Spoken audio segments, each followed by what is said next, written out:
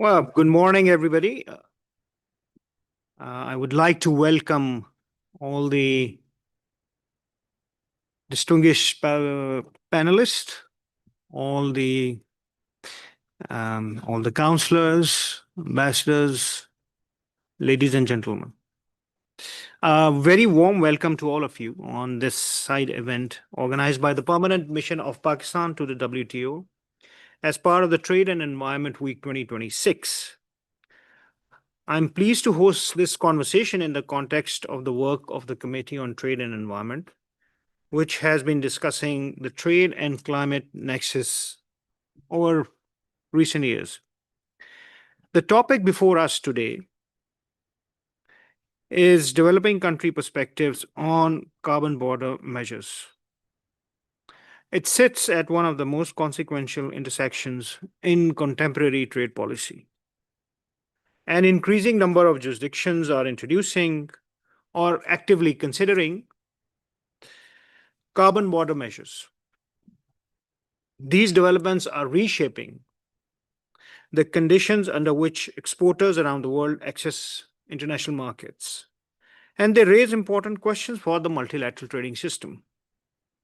How these measures interact with WTO disciplines, what they mean for the principles of non discrimination and special and differential treatment, and how they affect the trading perspectives of developing country economics. At their core, these are questions about the architecture of the multilateral trading system. And they cannot directly with the broader and they connect directly with the broader conversation now underway on WTO reform. We have been fortunate to bring together a panel that we believe is exceptionally well placed to take this conversation forward. Our speakers today represent a wide array of perspectives: academic, practitioner, operational, and research. Crucially, the framing of our discussion today is deliberately constructive and forward looking. The session today will be structured around 2 rounds of moderated discussion, followed by an audience question and answer segment and brief closing remarks. With that, let me start with the introduction of our distinguished panelists. First, on my right, and depending upon where you're sitting, on your right or left, we have Vahini Naidu. Vahini is Program Coordinator of the Trade for Development Program at the South Center.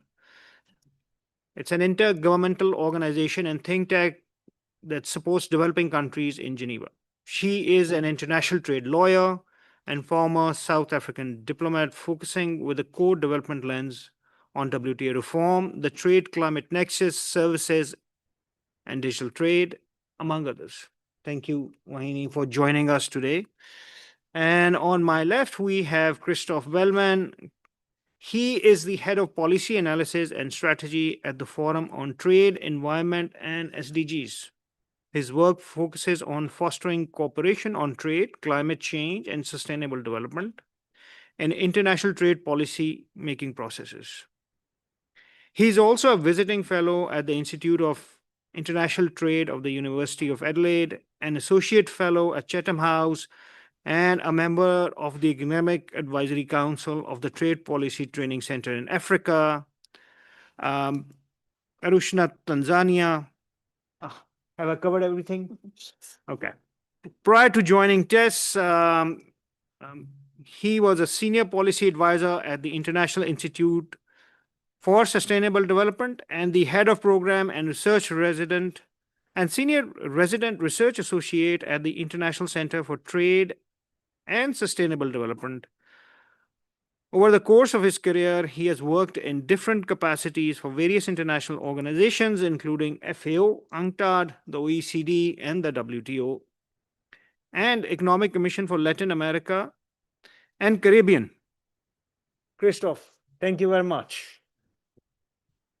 Next, we have online, and a very warm welcome to Dr. Jody Keene. Jody is Principal Research Fellow at ODI Global, where she leads the Trade and Environment Workstream. Recently, she has used the concept of a green squeeze to advocate for greater consideration regarding the design and implementation of new trade-related climate and industrial policy measures. She has more than 15 years' experience as a trade and development economist and has worked across international organizations, regional and national level governments across geographies to advance more development friendly trade and investment policy. She has recently supported WTO members regarding the development of Phase 3 of the Enhanced Integrated Framework. Between 2015 and 20, Judy was an economic advisor within the Commonwealth Secretariat.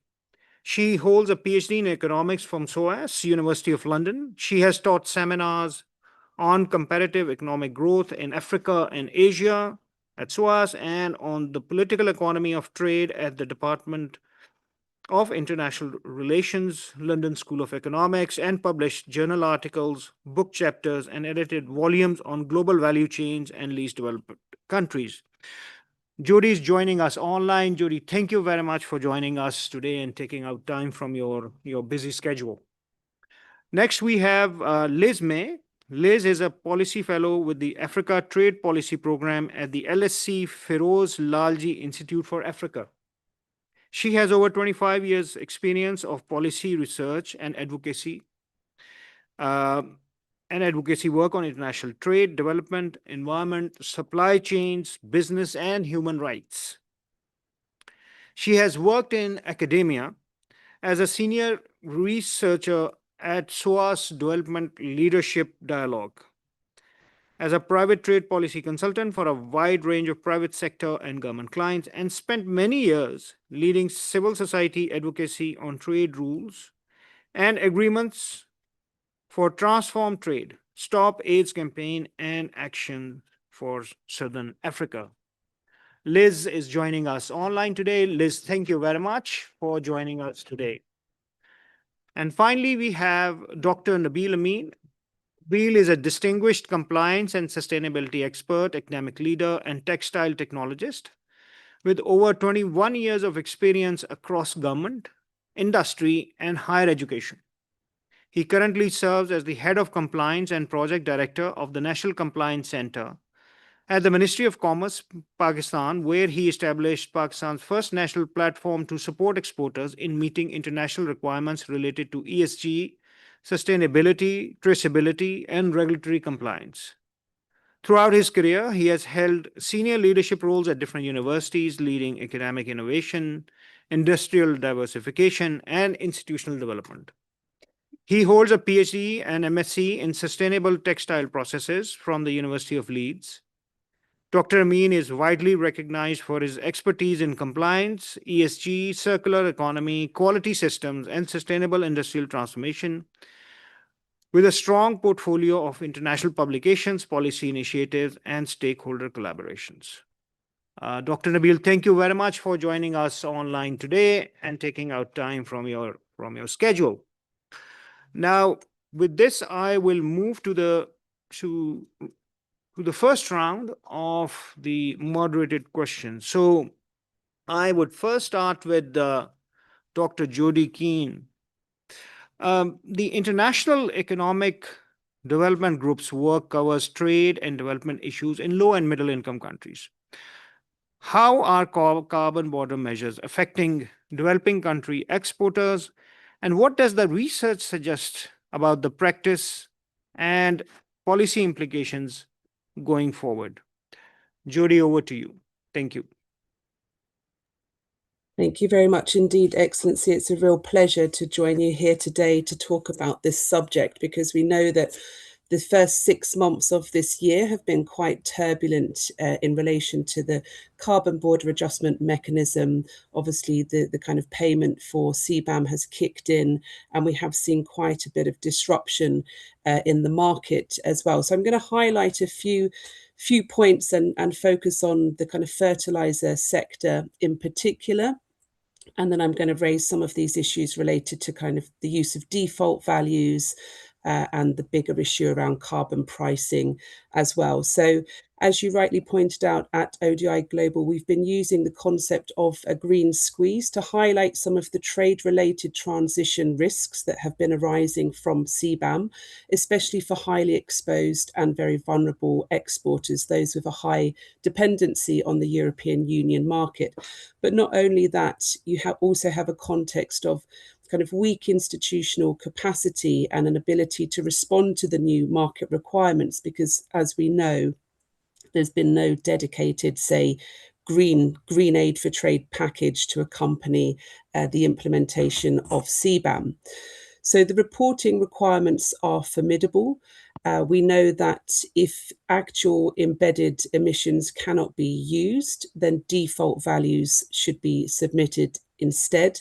And the default values are deliberately inflated relative to actual emissions data.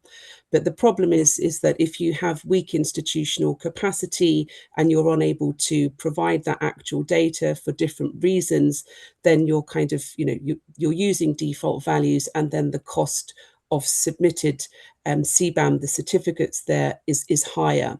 And this has already proved to be pretty disruptive since the beginning of this year, not only for exporters, but also for importers. And of course, it's coming at a time when, for kind of food systems in particular, you already have lots of different challenges. We have kind of the choke points that are affecting transportation routes at the moment, but we also have the physical effects of climate change also kicking in. So what we saw at the beginning of this year was, really big concerns around the use of default values, the challenges with getting kind of verification systems and actual people in place to verify. And this kind of led to the issues around the fertilizer sector, and the potential for kind of putting a brake on CBAM for that particular sector. So those sorts of issues are still ongoing. That's just one focus on one sector. Of course, we know the coverage of CBAM is broader, but it does lead us back to this issue around the pricing and the large differences between not only the actual values, the default values, but also the fact that the European Union, the reference price of the European Union's ETS and carbon pricing system is just several magnitudes higher than other countries around the world. And of course, you this kind of still have this nascent system of carbon pricing being developed across the world. And as I say, this is also occurring within a context of kind of declining grant-based aid for trade and kind of weak institutional capacity. So what we see at ODI Global and the sorts of countries that we're speaking to, they're kind of working out how to deal and how to respond and how to ensure that revenues are, rather than being transferred, you can think about systems being established where the carbon price paid is deducted in country. We have different discussions at the moment ongoing regarding the use of export taxes and how these could be potentially recognised and could be one way through which, instead of importers paying and submitting, it is rather exporters paying and submitting to their kind of national systems, and those revenues are being retained nationally.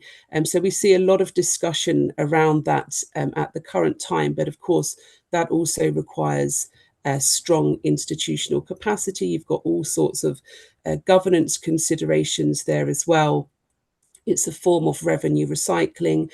We're also seeing the links being made increasingly to Article 6 of the UNFCCC, which does provide a framework for kind of interoperable carbon markets as well. I certainly don't have all of the answers at the current time, but these are the sorts of concerns that we hear from exporters, how to adapt to the changing market dynamics, but also how to retain revenues domestically to support countries' own green industrialization and own green investment objectives as well. Judy, thank you very much Now from online, I'll move to the floor. And Vahini, what Jody mentioned was how the inflated default values are resulting in this green squeeze. Now, what, in your view and from your work, what are the principal concerns that carbon border measures raise for developing country members? Particularly, I would request you to take a view from a perspective of equity, policy space, implementation capacity, and most importantly, consistency with the multilateral trade principles. In this context, what role do developing countries seek to play in shaping the analytical policy and advocacy discourse surrounding such measures? Thank you.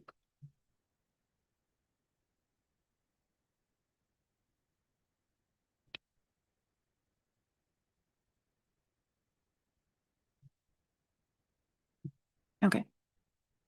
Thank you so much, and good morning to everybody. And a special thank you to the Permanent Mission of Pakistan to the WTO for the invitation to the South Center.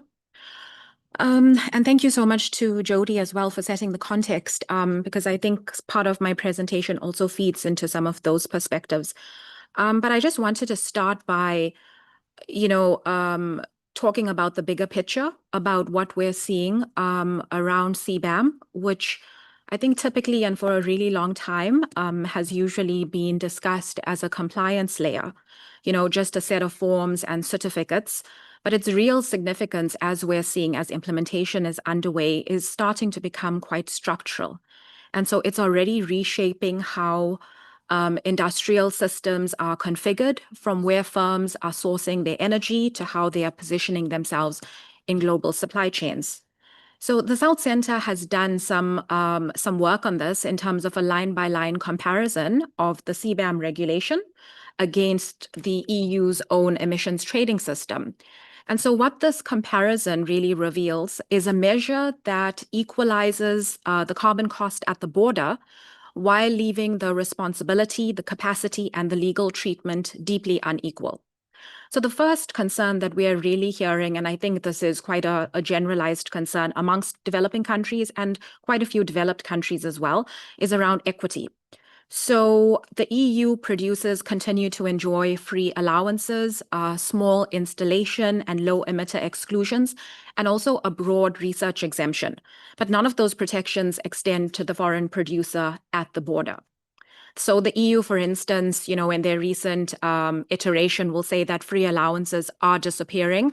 And that's true because it is being phased out to zero by 2034. But I think the difficulty now that most developing countries are going to be facing is this 9-year corridor of asymmetry, which is really going to fall precisely in the time where most developing country exporters are being asked to build their entire carbon accounting apparatus from scratch. So now this asymmetry has also deepened, from the December 2025 iteration. The Commission has also proposed the Temporary Decarbonization Fund, which is financed from the CBAM certificate revenues to support EU producers in the very same sectors. So the revenue collected from imports would help underwrite the EU competitors of those importers.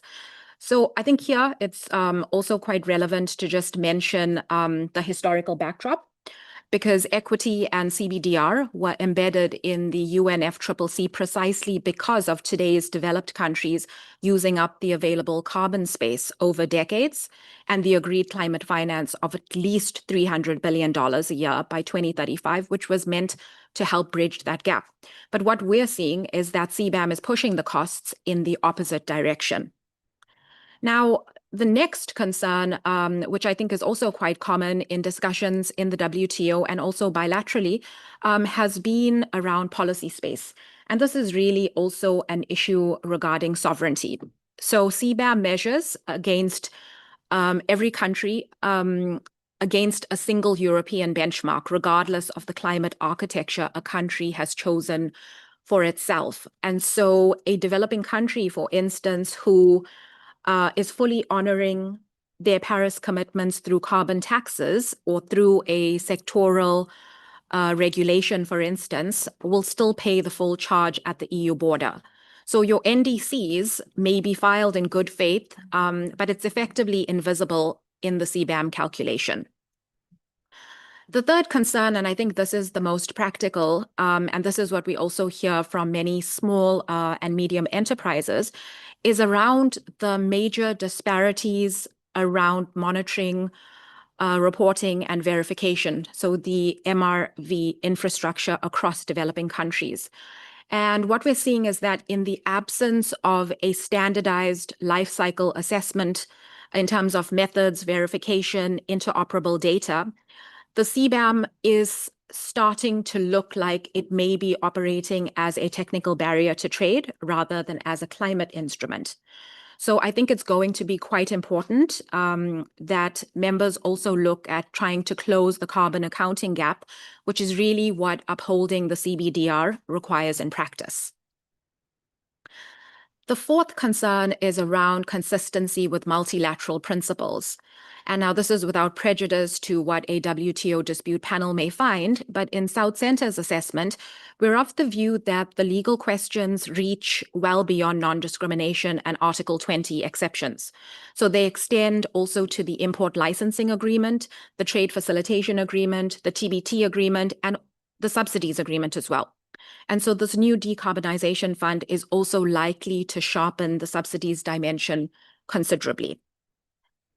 Finally, on the role of developing countries, I think, just having perused the conversations that take place in the CTE, in the CTG, in the CMA, I think we're seeing developing countries generally having a role in terms of shaping the analysis, the policy, but also the advocacy. And this really means three things in practice. One is to build the evidence base so that the debate will rest on the legal text and not really on the assertion. Also to coordinate advocacy across the relevant WTO bodies, which to an extent is already happening. And also to reinforce it through coalitions like the G77, the BASIC at the UNFCCC and COP, where the Paris principles can be defended directly. And much more consideration should also be given around mutual recognition and genuine equivalence rather than unilateral harmonization against a benchmark that has been really built essentially for a different economy and continent. Thank you. Thank you, Wahini, where you mentioned about the work for the developing countries around building evidence and coordinating advocacy and reinforcing it through coalitions. Now, let me, in this context, turn to Liz, who's online. Liz, the Feroz Lalji Institute for Africa, through its Africa Trade Policy Program, has contributed significantly to strengthening the knowledge base on African trade policy. A persistent concern for many developing countries is that their trade policy landscape is increasingly shaped by regulatory measures designed in jurisdictions where they have limited voice or participation. How does this dynamic manifest itself in the context of carbon border measures?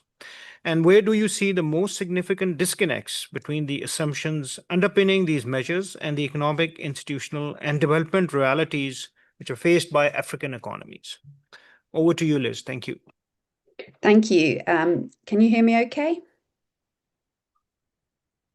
If Great. you can see me okay, you'll see that, yeah, we can hear you okay. Thank you. Thank you. And good morning to everyone. And thank you very much to the Permanent Mission of Pakistan for the kind invitation. It's a pleasure to be with you this morning and to share some of our research and thinking from LSE. So yes, it's absolutely true that developing countries are increasingly being impacted by these climate regulatory measures, which are made elsewhere and which they have little say. And obviously, both Vahini and Jody have talked about the EU CBAM, which is obviously the best known of these measures and the clearest in terms of a strictly border measure.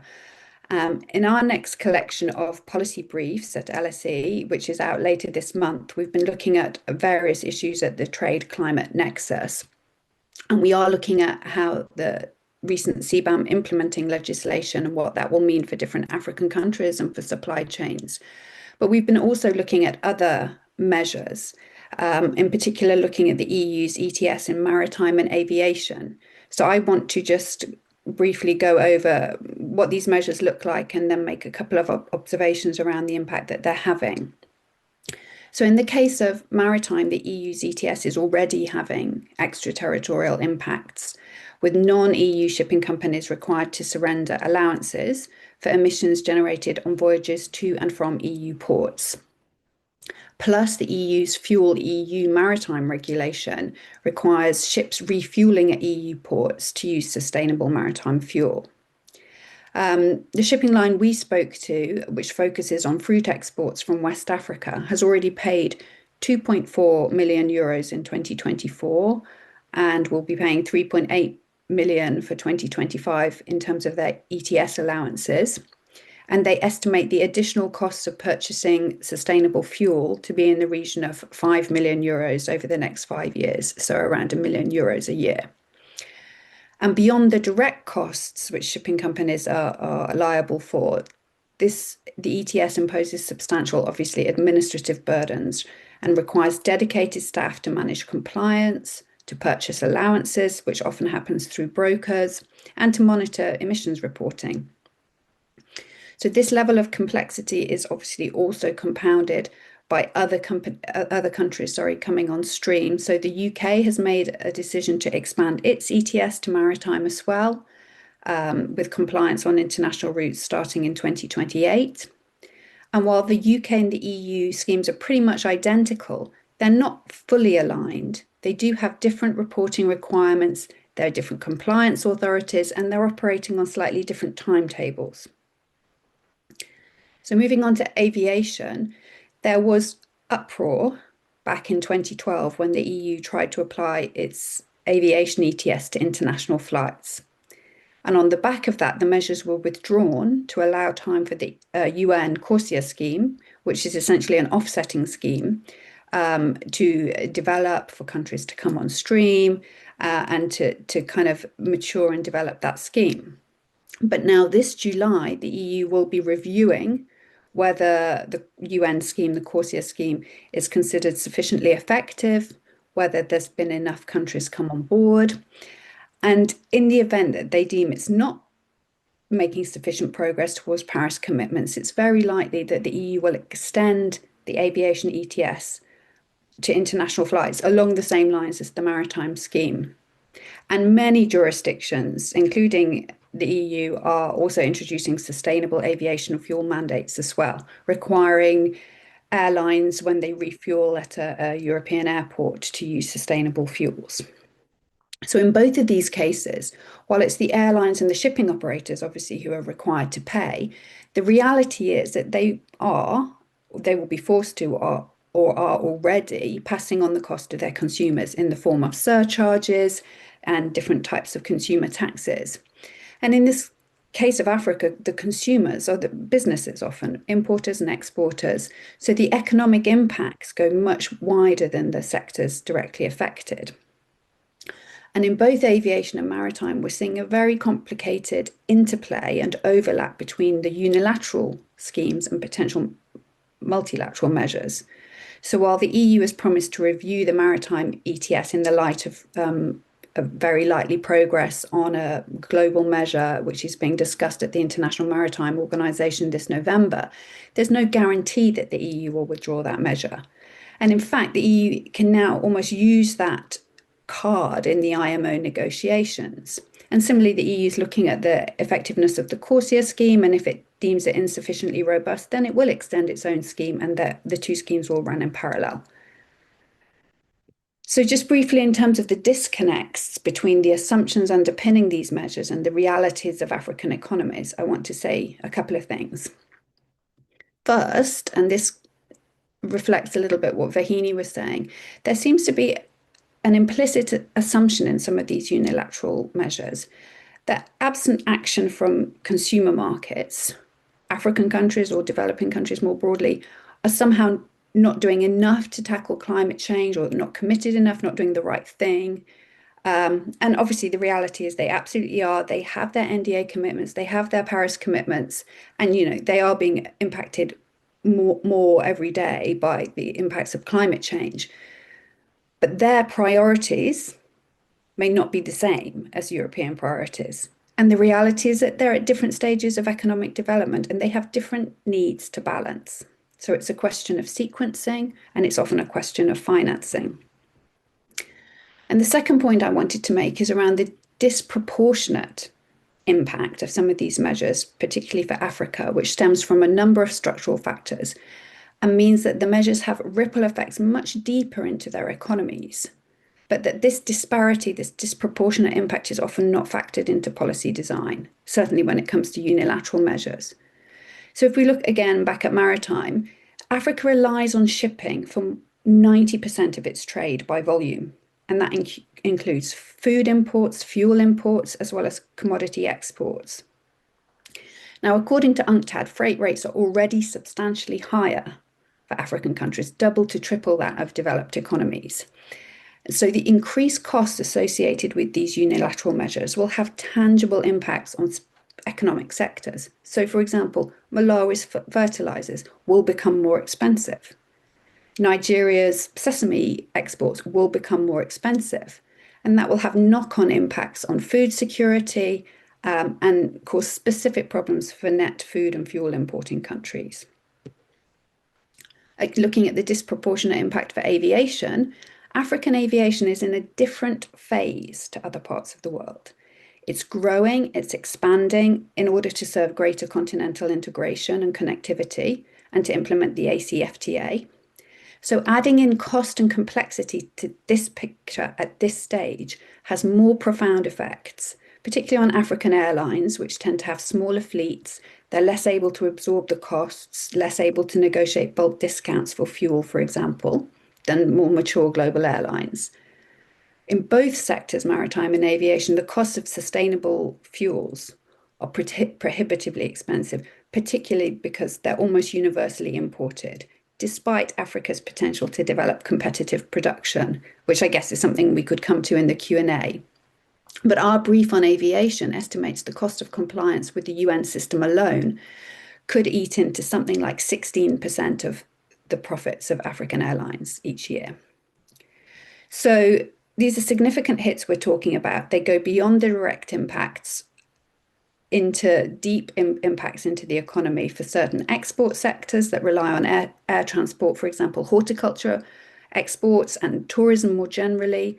There will be much wider development consequences for a range of countries. But as I said, these disproportionate and more profound impacts are generally not factored into policy design, which goes back to the original point that the countries affected are not having a voice in the practical implementation of these measures.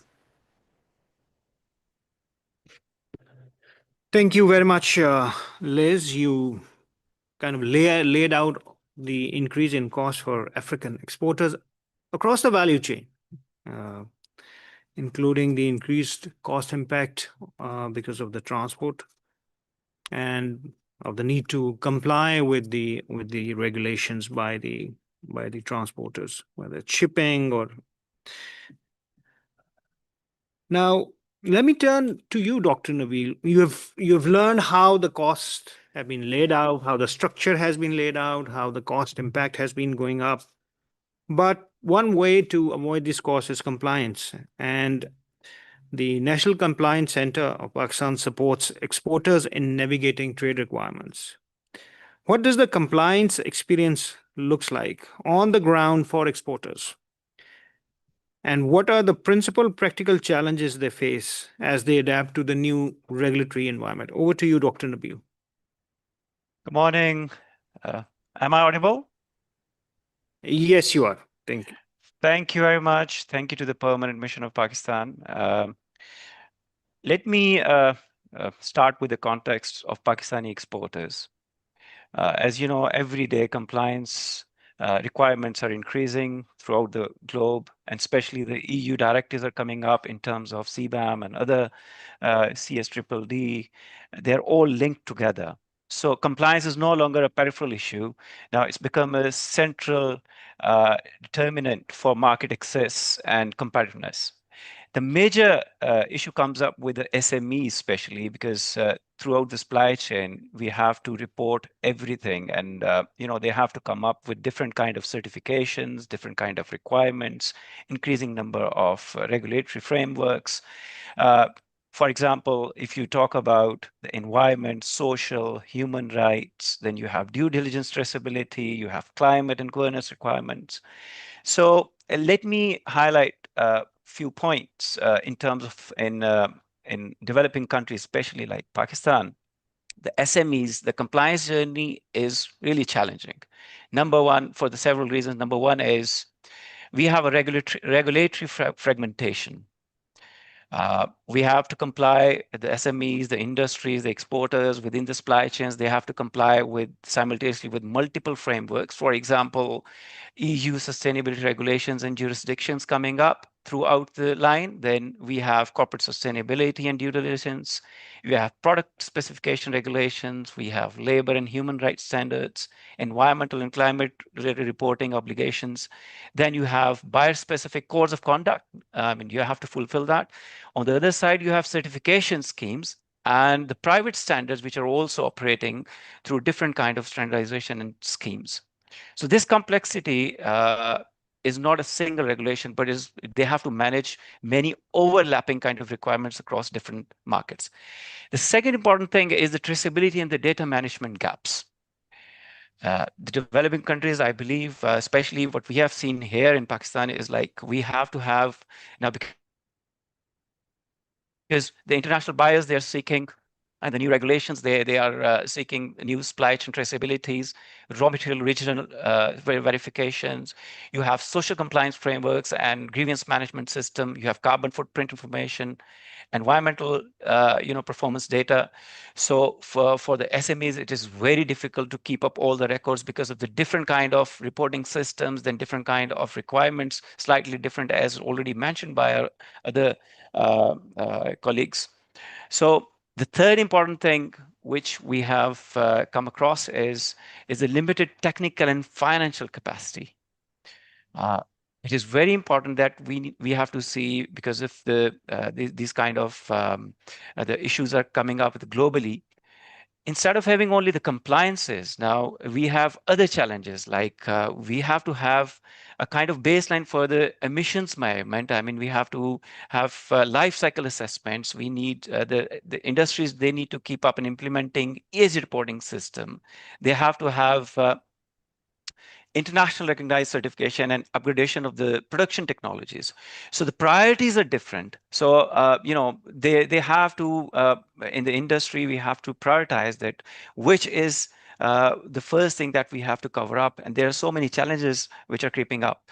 On the other side, it's energy cost, which is making it very difficult for our country, for especially to cope up for the SMEs, and I believe it's the same for the other countries, for the developing countries in the South and in Africa and other regions as well.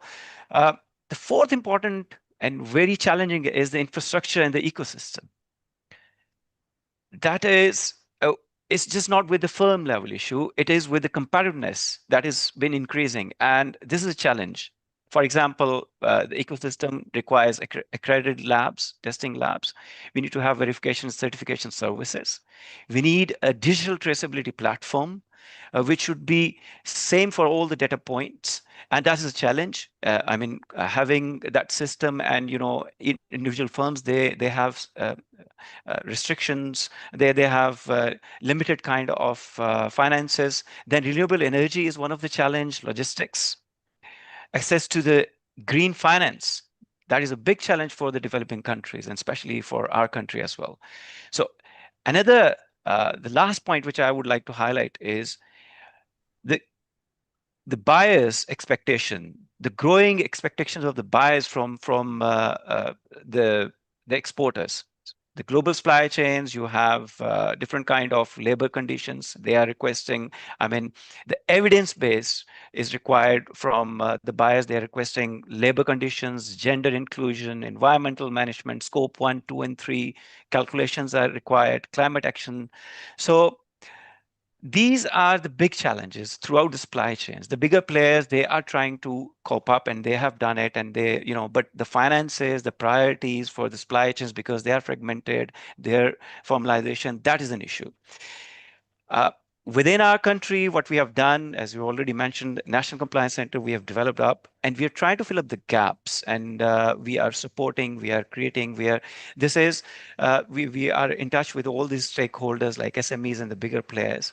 But my last point would be that the compliance should not be taken as a regulatory obligations where it becomes difficult for the SMEs and difficult for the developing countries to adopt it, because that's a challenge. It should be more of kind of a supportive instrument for productivity improvement, risk management, and market diversification for the long-term exports strategies. So this is where our infrastructure and the challenges, real-time challenges from different sectors that we have collected and we have come across. And I believe these are the same kind of challenges which I have come across with the, through my studies within the developing countries. Thank you. Thank you very much, Dr. Nabil. I'm sure the champions of SMEs and women-owned businesses and the WTO will take note of your comments.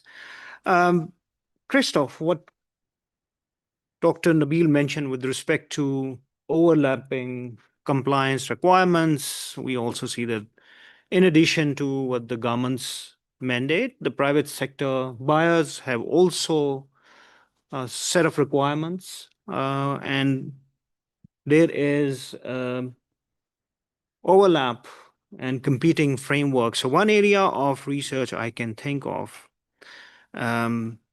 for the policy community is how to align and harmonize all these from different sort of frameworks. But how do you see in that context, how do you see global discussion on carbon border measures taking shape across different policy communities? And what are the key issues or uncertainties do you think which deserve greater attention, particularly those raised by developing countries? Thank you. Well, thank you very much, Ambassador, and thank you for inviting me to these discussions. And I think the points that you're raising is, about what is the kind of international discussion on those issues is quite important. And we've heard a lot about the CBAM and all the different challenges in complying with these particular schemes. But of course, there are other initiatives and other border carbon adjustment being prepared, including by other countries. The EU scheme is itself evolving. So it seems to me that one of the key issue that requires enhanced discussion at the international level is really to have clarity on what are we trying to achieve through these different measures. And I think depending on who you talk to, you have different answers, right? For some, it's essentially a competitiveness concern, right? Some countries are not paying a carbon price. That's an unfair advantage. That's a kind of a subsidy. Something has to be done, right? For others, it's the problem is not competitiveness. The problem is carbon leakage. As we reduce our emissions, if the industries move to third countries, we will reduce our emissions, but emissions globally will increase because they will increase elsewhere. For others, the problem is that we need other countries to do more than what they're doing. There is not enough ambition, and we need a system that convince them to. And I think it's quite important to be clear on the objectives, because the objectives will have implications on the design of the measure, right?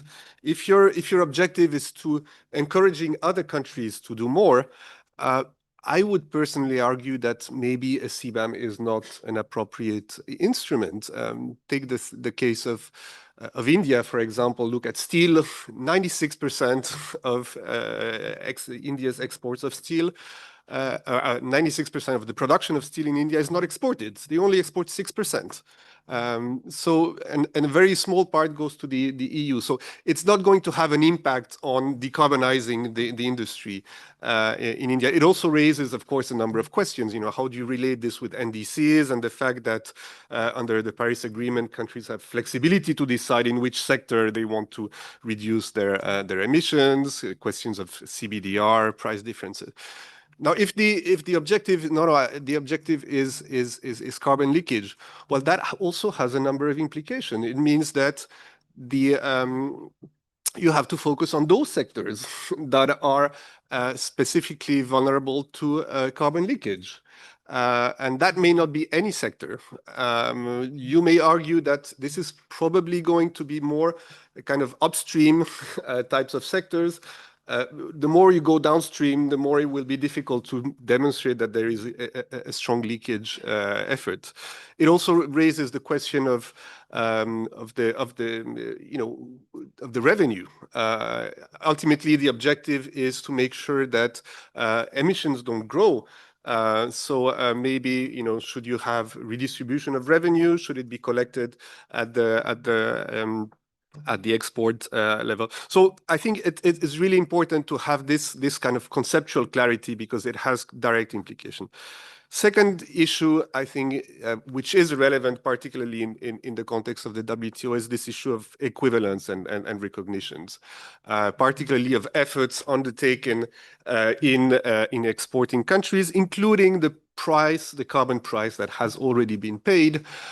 We know that for many developing countries, putting in place a sophisticated ETS scheme may be complicated, but you may have other approaches. And how do you recognize those different approaches? For steel production, for example, some countries have a tax on coal. It's not a carbon tax, but it's a tax on coal. You could argue that it has a similar impact or incentive as an ETS scheme. So is that amount paid being recognized and being considered as equivalence? So I think that is a set of very complicated questions that will need to be addressed. And the third issue, and I'll stop here, is in international discussions, whether we want to frame this as a border carbon adjustment issue, or whether we want to frame this more generally as trade-related climate measures, and not necessarily have a discussion on one specific tool, but there are many similar challenges that occur and that countries will be facing, whether you have a BCA or standards, regulation, government procurement type of measures. So there's a set of cross-cutting aspects that are relevant for a wider range of measures, including issues of carbon accounting methodologies that go beyond the specific design of BCAs. Let me stop here and come back maybe in a second round more on what can we do cooperatively on these issues. Thank you very much, Christophe, and you're absolutely correct, especially on the last point, because at times at the WTO, some members use the term trade-related climate measures, while others say climate-related trade measures. So that clarity on objectives is absolutely important, as well as the questions around equivalence and recognition. Thank you for that. Now, let me move to the second round of questions so we can benefit more from our panelists today. I would just request the panelists to limit their responses max to 4 minutes each. So let me first turn to Liz. Liz, carbon border measures are often justified on the grounds of preventing carbon leakage and creating incentives for decarbonization in trading partners. And in light of also what Christophe said, what does the evidence suggest about whether these measures are likely to drive meaningful decarbonization in African exporters? And what unintended consequences may undermine their effectiveness, including for other developing country contexts? Thank you. Sure, thank you. Another great question. I did want to just quickly start by noting, and although some other panelists have also noted this, that the changes introduced by the European Commission at the end of last year, the raft of implementing legislation around the included the extension of the CBAM, for example, to cover 180 additional downstream products. And although this is pending, it does have the potential to increase exposure of certain, particularly industrializing African countries. One analysis suggests that, for countries such as South Africa and Morocco, which have significant automotive sectors, the extension could bring, for South Africa particularly, bring an additional 3 billion of South African exports under the CBAM. And there are other changes proposed. So my point is, these mechanisms are something of a moving target. They're evolving rapidly. And with each iteration, the mix of countries and the sectors and the businesses change. And so it's quite hard to keep a handle on this, particularly when countries aren't, being there isn't a mechanism to take their views on board. But to answer your question about carbon leakage and to what extent these prevent carbon leakage, I mean, it will depend on the extent to which markets develop parallel measures. The UK is moving along with its CBAM. I understand that in Australia they're kind of look at the feasibility assessment phase. I know in Canada they've had a consultation, which I think they're now kind of reviewing. But at the moment, South Africa can sell its carbon-intensive aluminium to other markets. So at the moment, the impact is more likely to be one of diversion than an overall reduction. And the EU acknowledged this. So it's kind of a question of timing. Over time, however, there will likely be some meaningful decarbonisation as a result of these measures, because countries are being given few other options. I mean, they just have to suck it up. But the winners and losers are shifting and will be diverse. And in particular, it will depend on what stage of industrial development countries are at. So for the incumbents in Africa, for some, it's very difficult because of their energy mix to transition their carbon intensive production because they're relying on fossil fuels. So our forthcoming paper, for example, contrasts Moroccan fertilizers with Egyptian fertilizers, or South African aluminium with Mozambique aluminium. And so there's no question that countries reliant on fossil fuel energy will be disproportionately impacted. But our paper also tries to look at the future. So at those countries who are wanting to are in the early stages of developing industries, and to what extent measures like the CBAM will influence the direction that development takes. And whether measures such as the CBAM will prevent future industries from emerging because countries are not able to develop them in a way that is both immediately cost effective compared to their competitors, but also CBAM compliant. So, for example, Guinea holds a quarter of the world's global bauxite reserves. At the moment, it captures very little of the downstream value because it has limited refining and smelting capacity.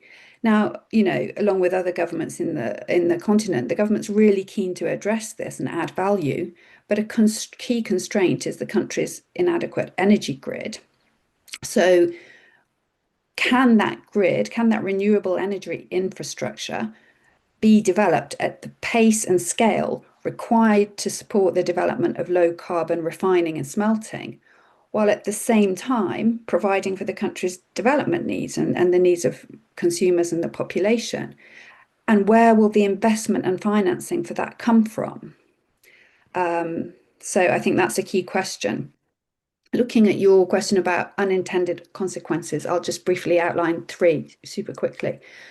Firstly, people have talked about the question of monitoring and verification. The problem will be that where importers cannot report actual emissions, they're going to rely on these punitive default values. And so the system is not necessarily reducing emissions, but it's penalizing countries that don't have the systems in place. And at the same time, fueling a lot of business for consultants and the monitoring and verification sector. And is that really where we want to see a lot of energy going? The second unintended consequence is around who pays. In all of these questions, I mean, I think as Dr. Amin was kind of explaining, of course, it's like the European importer on paper who has the legal obligation. But in reality, it's the exporters who are having to bear the cost, the compliance burden, because buyers are demanding transparency and they're demanding price adjustments. And the third unintended consequence, which we're seeing across all these sectors and links back to my earlier point on aviation and maritime, is around the duplication of measures. Now, each measure is justified on its own terms. The EU justifies the CBAM around carbon leakage. the ETS aviation is justified within its own sector, but there's little attention paid to the cumulative impact of all of these measures. So overlaps of unilateral, multilateral schemes in different countries, schemes in different sectors, and not to mention all the other private sector schemes as well, and then not aligning. So the impact that this has is that there are so many different forums that developing countries are having. There's so many fronts to fight the battle on. And, as well as having to invest in compliance and monitoring, policymakers and negotiators are having to keep track of so many different processes. And back to my original point, I think the reality is that countries who are reliant on the EU market will have no choice but to comply, but it will be a distraction from the real policy priorities of countries, which might be legitimate, will be legitimate climate and development priorities, but they're having to fight fires on so many different fronts and track so many different processes that the real national sovereign priorities, both climate and development of these countries, are somehow getting lost in the mix. And I think that's a really important unintended consequence. Liz, thank you very much. Now, Nabil, turning to you, and especially in the context of what Liz talked about in terms of the unintended consequences and also diversion of trade from the developing countries in view of these measures. A number of these developing countries contribute a relatively smaller share to the global greenhouse gas emissions. At the same time, they are climate vulnerable. Now, in this context, what incentive structure do carbon border measures actually create for exporters?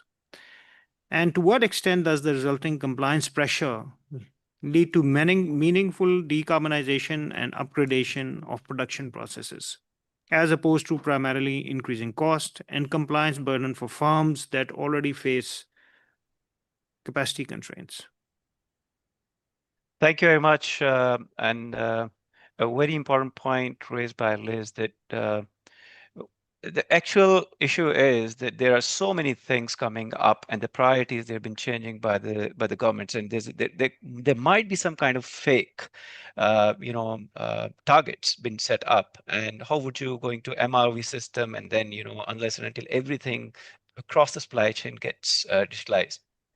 This is an important thing for the Pakistan, like rightly mentioned, that many countries they contribute very less, and Pakistan in the GHG emissions, it's less than 1%, but it is one of the most vulnerable countries for the climate-related impact. For example, for floods, droughts, heat stress, water insecurity, rains like cloudbursts, and everything is happening. The crops have been affected. But if I talk about CBAM exactly, from this perspective, challenge is not whether the climate action is necessary. For example, Pakistan strongly recognizes the importance of the climate action, but how climate-related trade measures can be implemented in a manner that is equitable, inclusive, and supportive for the developing transitions. For example, CBAM, it gives you, it really opens up a window, with a clear market signal to encourage exporters to have, actual measurement of the carbon emissions, improve the energy efficiency, invest in cleaner technologies, increase resource productivity. They have certain other like integrated climate consideration, environmental transparency, but all these things, they need to be before having all this effectiveness, the incentives depends upon the capacity to respond. Do the developing countries have the capacity to respond? Do the SMEs, especially because it's more of the SMEs targets in the developing countries who are doing the business in the supply chains, are they going to respond? The major chunk of Pakistani textiles, for example, if I say, because we are the more than 60% exports of the textiles, and the major chunk goes to the EU. So before doing all this and taking benefit, before reducing the emissions, the firms must first have kind of monitoring systems. They need to collect the reliable data. They have to have an emission inventories.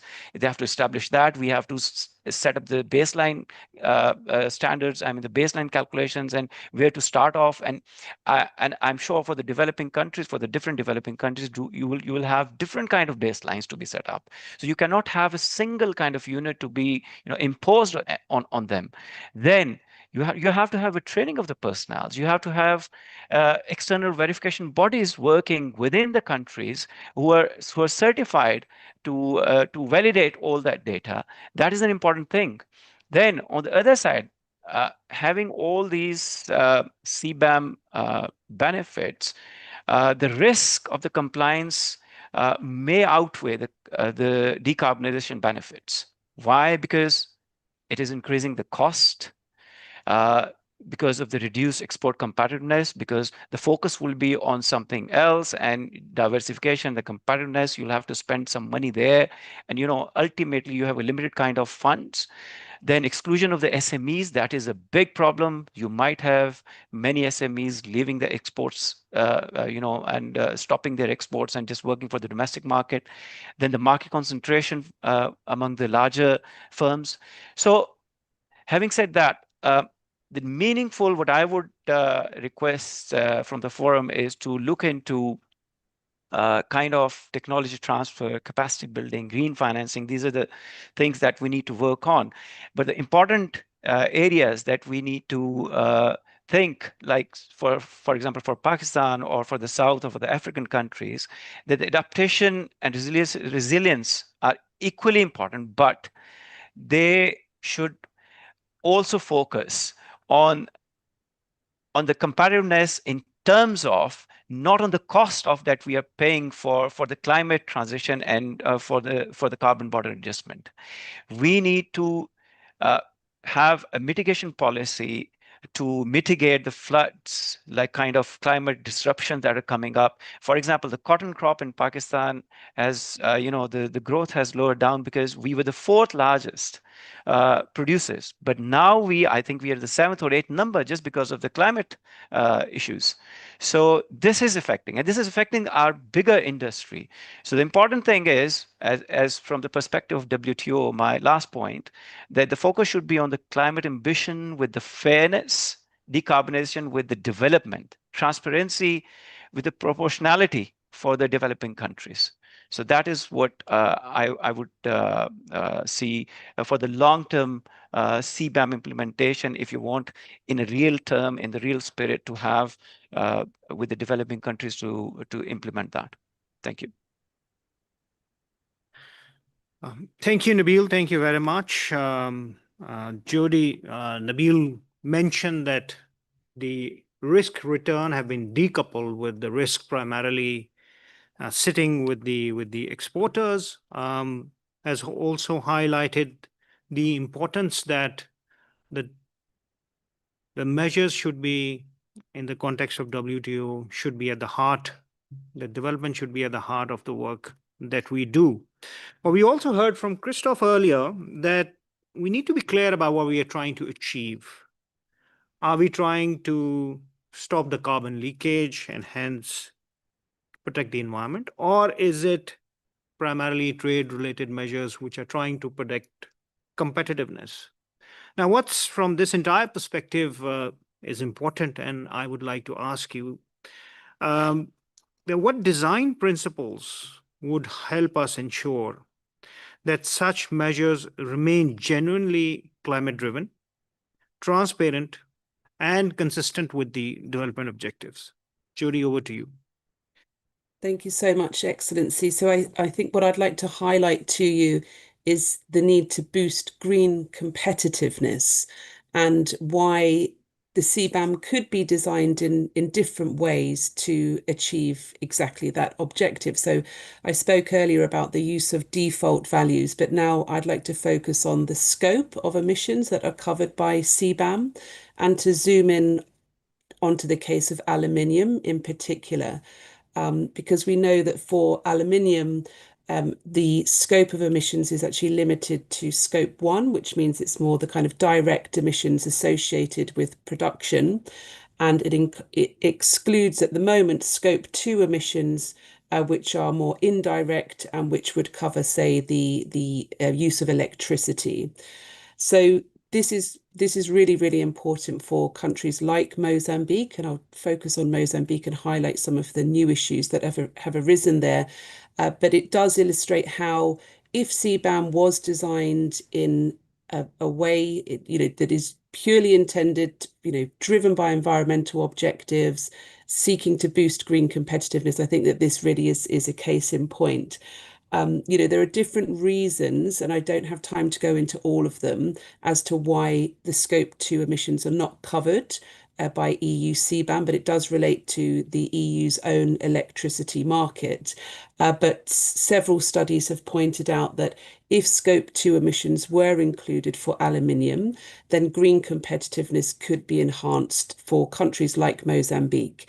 Now, Mozambique was highlighted under some of the studies, I think, Liz, your team and others, as it has been highlighted as one of the most vulnerable countries to CBAM according to the current design and Scope 1. But if Scope 2 were included, the dynamics change actually quite profoundly.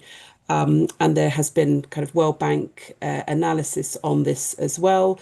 And this is because the supply of electricity up until the beginning of this year, the Mosul production plant in Mozambique, it was using hydropower and renewable energy. So it's just to kind of illustrate to you that there are examples of where we can think of, could CBAM be designed in a different way to really drive and boost green competitiveness? And this is one specific example. You could also think about the kind of inputs into the aluminium sector.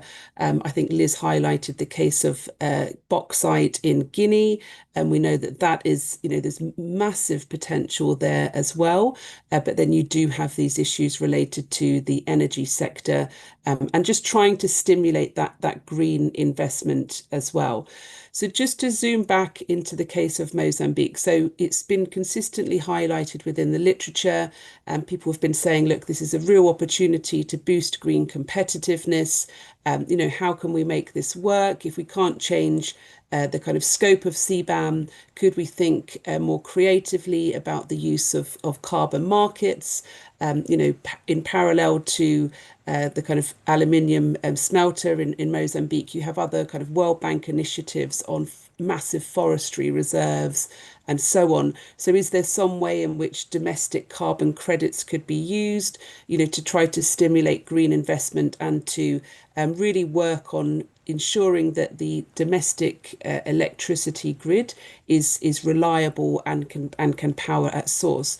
Now, unfortunately, since the beginning of this year, those opportunities have been lost, and I'm happy to share more information with the group. But the plant has actually shut down in Mozambique, and there are different reasons for that. But it does again come back to the use of electricity, contracting arrangements, and so on. So that is a real, we're very, very concerned about that. And we're concerned about how can we avoid other opportunities to boost green competitiveness being lost? And this is why the cases that Liz highlighted, we've referred also to the kind of potential to boost Africa's green industrialization. There are massive opportunities on the continent to really boost Africa's green industrialization, because many countries made the choice a long time ago already to be powered by renewable energy. The case of Kenya is one further example. So this is really at the heart of Africa's green industrialization initiative.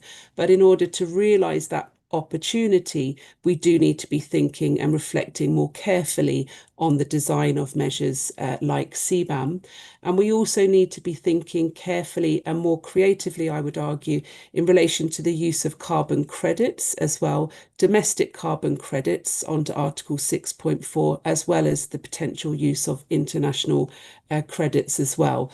The financing needs are acute, but we know that the carbon market, it is growing. There's a huge amount of interest, but we do need to harness that and ensure that the revenues are secured and used in a development-friendly way, trying to retain as much revenue in country to support green industrialization initiatives. I'll stop there. Thanks, Excellency.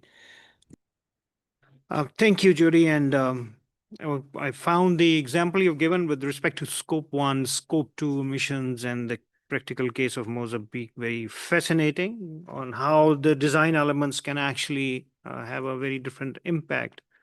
Now, Christoph, turning to you from what has already been said and highlighted with respect to what Dr. Nabil said, what Judy said in terms of the design, what Liz highlighted in terms of the unintended consequences and trade diversion. What range of concerns have you observed from developing country policymakers, and you interact with them quite frequently, regarding the design and implementation of carbon border measures? And in your view, how might international trade institutions and processes help navigate these concerns while supporting credible climate action? Thank you. Thanks a lot. And I think this is a particularly relevant question for this audience. What can we in the trade community, in the WTO and other international institutions do in terms of cooperation on the design of those measures? And I think the first question is, what type of cooperation do we want to envisage, and why? What are the objectives? I think we've heard in many of these discussions that there is a need to enhance transparency. So I think that's probably an area where we need more cooperation. There's a need to enhance coherence of those measures. There's a need to enhance or to reduce fragmentation and recognize equivalences. And there's a need to address the kind of development concerns and the development dimensions. And I think that should be really what informs cooperation at the international level. That what can be done, from what we've heard and what we've observed, there are basically 4 levels of cooperation that you can think about. At the broadest level, I think there's been a number of members that have said what we need is a set of principles. These measures are both trade measures, but they're also environmental measures. They have to comply with both trade law and environmental law. And as such, there's a number of principles of international law that have to inform the design and implementation of those measures, whether it's the need to cooperate, sovereign rights, to design measures, the obligation to act, common but differentiated responsibility. So set of broad principles, and in a way, if you look at a possible approach, you have this voluntary, non-binding, and non-exhaustive list of guiding principles for consideration in the design of and implementation of trade measures related to trade and sustainable development. It's a bit of a long title, but it's a G20 set of principles that have been agreed that provide a type of approach that one can take. A second approach is to say, well, beyond general principles, we should agree on a set of good regulatory practices. In other words, what types of practices you should follow when you design those measures. Things like, using international standard as a basis, having least trade restrictive measures, consulting, trading partners before, after the design of the measure, ex post, ex ante impact assessment. So the kind of good regulatory practices, can we agree on a set of, practices that should be followed? The third level is to cooperate on specific design features of those measures. Can we agree that we should use or not use default values?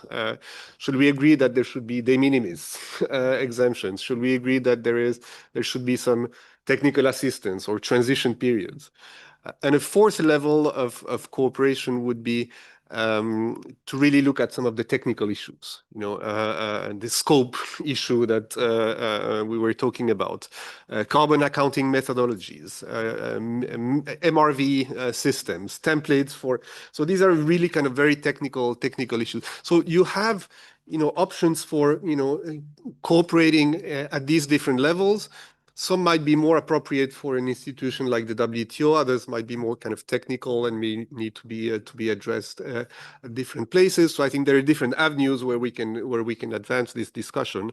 But that's probably how we can address these concerns of making sure that these measures are designed in a way that is deals with the climate ambition, but also addresses the sustainable development concerns. Thank you. Well, Christoph, thank you very much. You gave quite a long list of things, but let me add another one, which actually refers to the point that Jody earlier made with respect to the green aid for trade, which could be actually a green double bottom line funding, looking at both, which is commercially driven, provides returns, but also results in green outcomes, making that funding available and ensuring that the current funding that is indeed available is accessible or easily accessible, and not so much process laden that it becomes impossible to almost access that financing by a lot of developing countries. So I will add that point also to the list, if you allow. Now, Vahini, turning to you, you've listened to what should be the design principles. You've also listened to what could potentially be done from Christoph. We have looked at the impact from what Liz has said. The compliance experience, especially with respect to SMEs, has been explained by Nabil. Now I will look at more internally from a WTO perspective. And the South Center has been engaged in the analytical work. How these carbon border measures sit at the intersection of WTO disciplines and the principle of common but differentiated responsibilities and respective capabilities. And where do you see the most serious tension between these two regimes, and how and what might elements of a constructive resolution between these two competing, or I would say, on the other end of the spectrum, these two ideas, how do they meet in the middle, and how the resolution looks like? Thank you.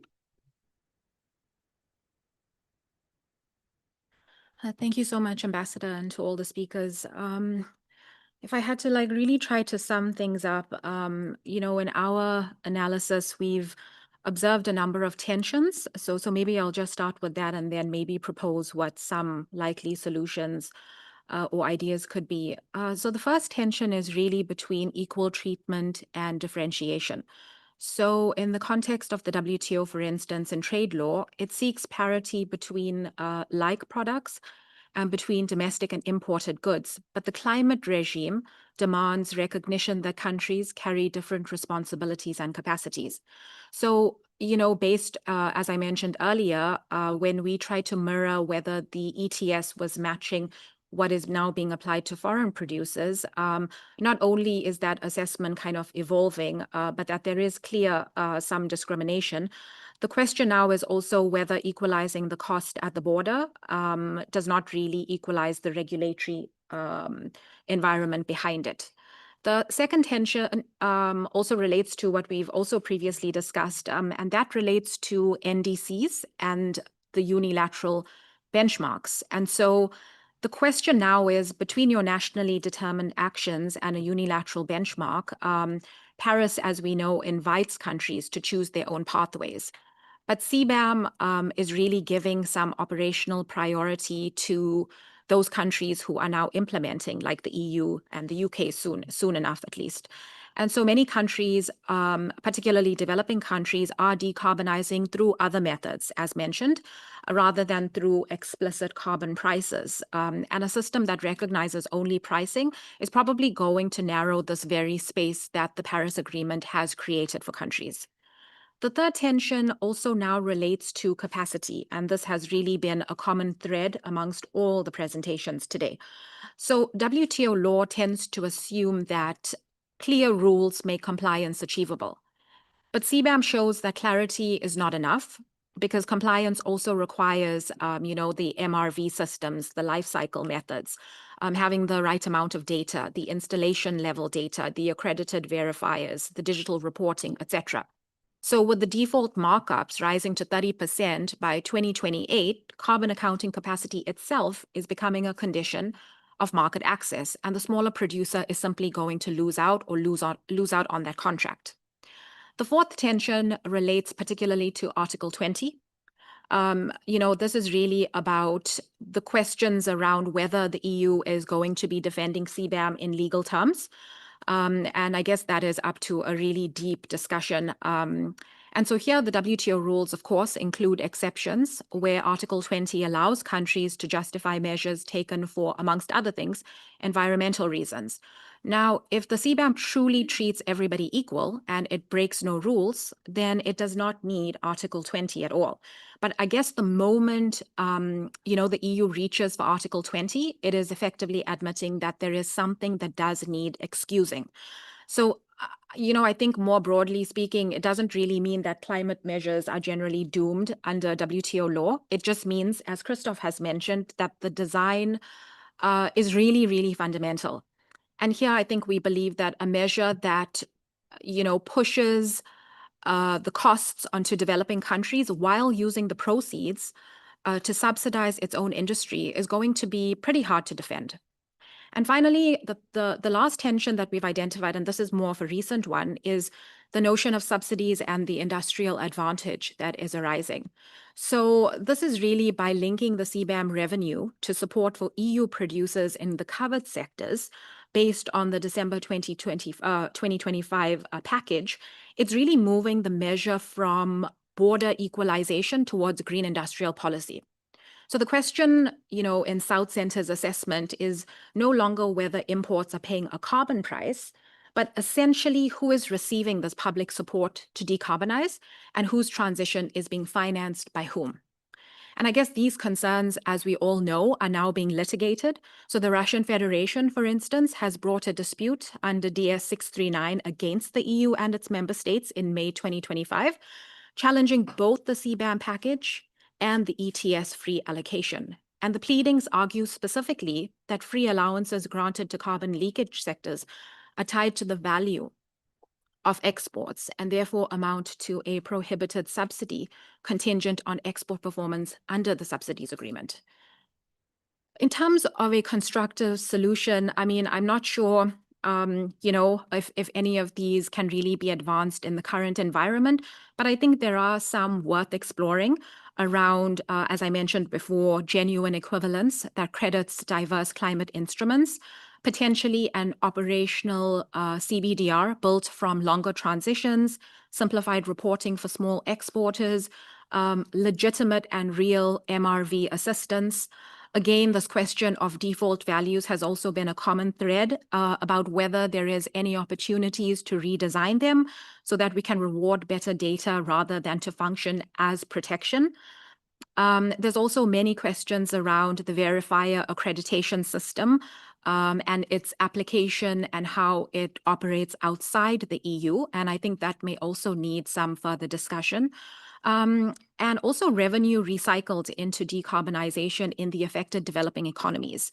And just finally, two important points, and I think because we're here in this important forum, is that probably the multilateral hook that countries may consider building on is one, the COP30 outcome had reaffirmed that measures to combat climate change, including unilateral ones, should not constitute arbitrary or unjustifiable discrimination or a disguised restriction on trade. And it called for a dialogue on the role of trade. And so potentially that language also, it echoes Article 20 chapeau. And I think this is something that developing countries could hold the EU to.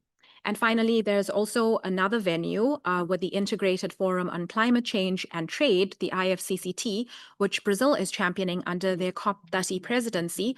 And the inaugural meeting is going to be held in a few days on the 14th of June. And I think this is also quite an important forum that would bring senior climate and trade officials together for the first time.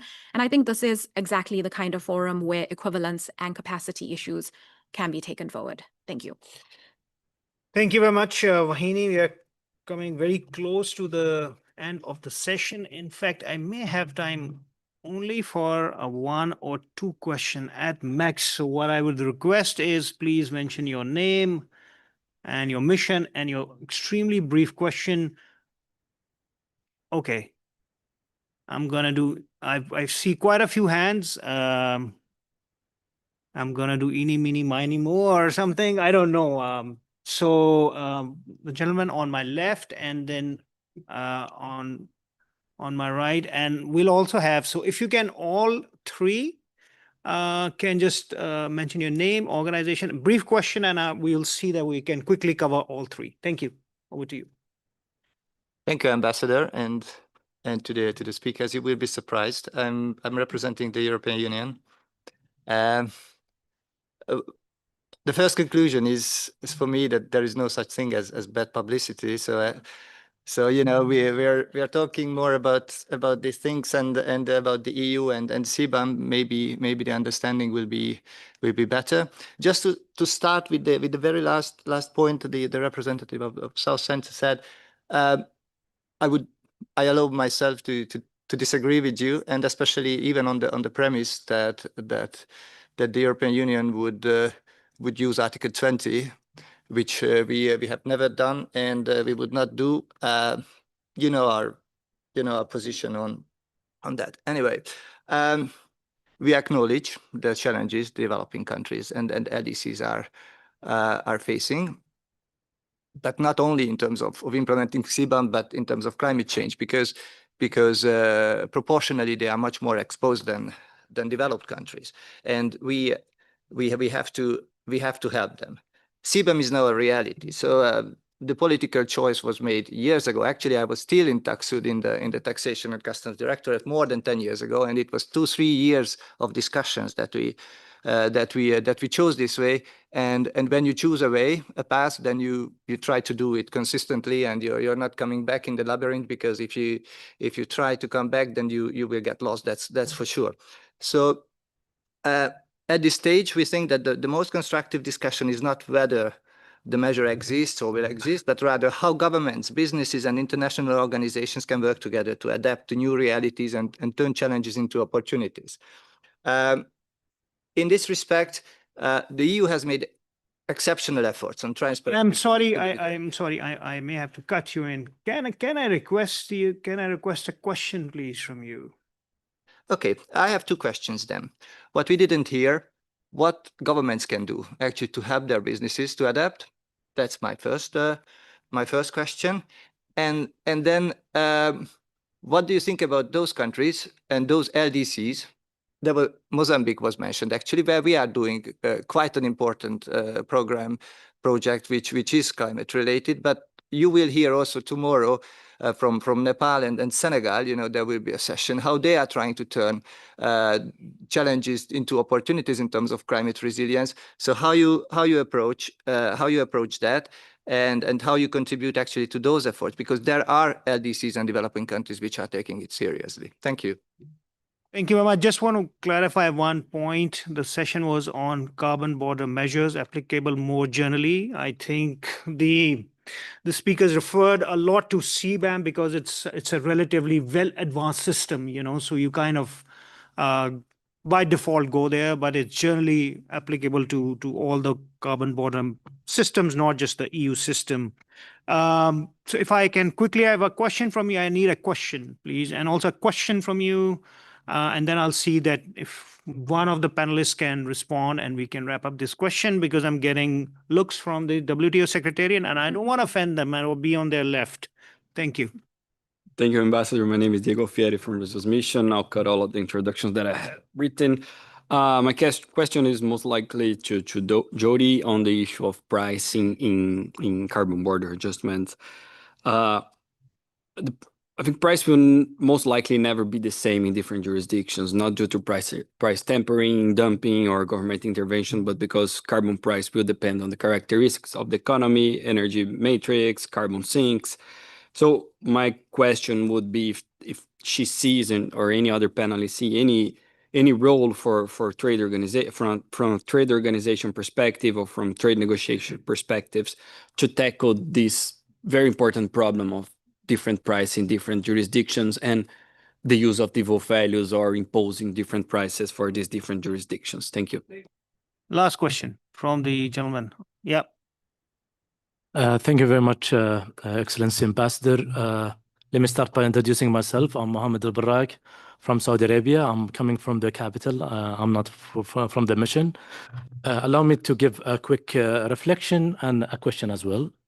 Well, Saudi Arabia, I would like first to thank Pakistan for organizing this session and for bringing developing countries' voices to the center of this critical discussion. Carbon border measures are shaping global trade in ways that disproportionately impacting developing and commodity exporting countries, not because our environmental ambitions are lesser, but because the burden of compliance falls on those with the least capacity to bear it. Pakistan has done to this committee a service today. They bring the voices in this room from developing countries, multilateral institutions. I'm sorry. I'll have to intervene. Can I get the question from you, please? Of course. So the question will be, what is the pathway from documenting those impacts to actually remedying them? Thank you. Well, thank you very much for all the questions. I think, Jody, probably all three could be, I can refer all the questions to you because Mozambique has been mentioned as an example, and there are other examples where good work is being done. And also from our colleague from Brazil, refer to the pricing differential. And I'm sure you can also cover the last question in your single response. So, Jody, over to you. Thank you.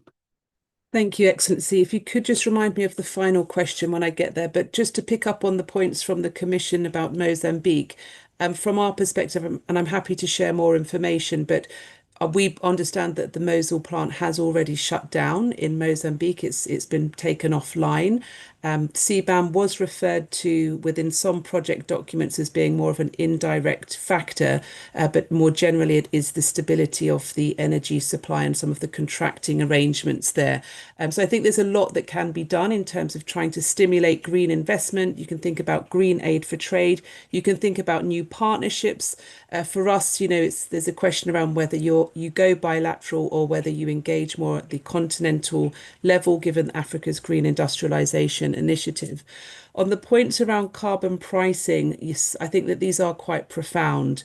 The WTO Secretariat, under the previous chief economist, did put out an analytical paper which was precisely picking up on this point that countries should not necessarily have the same carbon price. And we know all of the reasons for that.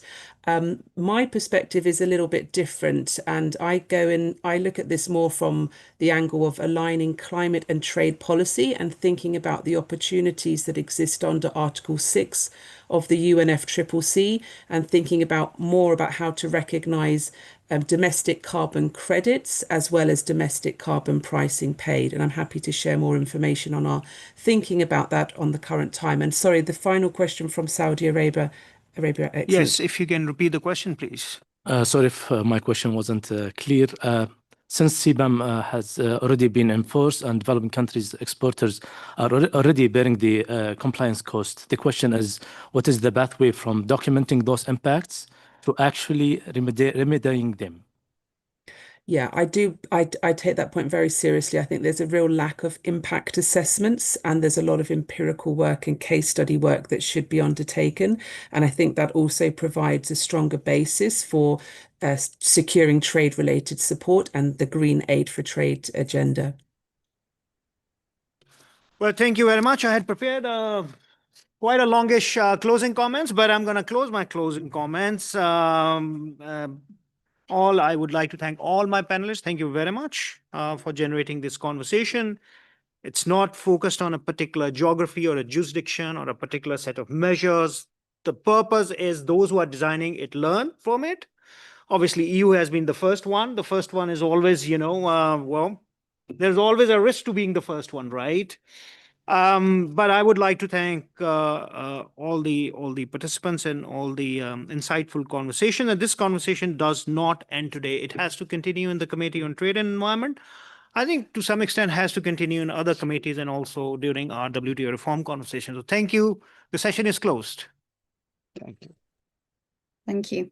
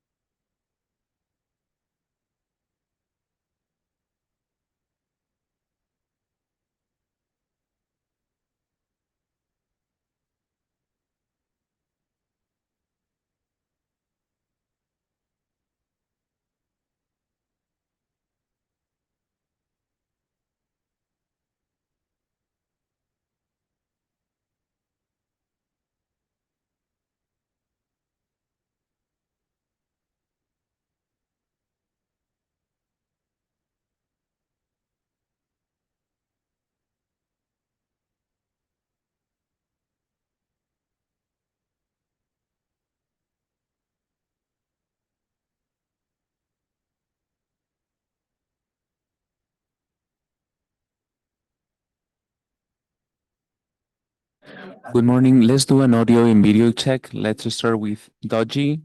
Dodgy, can you hear me?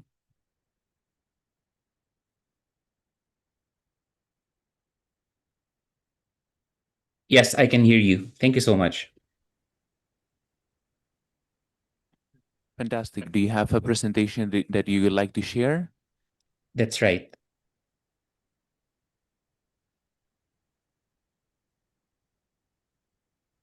Could you speak a bit louder? Is this better? Yes, this is much better. Thank you very much. We will start Okay. in 10 minutes. Let's do other speakers check. Can you see me? Can you hear me? Good morning, Julian. Let's do an Morning. audio video check. Can you hear me?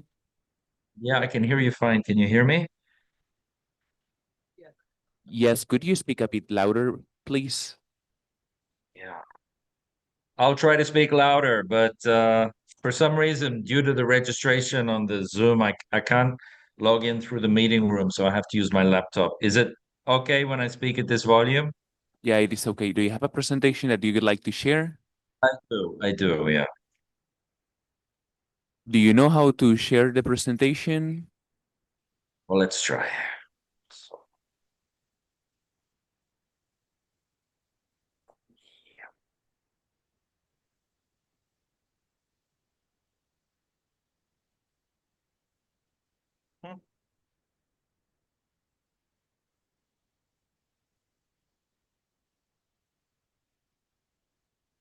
Do you have it there?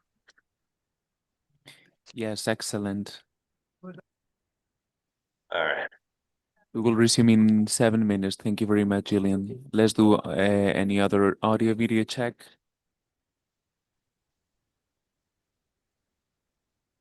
Hello, I think I also need to check. Can you hear me okay? Hello, good morning. Happy to have you here. Could you repeat the sentence, please? Yeah, just checking my audio and video. Can you see and hear me clearly? Yes, we can. Thank you very much. Do you have a presentation that you would like to share?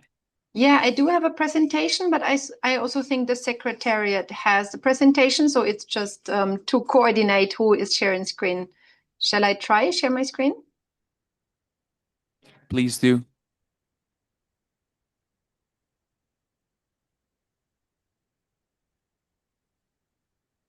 Okay.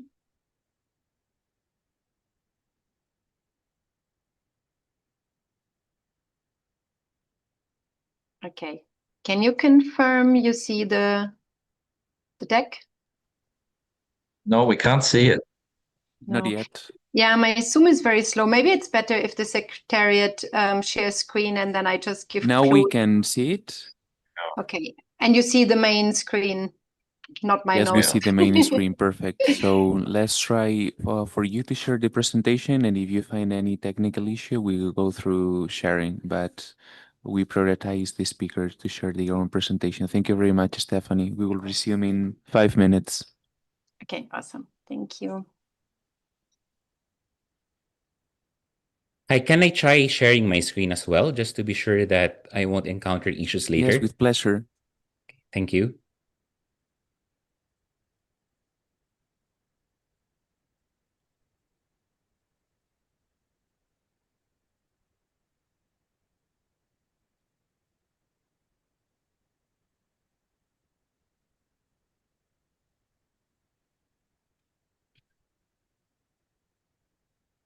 We can see it. Remember to click on slideshow. Yeah, that's fantastic. Good. Okay. Now we can see you, we can hear you, and we can see your presentation. We will resume in 5 minutes. Thank you. Okay. Thank you so much.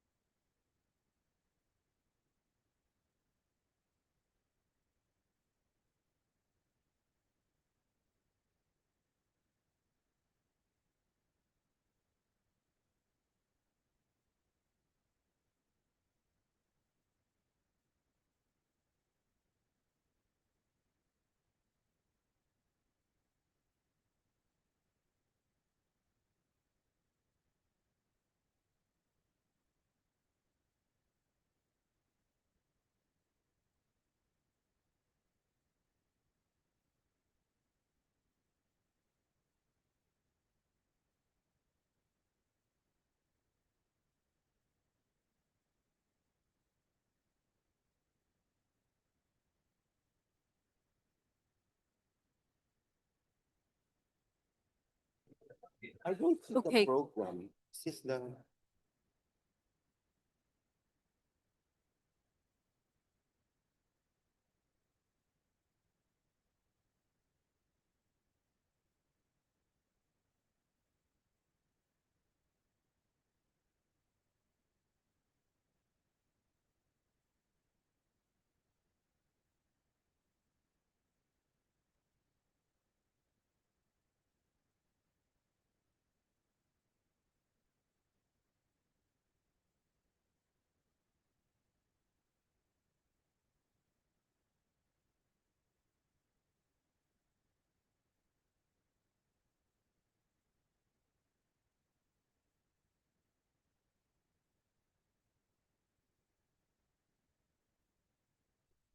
Okay.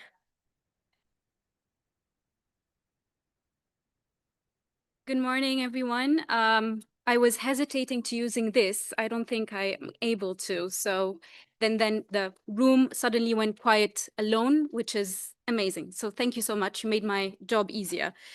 So good morning. I guess we're still morning. And a particularly warm welcome to those joining us from Munich and Manila, where it is already early evening. So good evening to you, and thank you for being here. My name is Yasmin Ismail. I'm a senior policy advisor on trade, climate, and sustainable development at TESS, the Forum on Trade, Environment, and SDGs. I will be moderating today's session, which is co-organized by the Permanent Mission of the Philippines to the WTO and TESS. Carolyn, our executive director, had planned to join us today to moderate, but has had to address a medical issue this morning, and so couldn't be with us. She sends her apologies, Ambassador, and I'm delighted to step in. This session is titled From Strategy to Synergy, and the title reflects a real challenge. For years, trade and climate policy have been developed on largely parallel tracks. Climate negotiators have focused on mitigation targets, adaptation needs, and resilience. Trade negotiators have focused on market access, competitiveness, and development space. What has been missing is not ambition on either side, but a shared logic, a synergized vision, one that allows trade policy to serve climate objectives and climate commitments to open rather than close trade and development opportunities. What we want to explore today is how countries can practically move from disconnected plans and strategies to synergies that unlock climate resilient development opportunities. That means using trade policy as a genuine instrument for domestic climate transformation, supporting climate resilient value chains, enabling renewable energy deployment, advancing circular economy approaches, and building the systems, traceability, MRV, access to finance and technology that allow firms, including micro, small, and medium enterprises, to compete in a decarbonizing global economy. It also means asking harder questions about competitiveness and adaptation. Because for trade, climate change is not only a compliance challenge. For countries like the Philippines, one of the world's most climate vulnerable nations, climate change is an existential trade and development challenge. At the same time, the country holds competitive strength and potential in renewable energy, services, and manufacturing. So for the Philippines, as well as other developing countries faced with a similar context, the question is twofold: how to build resilience while seizing new competitive opportunities in green sectors. International cooperation, South-South cooperation, and regional partnerships are an important part of this picture too. No country solves these challenges alone, and the experience being built in Asia, including the work we will hear about today, can be of relevance for other regions and countries at comparable stages of development. TESS has been working in collaboration with the permanent mission of Philippines to the WTO and exploring also collaboration with other countries in Southeast Asia and the Pacific to support the development of national strategies at the nexus of trade, climate, and sustainable development. And what we will hear today from Vice Yu reflects a first draft of the Philippine strategy paper produced under that project. We are fortunate to have with us a panel that spans the perspectives we need to have in this conversation. A regional development bank representative, a national strategy expert, a leading renewable energy company operating across Asia, and a circular economy solutions firm at the frontier of plastics and traceability. Together, they bring not just theoretical perspectives, but also working experiences. Let me briefly introduce our panelists before turning to Ambassador Tian Ki for welcome remarks. We will have Julian Clark, Senior Specialist for Regional Cooperation and Trade, Climate Change and Regional Cooperation at the Asian Development Bank. Vicente Yu, Independent Expert who is also leading our strategy work in the Philippines. Dodji Lagazo, Group General Counsel and Compliance Officer at ASEAN Corporation, and Stephanie Byton, Managing Director, PCX Solutions. I hope I was pronouncing all the names correctly. And also, thankfully, Alex Castering, Senior Advisor, Trade and Environment from ITC, has agreed to join us and share his ITC views as well. Now, it is my great pleasure to give the floor to His Excellency Ambassador Manuel Tian Ki, Permanent Representative of the Philippines to the WTO, to share his welcome remarks. Ambassador, the floor is yours. Thank you, Yasmin. Good morning, colleagues. It is indeed a pleasure to welcome all of you to this session for Environment Week titled Strategy to Synergy, Aligning Climate and Trade for Resilient and Sustainable Development. Let me begin by thanking, through Yasmin, Caroline Deer-Bierbeck, and the TESS team for their continued partnership and with our mission and my DPR and mission expert on sustainability, Gabrielle, who is with us today, and our distinguished panelists from the Asian Development Bank, ASEAN, PCX Solutions, and Vicente Yu. For the Philippines, this discussion is both timely and practical. As a climate-vulnerable developing country, we see clearly that climate change is not only an environment concern, it is multidimensional and as well an urgent development challenge with direct implications for trade, investment, competitiveness, resilience, and inclusive growth. Exporters such as our MISMEs, farmers, and industries are affected by extreme weather events, natural disasters, and climate-related disruptions. At the same time, they're adapting to new sustainability requirements, such as supply chain due diligence, traceability demands, carbon-related reporting, as well as changing market expectations. With the right support, these changes open up opportunities for renewable energy deployment, green goods and services, sustainability-related services, climate-smart agriculture, circular economy solutions, and more resilient value chains. That is why it's important to developing countries like Philippines to bring together greater coherence to our trade and climate agenda. Developing countries seek development, increased incomes, better livelihoods, and face these challenges as an opportunity for development. So at the national level, we have established a technical working group on trade and environment under our WTO interagency coordination mechanism, providing a useful platform to bring together trade, environment, climate, agriculture, energy, and other perspectives in our domestic policy discussions. We have also supported an initial mission-funded scoping study prepared by Vicente Yu, one of our panelists, to identify how the Philippines could engage more actively in WTO sustainability-related discussions, including plurilateral dialogues on trade and environmental sustainability. This work has helped us move from simply responding to external developments towards identifying where the Philippines can contribute substantively and strategically. We are grateful to the EU-funded and ITC, our guest here, implemented Climate Competitiveness Project, which has supported work on how trade can strengthen resilience and competitiveness and private sector readiness.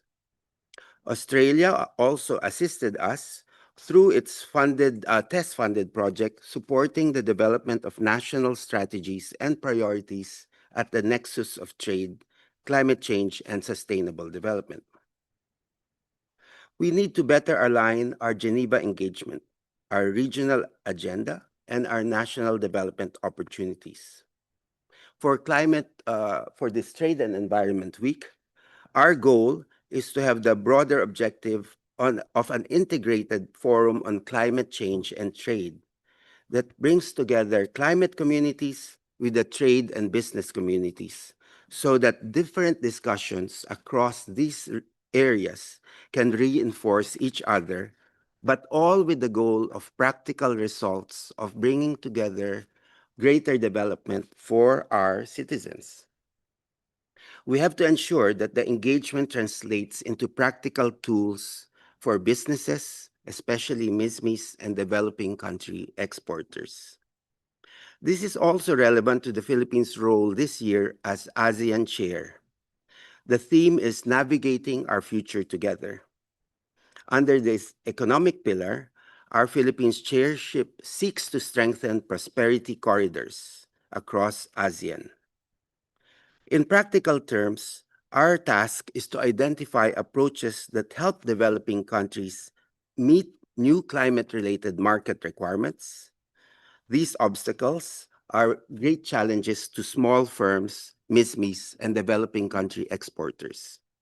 It means our trade policy must improve access to renewable energy, clean tech, finance, and sustainability services so that the climate transition can move faster, support competitiveness, resilience, and of course, inclusive development. I bring to your attention the recently launched McKinsey report last January on the Philippines, which focuses on from resilience to strategic relevance.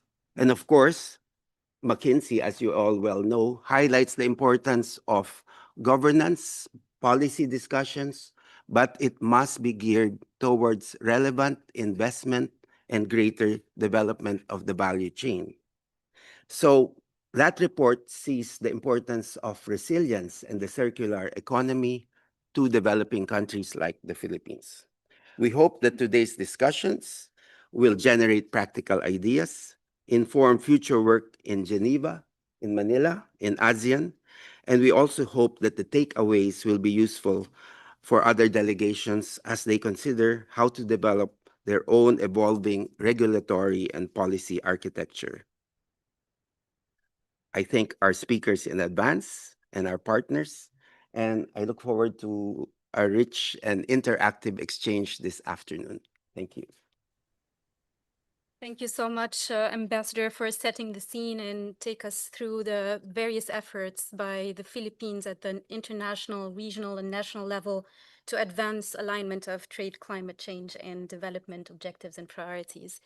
I will now move to our panelists. I would now like to turn to the regional level because these national strategies are not being developed in a vacuum. So they depend on the investment, cooperation, and institutional architecture that development partners help to build. So Julian Clark is our first panelist. I invite you to share the latest of Asian Development Bank Trade and Climate Program pursued across the Asian Pacific. You have the floor. Well, thank you, Yasmin. I hope you can hear me well. And good evening to colleagues in Geneva. Please also give my best wishes to Carolyn. I'm sorry she's not here today. Good evening from ADB headquarters in Manila. Let me thank Ambassador Tihanki and the Permanent Mission of the Philippines, together with Tess, for convening this conversation and also for the excellent strategy paper that Vicente Yu has prepared, which frames our discussion well. So I'm Julian Clark from the Asian Development Bank. I work on the trade dimension of regional cooperation and integration. My job this evening is to set the regional scene, what we're seeing across developing Asia at the trade climate interface, and where development partners like ADB can practically help countries move, in the words of the title of my presentation, from strategy to synergy. So let me just share my screen. So it'll take a moment.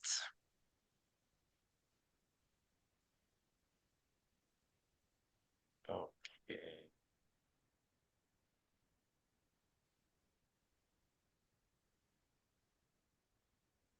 All right. I hope you can see it okay. Can you confirm that it's fine? Yes, thank you, Julian. Great.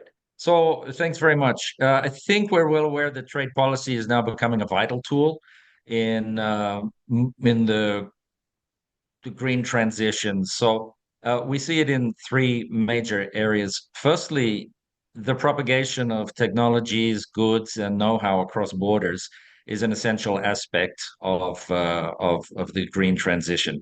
Secondly, maintaining access to green value chains is something at the forefront of our clients' minds right now. And of course, incentivizing the green transition. For example, in Uzbekistan, the green strategy of the president has been reinforced by the work we're doing in my unit on industrial policy, much of which revolves around green trade and maintaining access to the green value chains. So, as you know, ADB is a regional development bank, something like the World Bank, but just for the Asia Pacific region. Our reach is right up to Central Europe now and right down to the bottom of the Pacific. And one thing that a regional bank has an advantage over, say, the World Bank, where I was for 15 years, is that they can take a regional approach to issues such as climate change that demand a collective approach. So one aspect of that is convening power. Now, just 2 weeks ago, we held the ADB World Bank Trade Forum in Bangkok. So World Bank and us were able to bring together senior officials from around the region with the best thinkers and policymakers in this area to discuss over 3 days, not just the green transition, but the effective use of trade and issues around fragmentation, plurilateralism, and regionalism. We also give a lot of support to trade institutions. So we're now dealing with requests from the ASEAN Secretariat for capacity building, for various types of support on the analytical front, and even the RCEP support unit have requested support on capacity building to assist with the conversion of services from positive to negative list. And we backstop a number of sub-regional programs. I mean, we largely finance the Greater Mekong Secretariat, the South Asia Secretariat, the Pacific Islands Forum, the Central Asian, Central and Western Asia. And we're now putting together within this unit inter-sub-regional economic partnerships. So we're getting all the different regions to talk to each other coherently, and that's happening through my unit. More than that, as a development bank, we're able to back up a lot of our work with significant financing in this area. So in Vietnam, we're now finalizing the $500 million competitiveness and trade policy-based loan. A lot of this lending is linked to circular economy actions, special economic zone reform, industrial decarbonization, and of course, incentivizing the trade in environmental goods. In Indonesia, a second program of 500 million is about a sequel to an existing program, is now in formulation.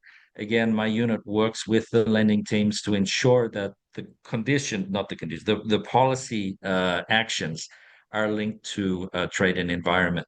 Sri Lanka, a recent loan has just been signed. In Bhutan, we've given 20 million on trade, another 20 million coming. On Cambodia, the $200 million trade and competitiveness program is about to get a sequel. And we're able to work with partners on technical assistance to support that lending. Over the past year and a half, my unit has been working on WTO accession, particularly with Uzbekistan, RCEP accession with Sri Lanka and Bangladesh, and CPTPP accession in Cambodia particularly. And we're in early discussions with Undersecretary Gepti here in the Philippines about whether or not he would like our support there. These are on accession packages, and we're providing impact analysis and so on. On tariffs and NTM policy, it's part of our just-in-time advisory support. But basically, we're here at the call of the phone or at the request by email of our client governments to support them across all these policy areas. And my program is specifically on trade and climate change, which we link to the broader trade agenda. So, of course, we can't put in place these lending programs or talk to our very sophisticated client governments without fairly useful and analytically robust tools. We developed with the WTO a trade in critical minerals portal, which was designed to bring some transparency to what are sometimes very opaque value chains and supply chains. This is of particular interest to our countries, our clients in Central Asia, where they have large extractive industries. And sometimes the value chain, particularly across different levels of transformation, is not clear to them. It needs to be if they're going to be fully compliant with the new carbon-based adjustment measures and so on that are coming down the line. We also have a trade and climate portal, which looks not just at trade data, but particularly at non-tariff measures. And we've developed a new technology, a new way of looking at non-tariff measures, a way of measuring them with the Paris School of Economics. Now, we haven't announced it yet, but we have so far gathered 10,000 regulations supporting or surrounding the trade in environmental goods and peripheral goods. We're using large language models to actually look at the words in each of those regulations and assign a value to how restrictive it might be. This is a way of fine-tuning some of the work that's been done on ad valorem equivalence for trade in environmental goods. As we see the tariffs coming down, that the non-tariff measures, the behind-the-border measures on trade in environmental goods are more pertinent. I've given some examples from the Philippines, but I'll leave it to Vicente Yu to follow up with his paper. But suffice to say that by removing tariffs and non-tariff measures, you considerably increase the trade in environmental goods, which is important for the reasons we've discussed. Now, I'm going to take Cambodia as a recent example because we're very active there, and they've been my clients through various transformations over the past 2 decades. Now, the Cambodian government has taken a sector-wide approach, bringing together donors and ministries around an agreed set of priorities. It's coming back together after fragmenting for some time. And that sector-wide approach is slated to be a sort of dashboard and a monitoring framework by which the lending program can monitor progress. A large segment of that sector-wide approach, of course, is ensuring that Cambodia complies with its green trade commitments and maintains its access to the value chains, particularly in the EU. CPTPP accession support with various types of capacity building, rules of origin and customs modernization, not just in Cambodia, but also regional linkages to Laos and Vietnam. A lot of trade facilitation work that's been going on for more than 2 decades with the trade and climate work built in. So we see basically trade and climate as one policy domain, one reinforcing the other. And so compliance and opportunity are basically the same investment for us. Regional cooperation we see as the multiplier, the value add, and the specific comparative advantage of ADB lies in being able to bring together all our client countries around these issues that demand collective action. So this brings me to the end of my presentation.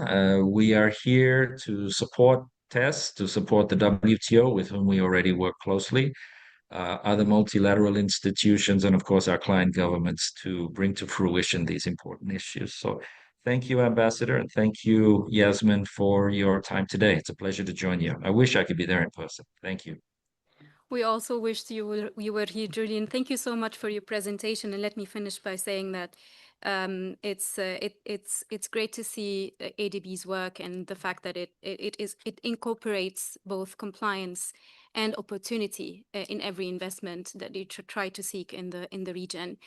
So thank you so much. I would now like to turn to the country level, where strategy meets policy reality, I guess. So Vicentiu, who has been leading the development of a Philippine straight climate strategy paper produced under the TESS and the Philippine mission to the WTO partnership with, we're very also grateful for the funding by Australia for that work. I would like to invite Vice to share his findings from this paper. The paper mainly asks what would it mean for the Philippines to treat trade policy as a genuine tool for climate implementation, adaptation, and resilience building.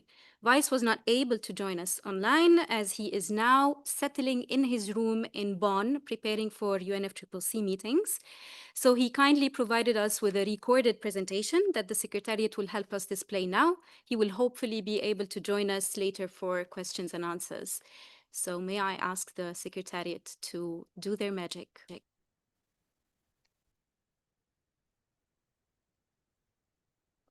Good morning. My name is Vice Yu, and I have the pleasure of working with the TESS Forum, the Philippines mission to the WTO, and the Institute for International Legal Studies of the University of the Philippines Law Center in developing a paper that proposes an integrated trade and climate strategy for the Philippines.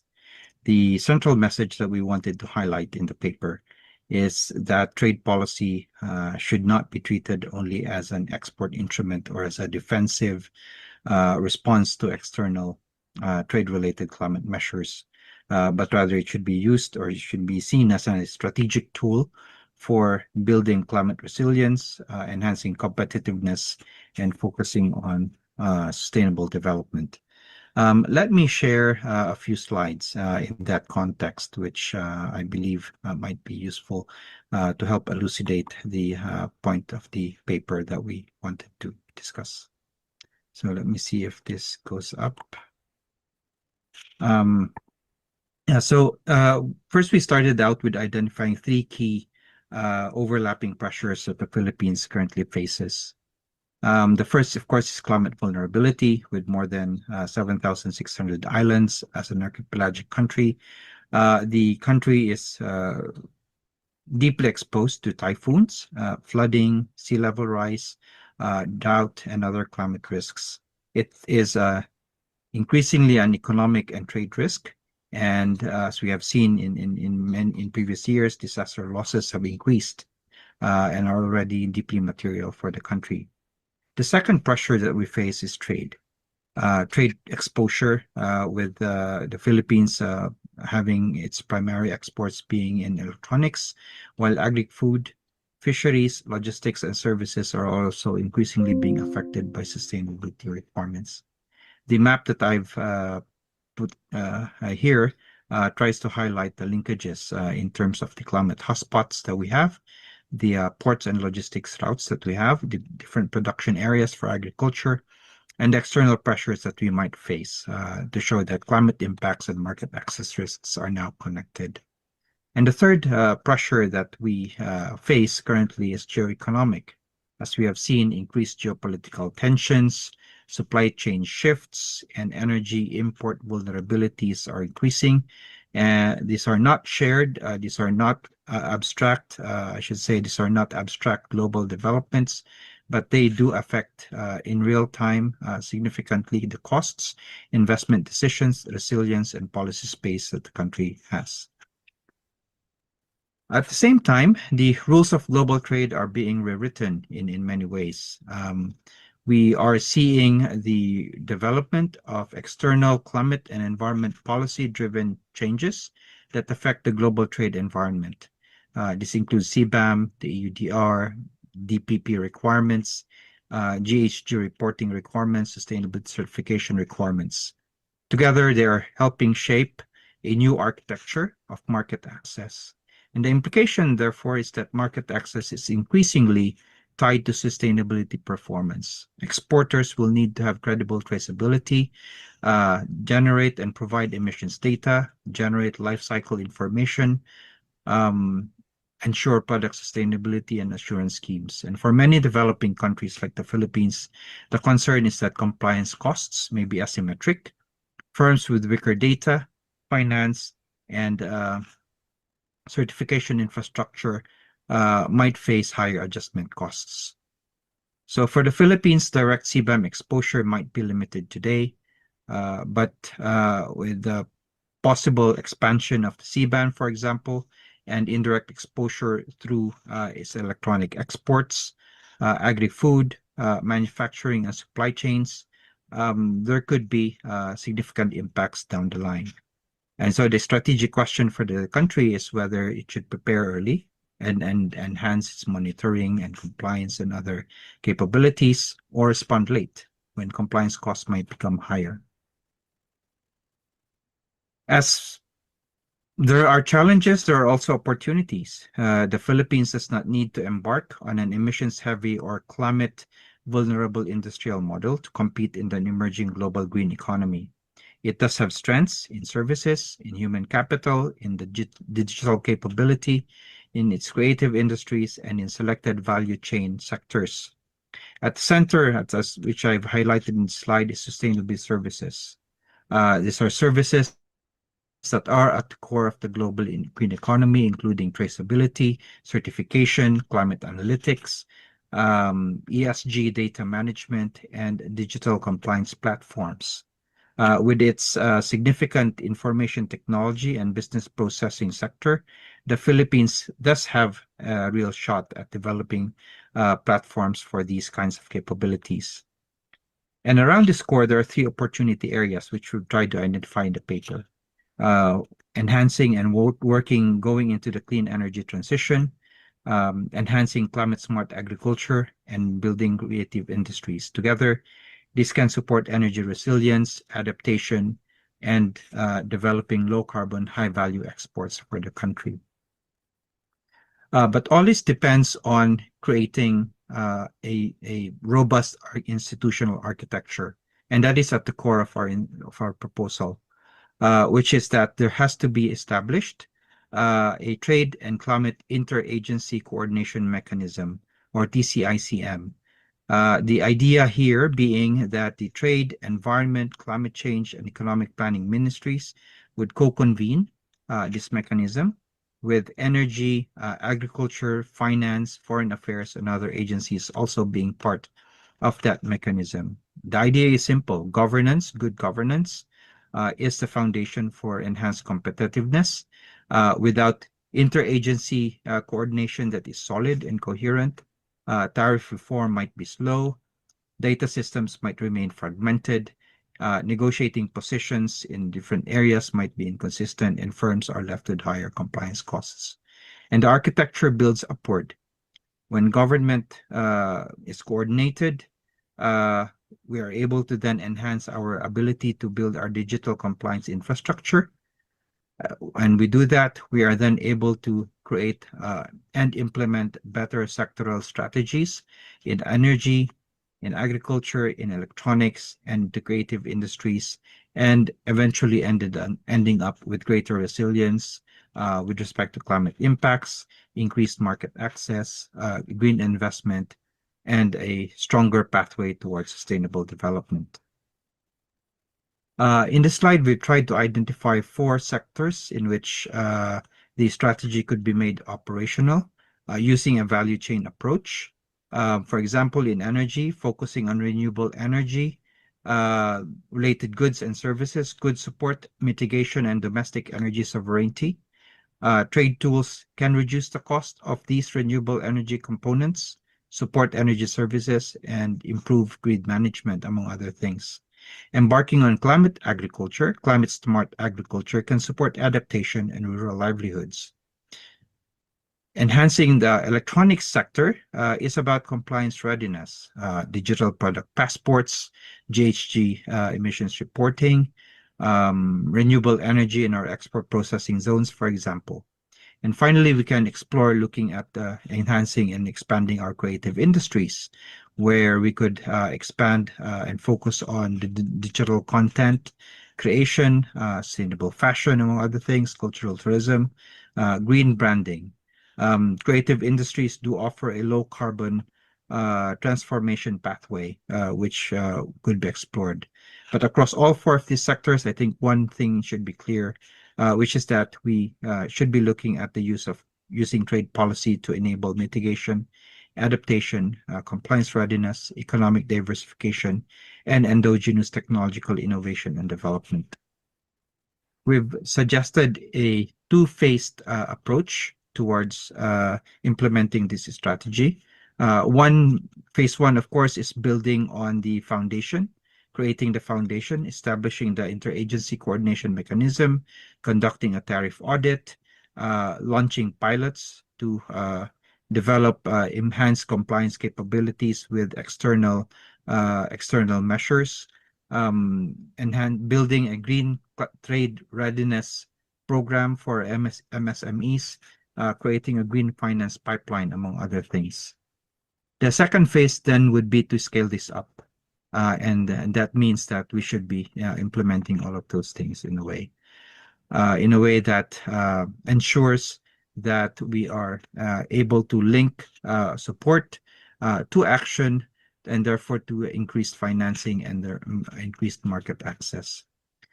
Finally, this final slide, I think, highlights the strategic choice that the Philippines is facing. On the left side, we have just an indicative positioning within ASEAN of how different some different ASEAN member states are looking at their positioning. You have Singapore, for example, with strong sustainability services, as well as in the clarity of its strategy. For Malaysia, Thailand, and Vietnam, for example, there are significant foundations for building green manufacturing.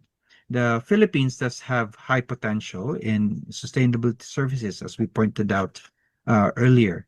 And the idea here is to ensure that that potential becomes reality through a clear and implementable strategy marked by investment, resilience, enhancing green competitiveness, and focusing on higher value jobs through the value chain approach. This next decade will be critical for the country.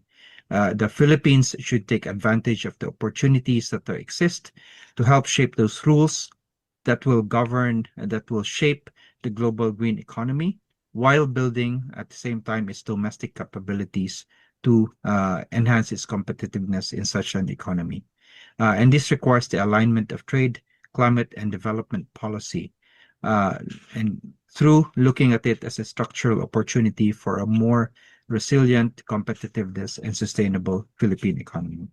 Thank you very much, and thank you for listening. I would be happy to take questions.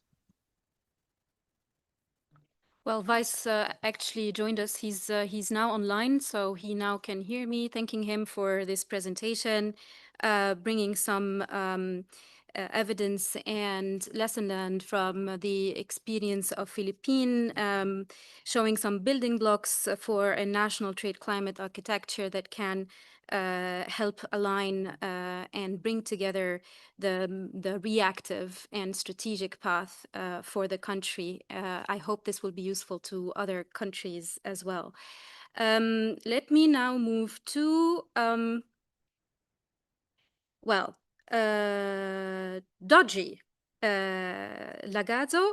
He's the Group General Counsel and Compliance Officer at ASEAN, one of the region's most dynamic clean energy platforms. Dodgy, from the perspective of a company operating at scale across multiple Asian markets, I invite you to share your lens on trade, investment, and climate. Please go ahead.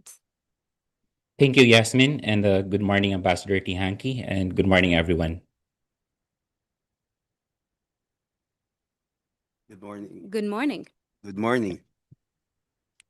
So thank you for this opportunity to allow ASEAN to share its experience and perspective in relation to aligning climate and trade for resilient and sustainable development. Let me begin by briefly introducing our company as ASEAN's experience has shaped the perspective that I will be sharing. So ASEAN is a publicly listed company in the Philippines and is the renewable energy platform of the Ayala Group. We are one of the fastest growing renewable energy companies in the Asia Pacific region, with operations across the Philippines, Australia, Vietnam, and India. We develop solar, wind, and energy storage projects across multiple jurisdictions with the goal of accelerating the clean energy transition. So from a standing start of 0 megawatts in 2011, I'm happy to note that ASEN's attributable renewables capacity as of today stands at 7 gigawatts. Having operated across diverse markets has provided us with a very relevant and practical insight that the success of energy transition depends not only on climate ambition, but on how effectively policy frameworks and trade systems translate that ambition into deployable projects. Please allow me to elaborate through 4 key takeaways. First, energy transition does not happen by mere aspiration. It happens through credible and executable policies. Clear renewables energy targets are essential because markets respond to clarity.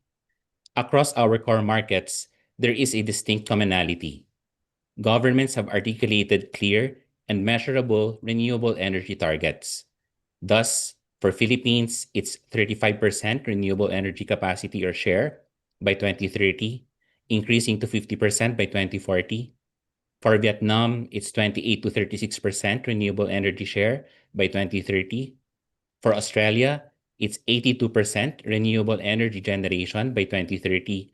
And for India, 500 gigawatts of renewable energy capacity by 2030. These targets are more than expressions of climate ambition. They create investment signals that mobilize capital across borders, linking domestic climate policy directly with global investment flows.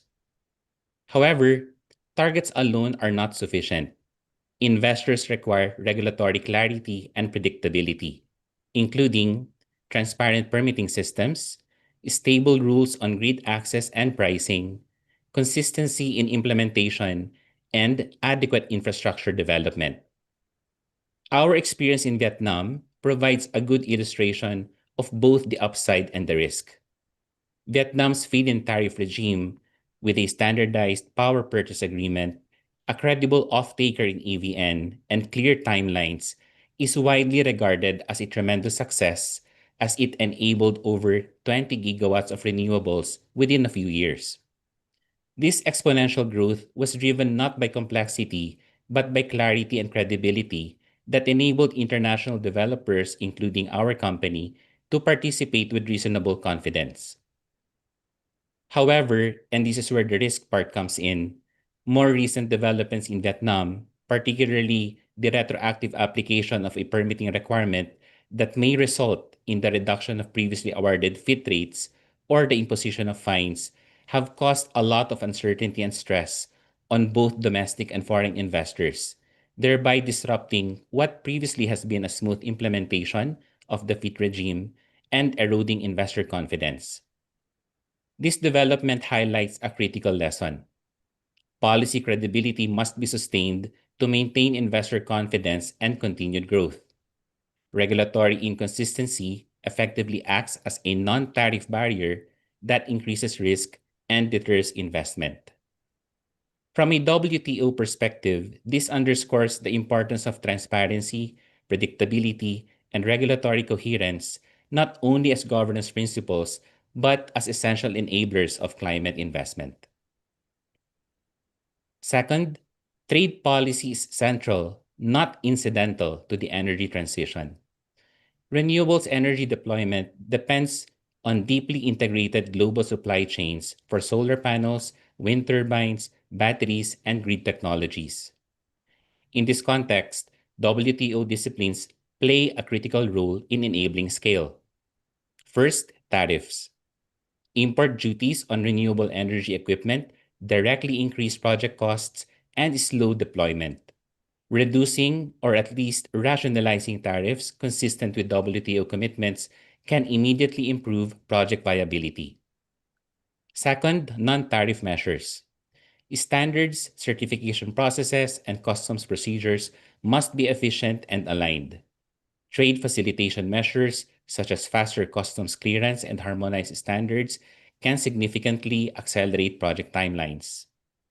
At the same time, local content requirements, while often well-intentioned, can constrain access to competitive technologies and delay deployment. These requirements need to be carefully calibrated to avoid undermining climate objectives. The broader message is simple. Trade friction slows climate action, while trade facilitation accelerates it. Open and efficient trade systems are therefore not separate from climate policy. They are a core component of the same. Third, the energy transition is ultimately a financing challenge. Renewable energy projects are capital intensive, and the cost of capital is highly sensitive to policy and regulatory risk. Here, global rules, many of which intersect with WTO principles, play an important role. Transparent and predictable investment regimes reduce risk premiums. Open services markets enable access to global capital, expertise, and technology, and investment protection frameworks support long-term infrastructure commitments. Equally important is how governments design support mechanisms. Public support, whether through subsidies or market-based mechanisms, should be transparent, targeted, and consistent with international disciplines. This ensures that support accelerates deployment without introducing unnecessary distortions. Importantly, support need not always take the form of direct subsidies. For example, in Australia, long-term energy service agreements in New South Wales and capacity investment scheme agreements across all Australian states provide minimum revenue support, thereby minimizing downside risk for investors. These mechanisms improve bankability while maintaining market discipline, and it demonstrates that well-designed policy frameworks can align private capital with climate goals without undermining market efficiency or trade principles. Fourth, the energy transition is not only about building new capacity. It is about transforming entire energy systems. For developing countries such as the Philippines, this includes managing existing coal-fired assets. This raises complex but unavoidable realities. Transitioning assets is costly, grid systems must evolve, and intermittency must be managed through storage and technology. This is where innovation and international cooperation becomes essential. At ASEN, we are actively exploring mechanisms such as transition credits, which aim to incentivize the early retirement of coal plants, mobilize capital towards clean replacement capacity, and enable a just transition. We are working with partners, including the Monetary Authority of Singapore, the Rockefeller Foundation, and other private institutions to pilot this approach in the Philippines. These types of solutions require cross-border collaboration, financing, and market mechanisms, all of which benefit from a rules-based and transparent international system. They also highlight the need for flexibility within the global framework, recognizing that countries are starting from different points in their transition journey. To close, allow me to highlight that recent global disruptions, from energy supply shocks to geopolitical tensions, have reinforced a fundamental point: that energy security and resilience and climate action are deeply interconnected. The energy transition is not only an environmental imperative, it is an economic, strategic, and trade imperative. To move from strategy to synergy, we need clear and predictable domestic policies that translate climate ambition into investment, open and efficient trade systems that enable technologies and supply chains to scale, accessible financing that lowers the cost of transition, and stronger cooperation across countries and institutions. The WTO plays a critical role in shaping a rules-based global system that aligns trade with climate objectives. Because ultimately, climate ambition without trade alignment will fall short of scale, while trade alignment without climate ambition will fall short of purpose. By aligning climate and trade, we can unlock the full potential of the energy transition and hopefully build a future that is sustainable, resilient, inclusive, and secure. Thank you. Thank you so much, Doji. I think I will quote you on climate ambition without trade alignment will fall short of scale, while trade alignment without climate ambition will fall short of purpose in the future. Thank you so much for your presentation highlighting the private sector view and what they need from policy in order to continue driving the energy transition in the region. I now turn to Stephanie Bayton, who will give us the circular economy and approach perspective. Stephanie, the floor is yours. Yeah, thank you very much for the introduction. And while I share my screen, which always takes a little bit, so bear with me, I would already like to thank the Philippines and the ambassador, of course, and Tess for having me in this session. And really also to my fellow panelists, I already learned a lot this morning, and I agree, I loved the ending statement of Doji already. So I do hope that you can share my see my screen already. Can you confirm? Yes, we do. Please go ahead. Fantastic. So yeah, I would like to cover some of the opportunities from for the circular economy from a developing country perspective. But maybe just to quickly introduce PCX Solutions, we are a nonprofit organization that is born in the Philippines already in 2019. We are a sort of sustainability service provider, as Vice Yu has already mentioned. We basically focus on 3 areas. So we manage a standard that helps channel funding into waste management, called the Plastic Pollution Reduction Standard. So we have worked together with over 45 project partners all around the world, many of them based in the Philippines, and have helped divert over 180,000 tons of plastic waste. We also work on plastic policy and specifically on extended producer responsibility, where we are globally representing the case study of the Philippines because we feel it's good for other developing countries to take inspiration from a country like the Philippines that was hard hit by the plastic crisis and yet managed to bring up a very ambitious and interesting extended producer responsibility scheme to the market in very short time. The EPR is still evolving. It's not perfect, but it is an inspiration for other developing countries. So that's what we are sharing globally as a case study. But very practically in the Philippines, we are a producer responsibility organization, meaning that we help over 120 companies with compliance. We are also observer to the Global Plastic Treaty negotiations, and the news just came out that the next round of negotiations will only be next year. So we still have to bear with the situation as it is right now. And lastly, as an organization, we are also working under grant-funded agreements and advisory project. We are, for example, the executing entity for the Plastic Reboot program that some of you might be familiar with, that looks at upstream and midstream reduction of plastic waste and plastic use. So with that, I would like to focus a little bit more on circular economy regulations. I'm sure many of you are already familiar with the evolving landscape of policies around circular economy. There is the new EU waste shipment regulation that just went into force like 10 days ago that regulates waste plastic exports from the European Union. There is also then the EU packaging and packaging waste regulations, which has major effects on anyone selling products in the EU. And there is then, of course, extended producer responsibility.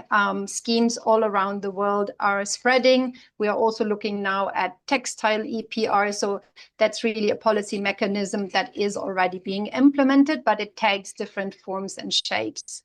So while sustainability might have taken a bit of a backseat right now, based on geopolitical circumstances, we see that circular economy as a concept is still pushing ahead.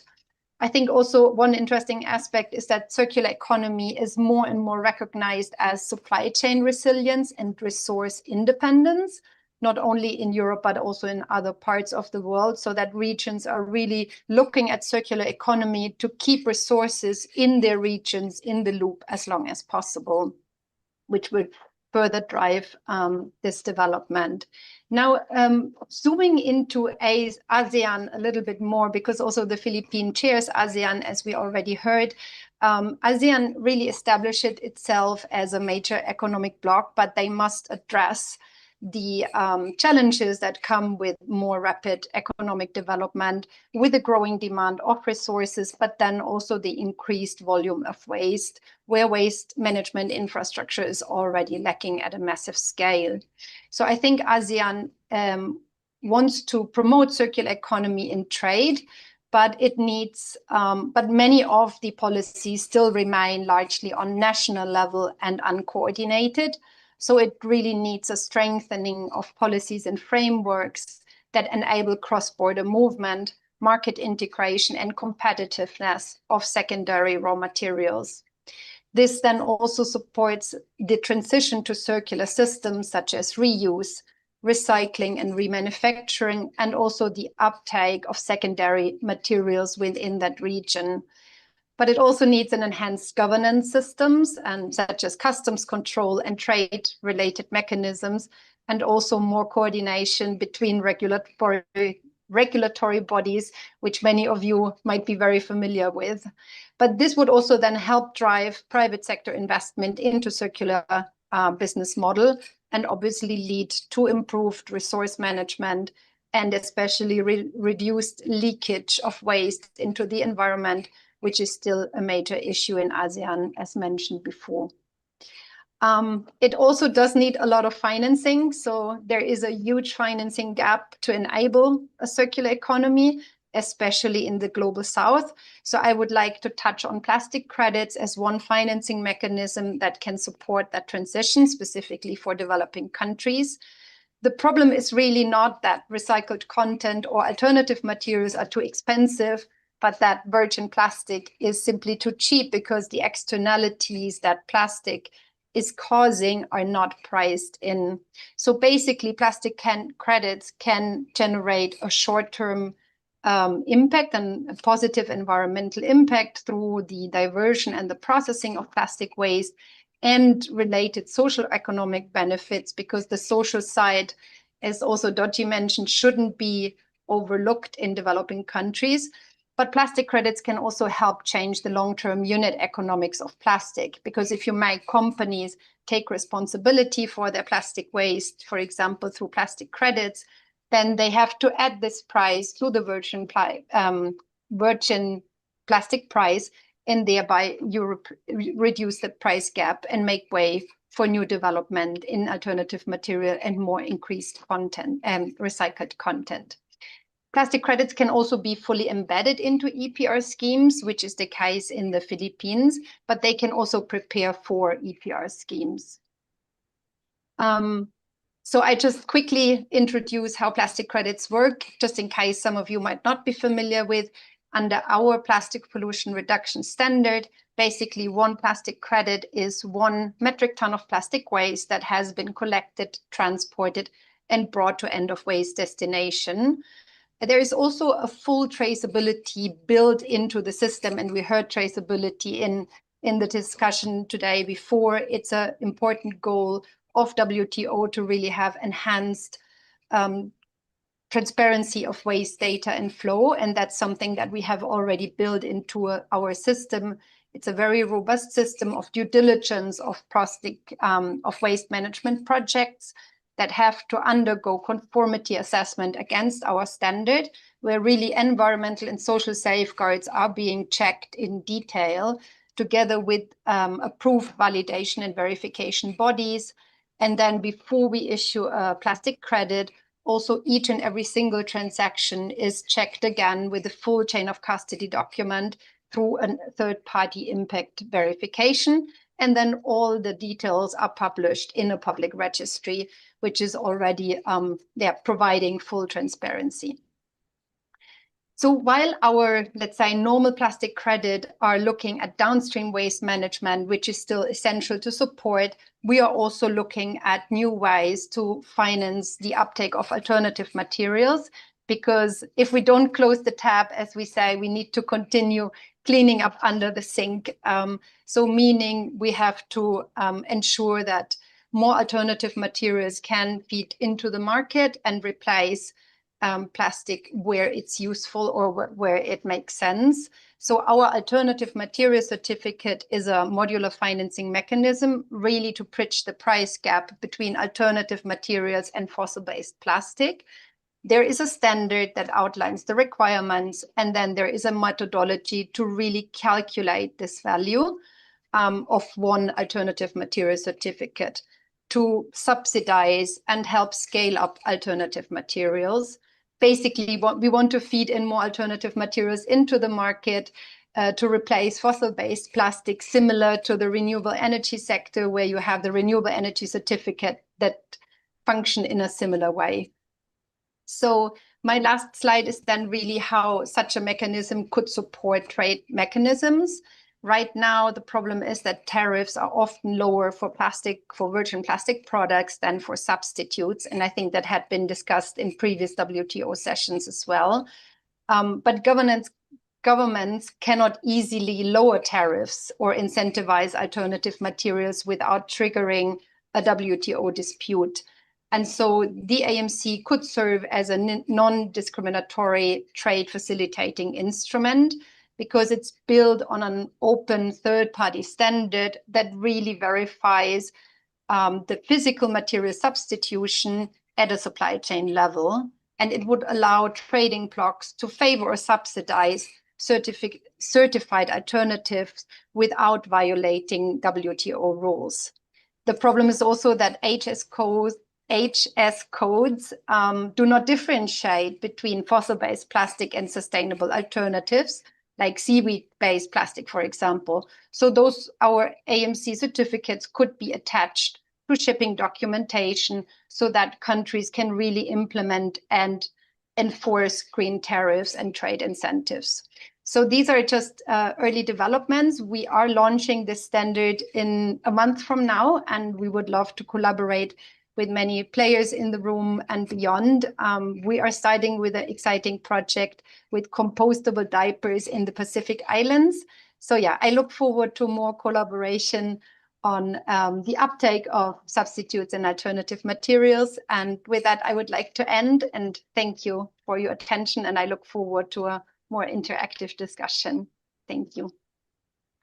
Thank you so much, Stephanie, for exemplifying practical, for showing a practical example of how a sustainability service provider in Philippines can have a leading role in driving plastic, in deterring plastic pollution in the regions through very practical mechanisms. Thank you so much for your contribution. May I alert the floor, please, to start preparing your questions, because I'll turn now to Alex, who will share some of ITC work in that area too, and then I will turn to you for questions. So please prepare yourselves. Thank you. Alex, the floor is yours. Thank you. Your Excellency, ladies and gentlemen, thank you very much to Tess and to the mission of the Philippines for the opportunity to speak to you today. As many of you know, ITC, the International Trade Center, provides trade-related technical assistance to all aspects of trade and export development, with a particular focus on small and medium enterprises. I'll just speak for a few minutes, no more, about the work we've been doing in the Philippines in the last 3 years. This work has been funded by the European Union under a project called Climate Competitiveness.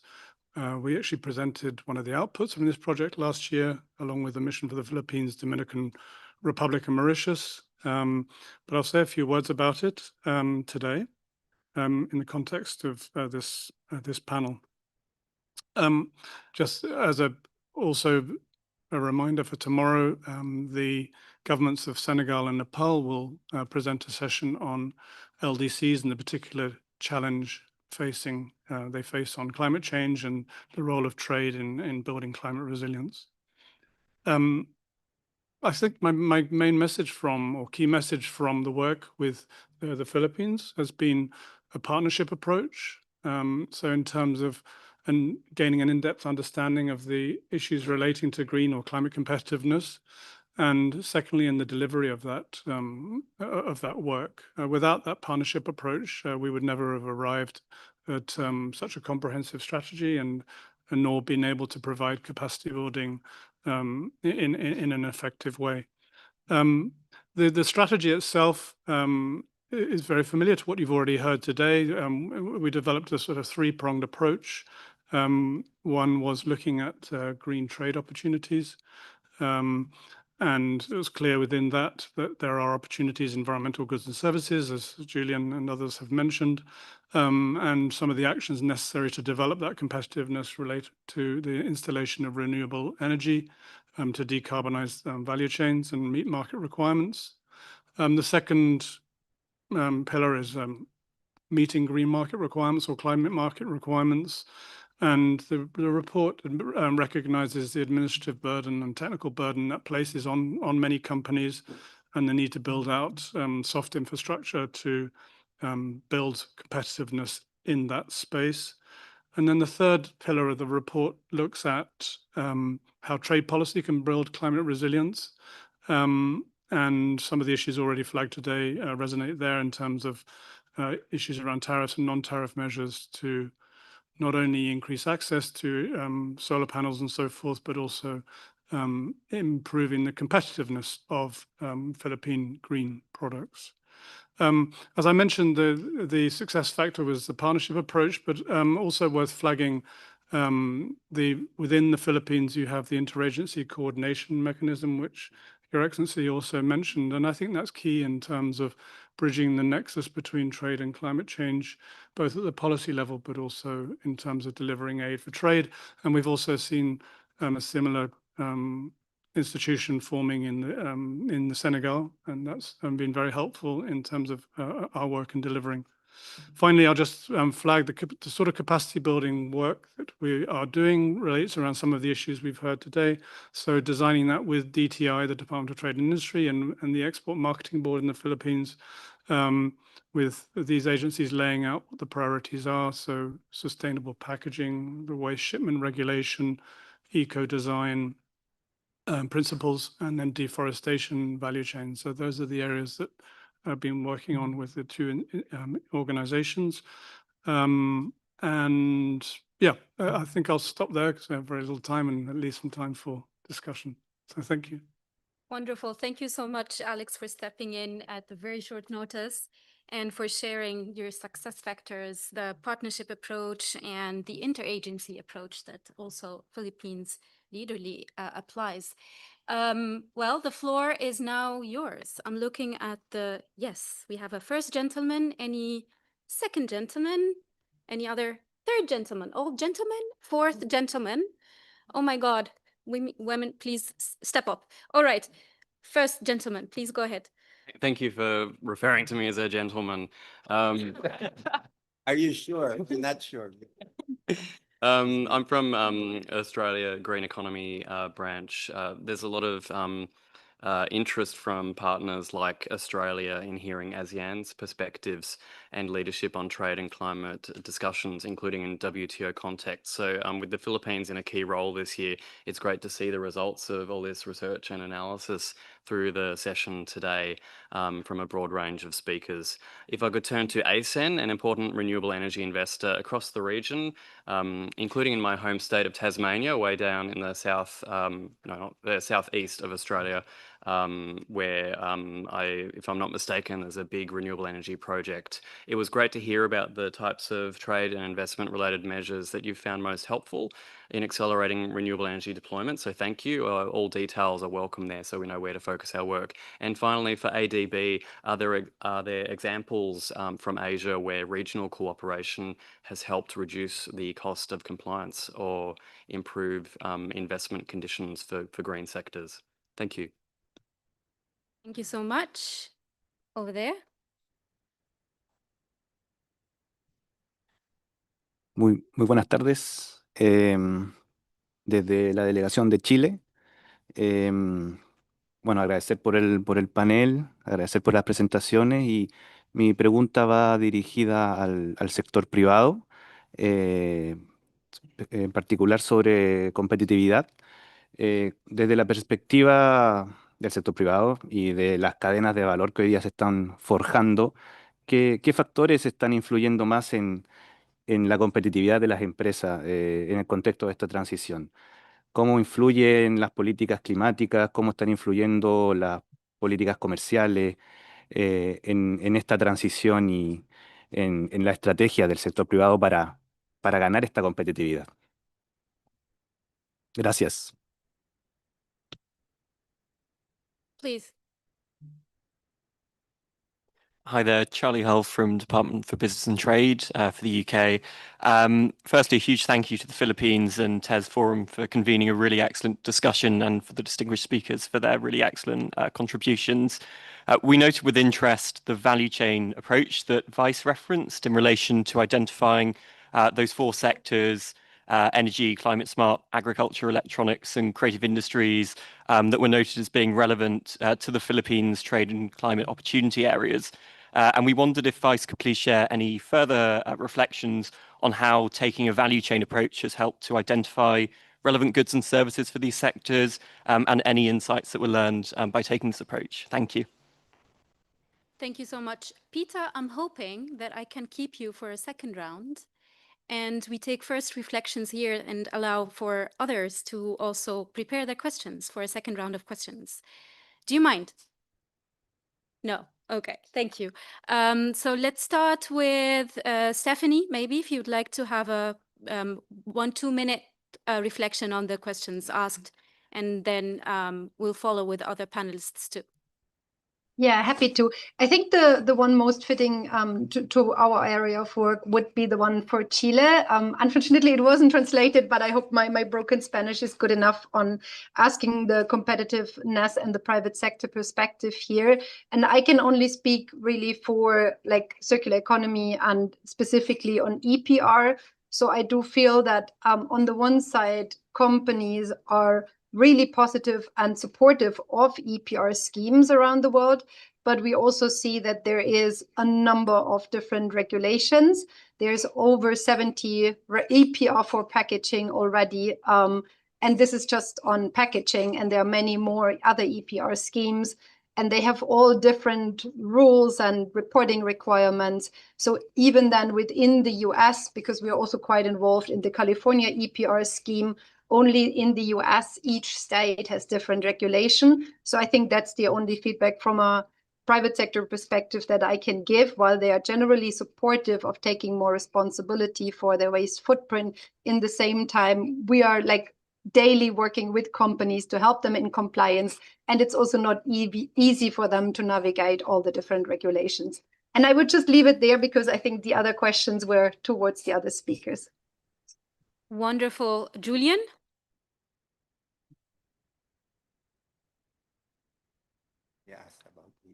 In 1-2 minutes, if you want to very address the quickly. question Thanks by so Australia much. on ADB. Okay, thanks so much. Thanks for the great question. So, on where regional cooperation has reduced compliance costs, I mean, the obvious answer is on trade facilitation, where we work on both sides of the border with both countries. Perhaps a couple of good examples, the Thai-Cambodia border, but one more recently is the fast train coming down from Kunming, China through Lao PDR, where different procedures have hindered perhaps the efficiency of the train. So both on mutual recognition and so on, the regional cooperation there has reduced compliance costs. But of course, inclusion of trade into regional trade agreements has been a crucial factor, particularly for pushing domestic reforms on both sides of the border. Shared natural resources such as waterways that are crucial for trade in some regions. Also on special economic zones, the particularly on border parks and the eco-industrial parks, the models let clusters of firms access renewable power and a shared compliance infrastructure that maybe they couldn't afford individually and that helps propagate those standards across borders, thus reducing costs. And then, of course, the usual things of customs, the single window modernization, which reduce the marginal cost of new requirements. So that's a quick answer to your question. Thank you. Amazing. Thank you, Julian. Dodgy? Yes, I will respond to the comment or question with respect to Australia. Apologies, as I did not understand the question in Spanish. It wasn't translated.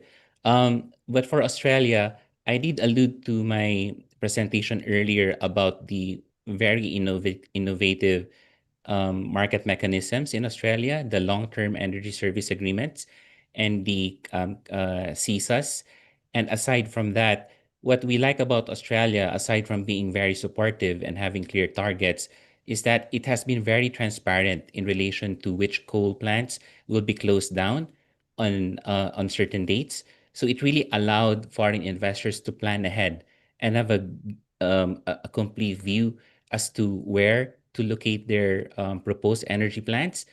Australia is also a pioneer for renewable energy zones. So it's also something that we are closely looking into because those zones will have ready connections. And as this panel will note, transmission lines and grid capacity is always a challenge for renewable energy projects.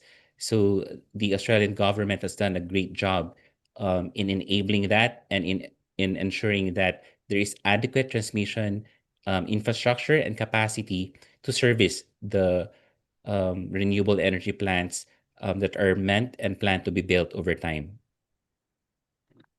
Thank you so much, Dodgy. Vice? Yeah, thank you. I hope I'm clear. My connection is a bit unstable. Yeah, thank you for the question from our colleague from the UK in terms of how we use the value chain approach to identify the 4 sectoral pilots that we pointed out in the paper. I think there were several steps. There are several steps that we took. One was identifying what were the policy priorities that the Philippines has indicated in terms of its climate approach, which comes from, for example, the NDC 3.0 that will be forthcoming, that will be coming out hopefully in a few weeks, from the National Adaptation Plan, which the Philippines submitted a couple of years ago, as well as from the Philippine Development Plan, which is there. So looking at those policy priorities in terms of what the areas are that the Philippines would like to go into. We then looked at the endowments that currently exist in different sectors. For example, I was pointing out in my presentation on energy, the renewable energy services industry could be one of those areas where the Philippines could build a greater strategic position in the climate smart agriculture and in electronics, as well as in the creative industries, which I thought was quite interesting when we looked at that because of the kinds of endowment factors that we currently have in the country. And then the third element we looked at when shaping the value chain approach was then also looking at where would external pressures, for example, or regulatory pressures come in, which the Philippines would need to respond to in a proactive way. And so looking at those 3 elements, policy priorities, endowments, and then external pressure, we then came up with those 4 possible sectoral pilots that could be looked at for purposes of implementing the strategy moving forward. So it's that kind of approach which maybe made sense or makes sense for the Philippine context. I'm sure there will be other ways of developing a more country-specific value chain approach for other countries, depending on what they might have. Thanks.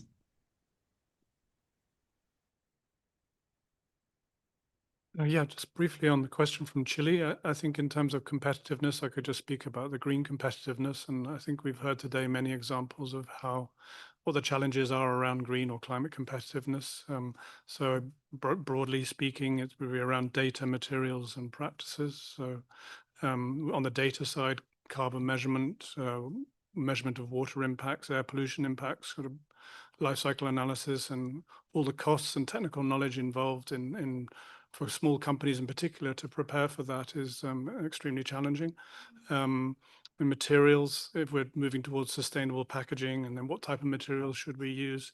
How can they be reusable? These are sort of technical questions, but also investment questions. And then if you look more broadly to say agriculture, what are the climate smart practices that are needed either for market requirements or just adaptation to climate?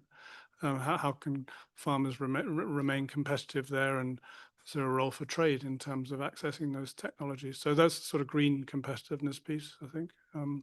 And that's all supported by the right policies and investment. So policies, for example, on renewable energy to enable those small companies to demonstrate that they have a decarbonized energy supply, which will make them more market competitive.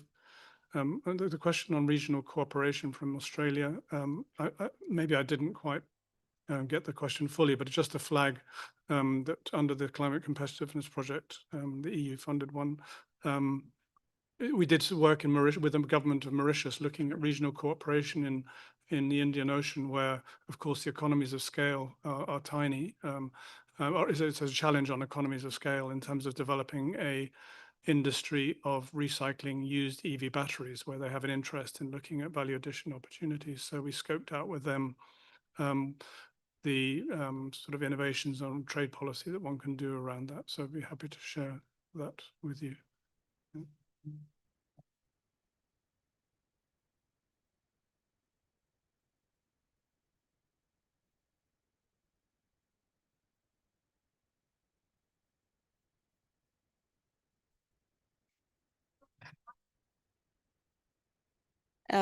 I'm Olga Lukashevich from the Permanent Mission of Peru.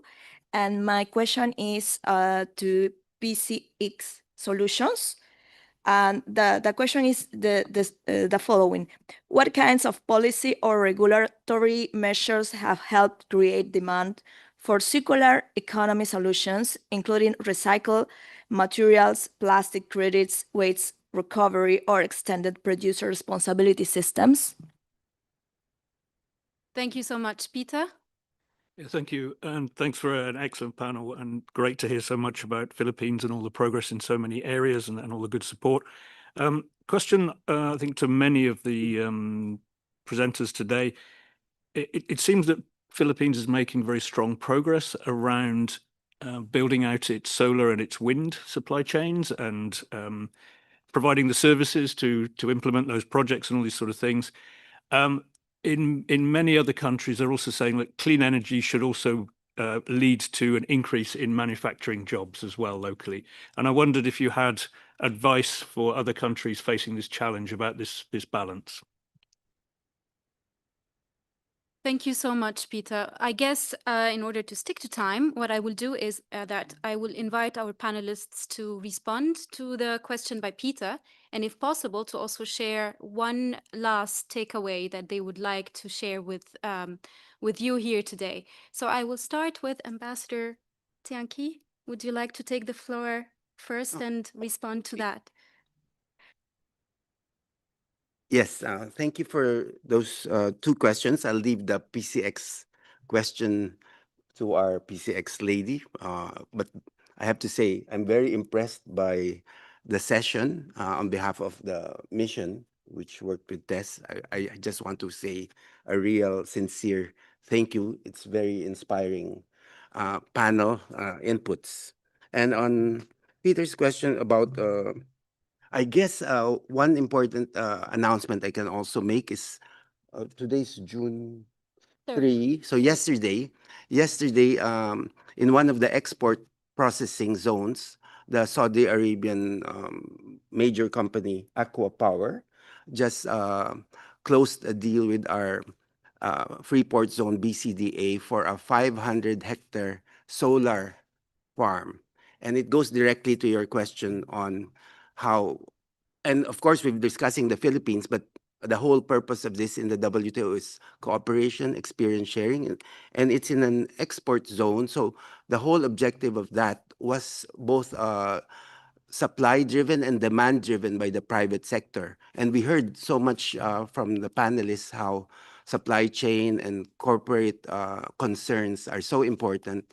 And so this was a direct response to providing more efficient and lower cost power and renewable and sustainable power to a very important export zone. Thank you. Thank you, Ambassador. Any last takeaway you would like to share with us? Well, last takeaway is, it's very inspiring indeed, moving from policy discussions to actual technical discussions. Of course, to an ambassador, it's a bit overwhelming.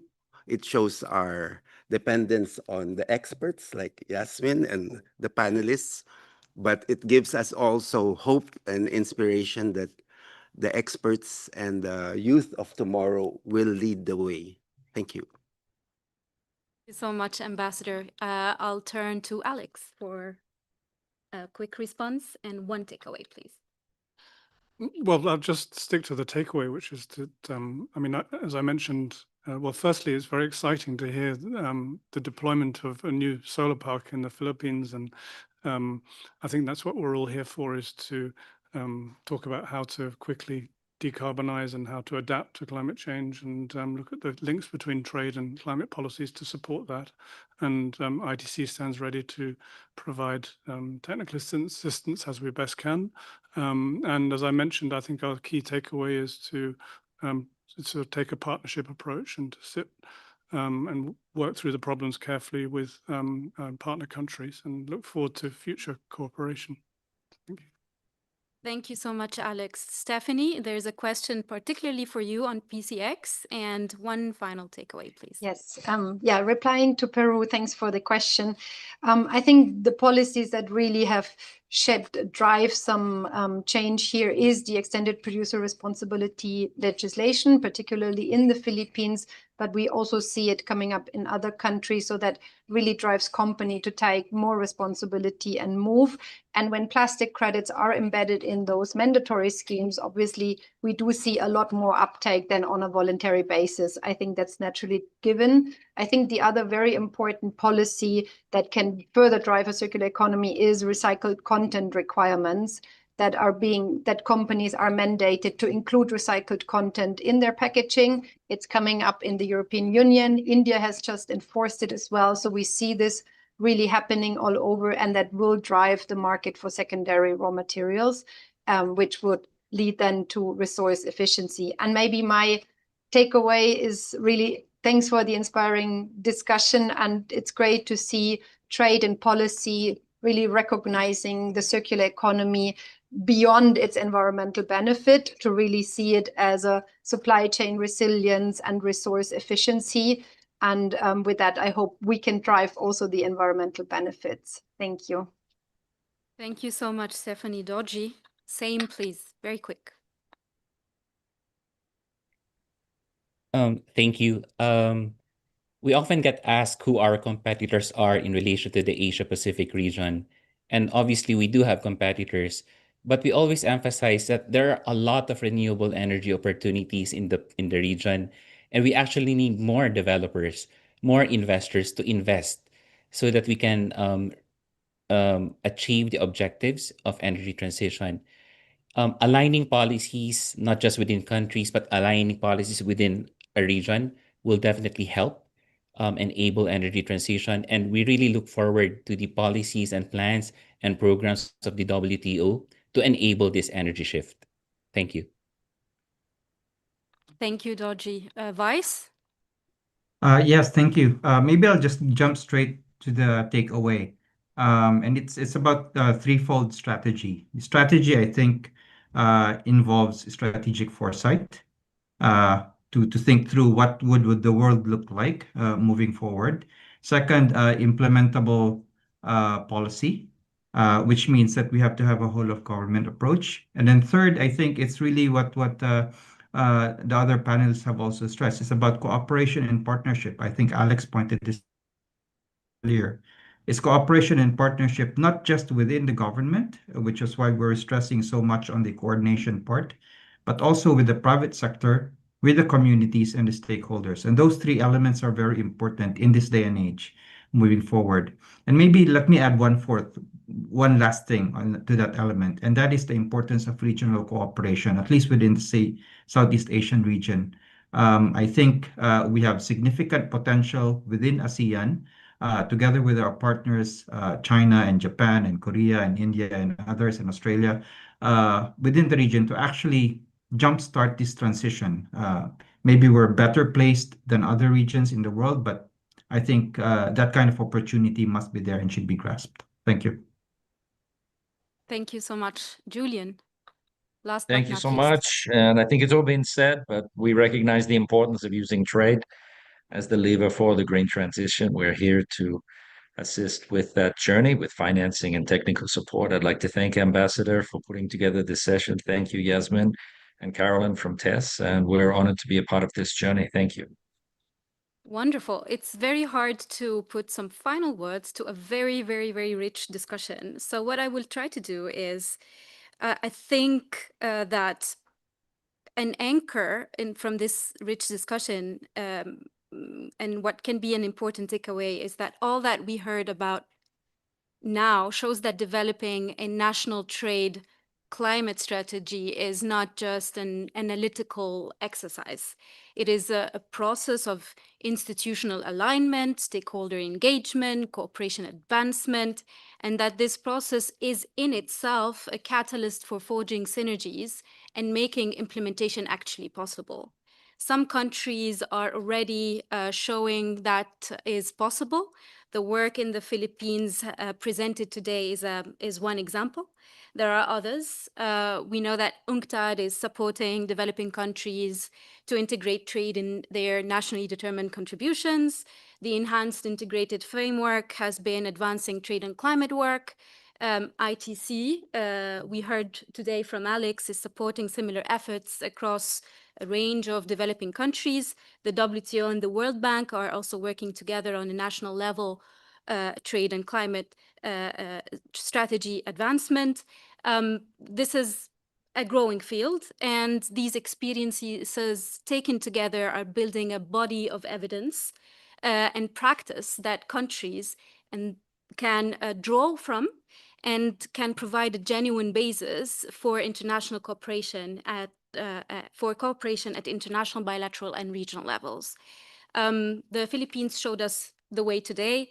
We are proud of TESS partnership with the Permanent Mission and deeply grateful for the trust and engagement that has made the Philippine Trade Climate Strategy work for climate resilient development possible.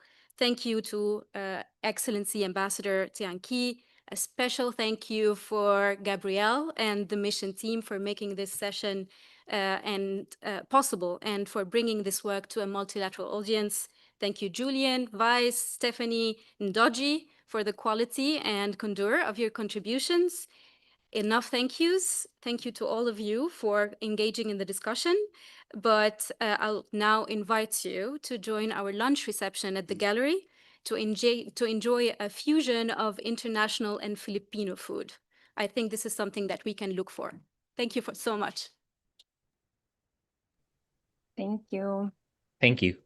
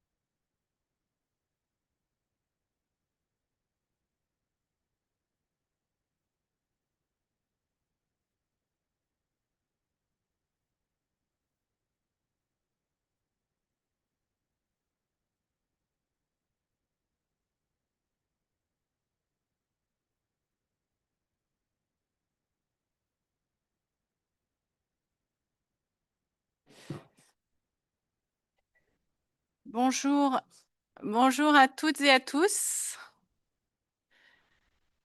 Chers collègues,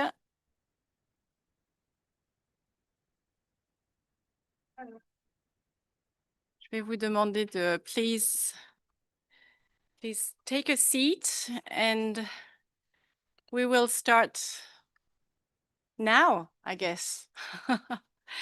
Bonjour à toutes et à tous, chers collègues.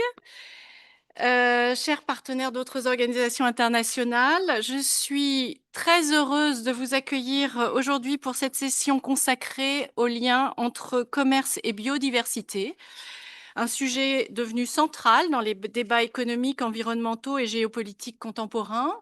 C'est un panel qui se tiendra dans 3 langues, le français, l'anglais et l'espagnol, et donc nous avons la grande joie de pouvoir bénéficier d'une traduction. Donc, je remercie déjà nos interprètes. Alors, ce sujet est particulièrement important parce que la biodiversité, si elle est une question environnementale, elle est également au cœur de nos économies. Elle constitue le socle vivant sur lequel reposent nos systèmes de production, nos chaînes de valeur, notre sécurité alimentaire, notre santé, mais aussi notre stabilité économique et sociale. Et pourtant, la biodiversité demeure un objet complexe à appréhender. Selon l'IPBES, elle désigne la variabilité des organismes vivants de toute origine, qu'il s'agisse des écosystèmes terrestres, marins ou aquatiques, et ainsi que les interactions qui les structurent. Et cette définition nous rappelle que la biodiversité ne se limite pas à la protection de quelques espèces emblématiques, elle englobe l'ensemble du vivant et des équilibres écologiques qui rendent possible la vie humaine et l'activité économique. Les écosystèmes fournissent en effet des services essentiels à nos sociétés et à nos entreprises. Ils assurent des services d'approvisionnement à travers, par exemple, les ressources halieutiques, forestières ou agricoles. Ils rendent également des services de régulation indispensables, comme le stockage du carbone.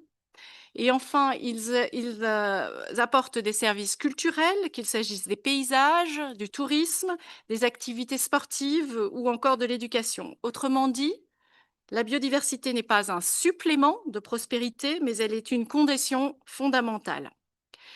Or, cette biodiversité connaît aujourd'hui une dégradation rapide, sans précédent. L'IPBES identifie 5 grandes pressions responsables de cette érosion: le changement d'usage des terres et des mers, la surexploitation des organismes vivants, le changement climatique, la pollution et la pression des espèces exotiques envahissantes. L'érosion de la biodiversité constitue donc désormais un risque économique systémique. Le Forum économique mondial classe d'ailleurs les risques liés à l'effondrement des écosystèmes parmi les menaces globales les plus graves à horizon de 10 ans. Dans ce contexte, les liens entre commerce international et biodiversité méritent une attention particulière, et c'est l'intitulé de notre session d'aujourd'hui, Commerce et biodiversité, un équilibre vital sous pression.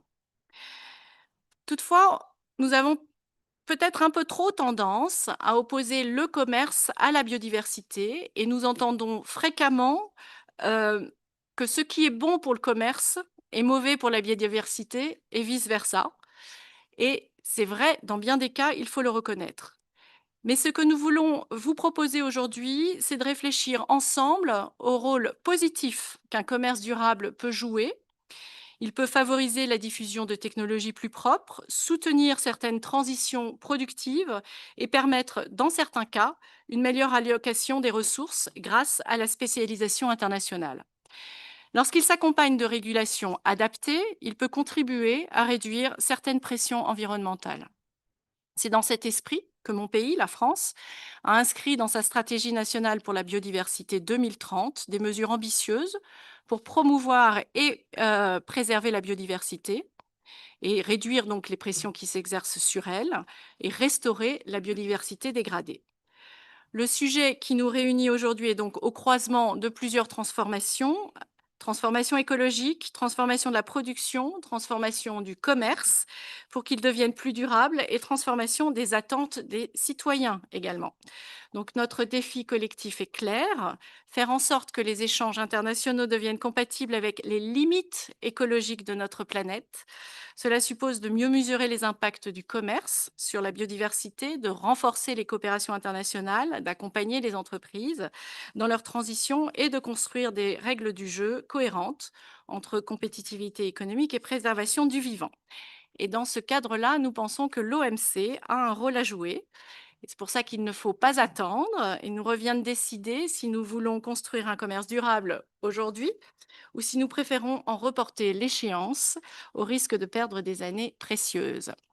Alors pour répondre à ces questions qui sont très vastes, très complexes, presque existentielles, je vais me tourner vers nos experts du sujet que je suis très heureuse d'accueillir. Et en particulier à ma gauche, Madame Karine Zigwart. Vous êtes docteur en droit, conseillère politique principale au Centre pour la politique et le droit de l'UICN, chargée des processus liés aux produits chimiques, aux déchets et à la pollution et de leur impact sur la biodiversité, la nature et les populations. Et vous travaillez en particulier sur la négociation d'un futur traité sur les plastiques. Un peu plus loin, je salue Monsieur Shunta Yamaguchi. Vous êtes policy analyst dans la division intégration de l'environnement et de l'économie à l'OCDE. Vous travaillez sur les questions liées au commerce et à l'environnement depuis 2016. Vous avez préalablement travaillé à l'Agence japonaise de coopération internationale sur des projets liés à l'énergie et à l'environnement. Il y a ensuite Monsieur Luis Oña Garces. Vous êtes diplomate de carrière, actuellement représentant permanent adjoint au sein de la délégation de l'Équateur auprès de l'OMC et chargé d'affaires. Et enfin, tout à gauche, Monsieur Antoine Sautenay. Vous êtes docteur en droit international et actuellement directeur du développement durable du groupe Michelin et président de la commission environnement de ICC France. Voilà, je suis ravie de pouvoir accueillir nos panélistes aujourd'hui et je vais tout de suite me tourner vers Madame Zigwart. Vous travaillez à l'Union internationale pour la conservation de la nature, l'UICN, et ma première question, c'est en fait plusieurs questions, est relative à pourquoi la biodiversité est-elle importante pour notre vie quotidienne, nos activités, quelles sont les pressions qui s'exercent sur elle et quels sont les objectifs et cibles spécifiques consacrés à l'économie, au commerce et à la biodiversité dans le programme de l'UICN récemment adopté. La parole est à vous.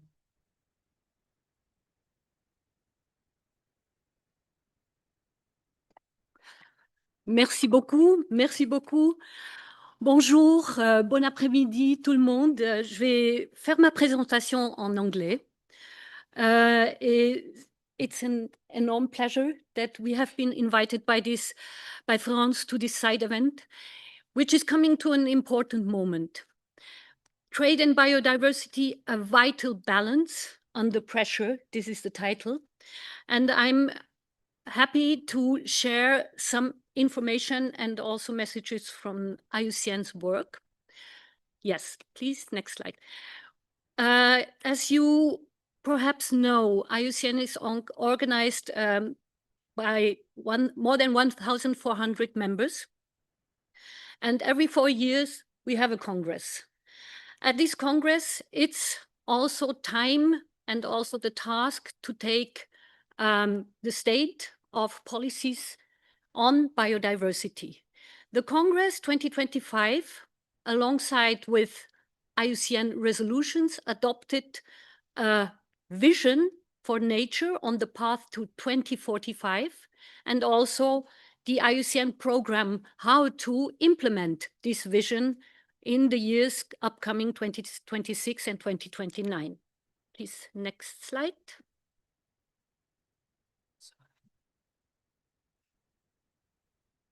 Okay, thank you. But perhaps we have to go back a step before I'm coming more concrete. The world we are talking about, planetary crisis, is changing rapidly. And there is a need to respond to this interlinked global crisis of biodiversity loss and the multiple global changes facing our planet. I like this picture of the wedding cake that you have on the right side. It's well known. The Stockholm Resilience Center demonstrated that a healthy biosphere, or the biosphere in general, is the basis of economy and society well-being of people and the whole planet. But rising resource consumptions, this comes also with trade and economic affairs, over-exploitation, persistent inequality, increasing pollution, and the climate change that is accelerating. This is really placing the planet and biodiversity and ecosystems under stress like never before. These drivers, we know it, science has made it very clear, cause the extinction of many species and have driven a further quarter of all remaining species to the brink of extinction. I will come on this further on. But I also want to highlight that on the side of legal obligations, we have a landscape with the Kunming-Montreal Global Biodiversity Framework that gives us a direction how to come further on these planetary crises. And also I want to highlight the High Seas Treaty, BBNG. Both show that biodiversity has to come to play a prominent role in this international law and policy. Further on, because we are here under the WTO, the fisheries subsidies agreement was also a milestone in this regard when facing the planetary crisis and in particular the biodiversity. So what is IUCN and its vision and program about? We have developed with our members, and this is a mandate also, to have the vision of a just world that values and conserves nature. We have really the opportunity now to change the course. And we need actions from states, but also organizations and stakeholders to bring this transformational change that Emmanuelle, in her introduction, had brought forward. We focus on three key areas that are essential. On the one side, we have to conserve biodiversity more effectively, scale up action that protects and restores species and ecosystems. Secondly, address the interconnectedness between biodiversity, water, food, health, and climate change. We have also heard it by Emmanuelle before. These synergies, we have to promote this much more because this nature global change nexus is beneficial for solutions. And finally, with nature comes the people. We have to advance a more just and equitable society by conserving and protecting biodiversity. I want to give an example. You will find these view graphs in the IUCN program and also vision documents that are accessible online in English, French, and also Spanish. You know that IUCN red list of threatened species is a long-standing measuring tool. Not later than in April, we issued the information that the emperor penguin and the Antarctic fur seal now are endangered due to climate change. This was an information on the news items that was clicked that many times as we have long time not seen. The awareness is here. The emperor penguin lives far away from here. But human activities are far from the emperor penguin, but it is endangered. And in our research, in our science, we have analyzed what are these drivers and pressures. You can see it here in the view graph. We have annual and perennial non-timber crops, logging and wood harvesting, and so on, invasive and other problematic species, hunting, climate change, natural system modification, energy production and mining, pollution. To all these, also trade is contributing. And I want to show this on a next slide. We have indirect drivers and direct drivers that are as consequences a biodiversity decline. And then finally also impact on human quality of life, the economy, and the well-being in general. You have the indirect drivers. We know them very well, including the economic drivers, the technological drivers, then the direct drivers, invasive species, pollution, direct exploitation, land and sea use change. And this has consequences on the biodiversity decline, who is due to anthropogenic and or global change processes.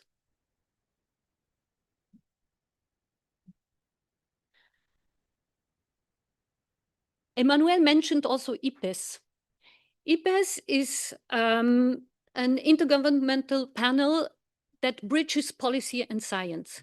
And they have issued global and national, regional responses, policy responses to these challenges posing on biodiversity.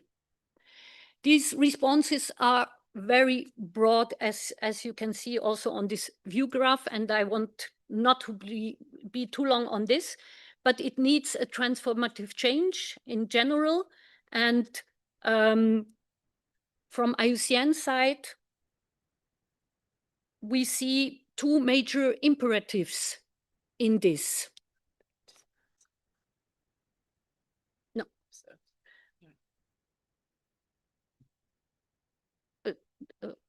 I will come to this. sorry for this. No, because I didn't want to mention everything. But we have two major imperatives building on what IPES Nexus Assessment has produced. First of all, we have to align and also implement the whole legal obligations, international conventions like the CBD, the Global Biodiversity Framework, the BBNJ that I mentioned already, but a lot of other MEAs in the environmental field on the one side, but also on the other side, what is regulating our trade. This means bridging to WTO rules. This said, we have to scale up inclusive and socially just conservation in land, freshwater, and ocean. This is one major imperative. And the second one is assist the scaling up directly by supporting transformation. And as IUCN, we identified 8 key sectors. One is the One Health approach. The second one is align financial and economic system to reflect how human wealth and prosperity depend on finite nature. The third is promote sustainable food and agriculture systems on land, but not only on land, also at sea, that are nature positive rather than extractive. Then further, facilitate process for sustainable cities. Further, water security and stewardship, which need to be written into local and global policies. Further, nature-based solutions, which need to be part of climate change adaptation and mitigation plans at all levels. Then recognizing that the ocean is both critical to planetary health and an important resource to coastal communities. There we want to promote a regenerative blue economy, which protects ocean species and guides people to use its resources sustainably. Lastly, with our global community, falling behind on meeting global warming targets, we will advocate for a green and just energy transition that is good for nature and fair to people. So you will say this is rather on a high level. Yes, indeed, it is. IUCN has also developed concrete program outputs regarding these 8 key sectors. And bringing this into the discussion also that we are having here, we have, with these outcomes, we require to address those on both local, but also on system-wide level in order to answer the question that is driving us today, how to bridge biodiversity and trade. And we have to commit to work together to deliver. And this is true not only within IUCN. You know IUCN, 1,400 members, it's governments, it's NGOs, it's businesses that are members, but especially also what we are facing or discussing here today with other organizations like the OECD, like UNCTAD, for example, like who are doing a tremendous work, because it's not only about convening and networking, what we are doing today, but the knowledge, the science, and the data. We have to deploy them. A lot is there, and it has to go out to assess the status of biodiversity and also make sure and clear that there are chances in investing in biodiversity for the trade. This goes hand in hand with policy and advocacy, be present in the international negotiations and also in the implementation. The capacity strengthening, we have to mobilize expertise for making, for example, protected and conserved areas more effective and equitable. Then mobilizing the resources, and finally advance education and building awareness. For all these deliverables, we will build new and dynamic partnerships, and today is not only a starting point. I think we are already cooperating very closely together, and I'm looking forward to the further discussion on this side. Merci infiniment, Madame Zigvard. Je relève de votre intervention le sens de l'urgence, l'ambition de l'UICN et puis votre appel à la coopération. Donc, merci beaucoup pour cette présentation générale sur les pressions qui s'exercent actuellement sur la biodiversité. Je vais maintenant me tourner vers Monsieur Yamaguchi de l'OCDE. Parce que l'OCDE élabore actuellement un rapport analytique sur les liens entre le commerce et la biodiversité. Donc, nous allons aller un pas en avant dans le sujet. Et je voulais vous demander, Monsieur Yamaguchi, de nous faire part des premières conclusions et des résultats préliminaires de vos travaux sur les liens entre commerce et biodiversité. Merci beaucoup pour l'invitation et bonjour tout le monde. Je parle en anglais, excusez-moi. In this presentation, I would like to present some preliminary insights from our report on trade and biodiversity. And I'd like to emphasize that this is joint work between the Environment Directorate, where I sit, together with Manuela standing right behind, and also our Trade and Agriculture Directorate colleagues following online. So I'd like to start by why there's a need to look at the trade linkages. And first, I'd like to start by showing some data. So if you look at different indicators on biodiversity and the status of biodiversity in ecosystems, such as species abundance or living planet index, they all show declining trends. And this can lead to economic consequences where there can be a loss in provision of ecosystem services like food and water provisioning, pollution, as well as absorption, pollination, habitat provisioning, and carbon storage. Some estimate these damages at $5 trillion US. Some others estimate those between 5 to 20 trillion US per year in terms of land use change and damages there.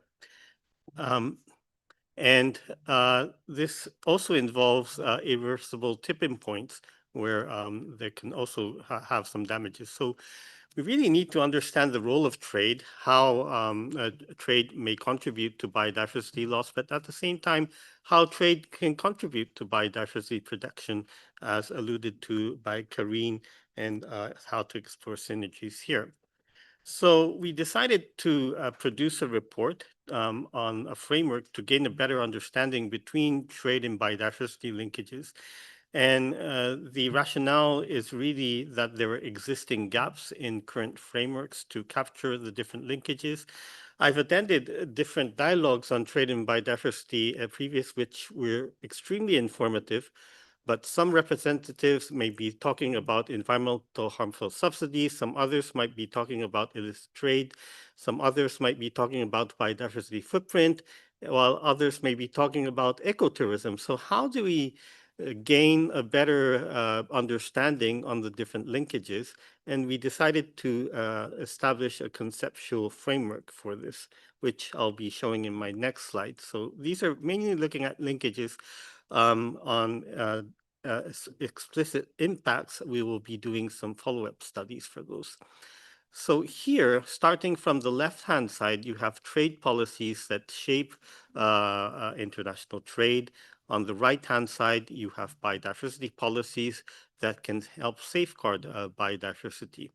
And in the middle, you have different linkages. And first is on activity level, where first of all, trade can have an impact on biodiversity. And first, this could be through economic activities influenced by trade, such as exploitation of natural resources, transport, or illicit activities, which could lead to negative impacts in terms of pressures on biodiversity, such as through land and sea use change, over exploitation, pollution, and invasive alien species.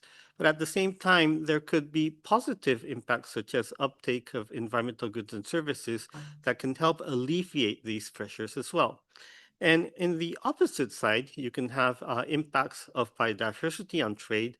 Some positive aspects might be how biodiversity can underpin trade, just as trade in bio-based products and services. But at the same time, biodiversity loss in itself can also undermine trade, and we need to keep an eye on those. At the policy level, in the bottom, there's some policy interactions. And first of all, there are different international policy frameworks, such as biodiversity considerations in trade agreements and trade considerations in multilateral environmental agreements. And there can also be domestic policies and the international cooperation and coordination that's necessary there. I'll unpack these a little bit more in my following slides. So this is on the activity level linkages there. First of all, on the left-hand side, on the upper side, you can see the different pressures that can lead to biodiversity loss as identified by IPBES in their 2019 report. But in the bottom, as you see, there can be positive gains such as efficiency gains, trade in environmental goods and services, or expansions of markets in biodiversity-based goods and services. And on the right-hand side, you can see this is a proxy of biodiversity loss proxied by species extinction. And as you can see, in some countries, domestic consumption can lead to these biodiversity loss, whereas consumption of imported goods may also contribute to these loss in certain countries. So we really need to keep an eye on the trade linkages here and what this means for biodiversity and the conditions there. On the how biodiversity can have an impact on trade. So biodiversity can be a basis for trade, such as trade in bio-based products, such as cocoa beans, wooden furniture, as well as services, such as ecotourism. But at the same time, biodiversity loss can also affect trade. And on the right-hand side, you see some data on biodiversity-based products in 2024 based on the UNCTAD Trebio database. And you can see largely that these can be trade in agri-food products and natural resources, but not limited to those.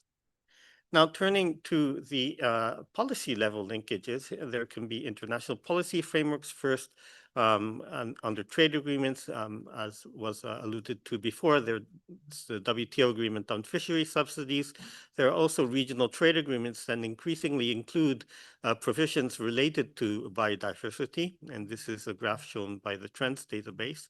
But at the same time, multilateral environmental agreements also reflect trade considerations. And here, to give one example, is the example of the Kunming-Montreal Global Biodiversity Framework that has specific target targets related to trade, such as Target 5 on trade in wildlife species, Target 6 on invasive alien species, Target 10 on sustainable management of resources, Target 15 on business and biodiversity connections, and Target 18 on eliminating harmful incentives to biodiversity. Also, at the policy level linkages, there are also domestic policies that are emerging in this area. So this is based on the WTO Environment Database. And between 2009 and 2024, there were around 2,100 trade-related biodiversity measures that were notified. Many of those include subsidies, as well as those related to agriculture, import licensing, quantitative restrictions, TBT, and SPS. And for this reason, you really want to ensure that these are in line with key trade principles, such as on transparency, non-discrimination, proportionality, also address regulatory fragmentation and potential leakage effects. And key areas can include such as areas on biodiversity affecting subsidies, technical barriers to trade and related requirements in this area, as well as SPS to manage invasive alien species as well. Now, this is my final slide. So the relationship between trade and biodiversity is really, really complex, but we hope that this conceptual framework can offer a starting point to better understand the trade and biodiversity nexus. This can also inform further research going ahead, and we are currently looking into this in our research now.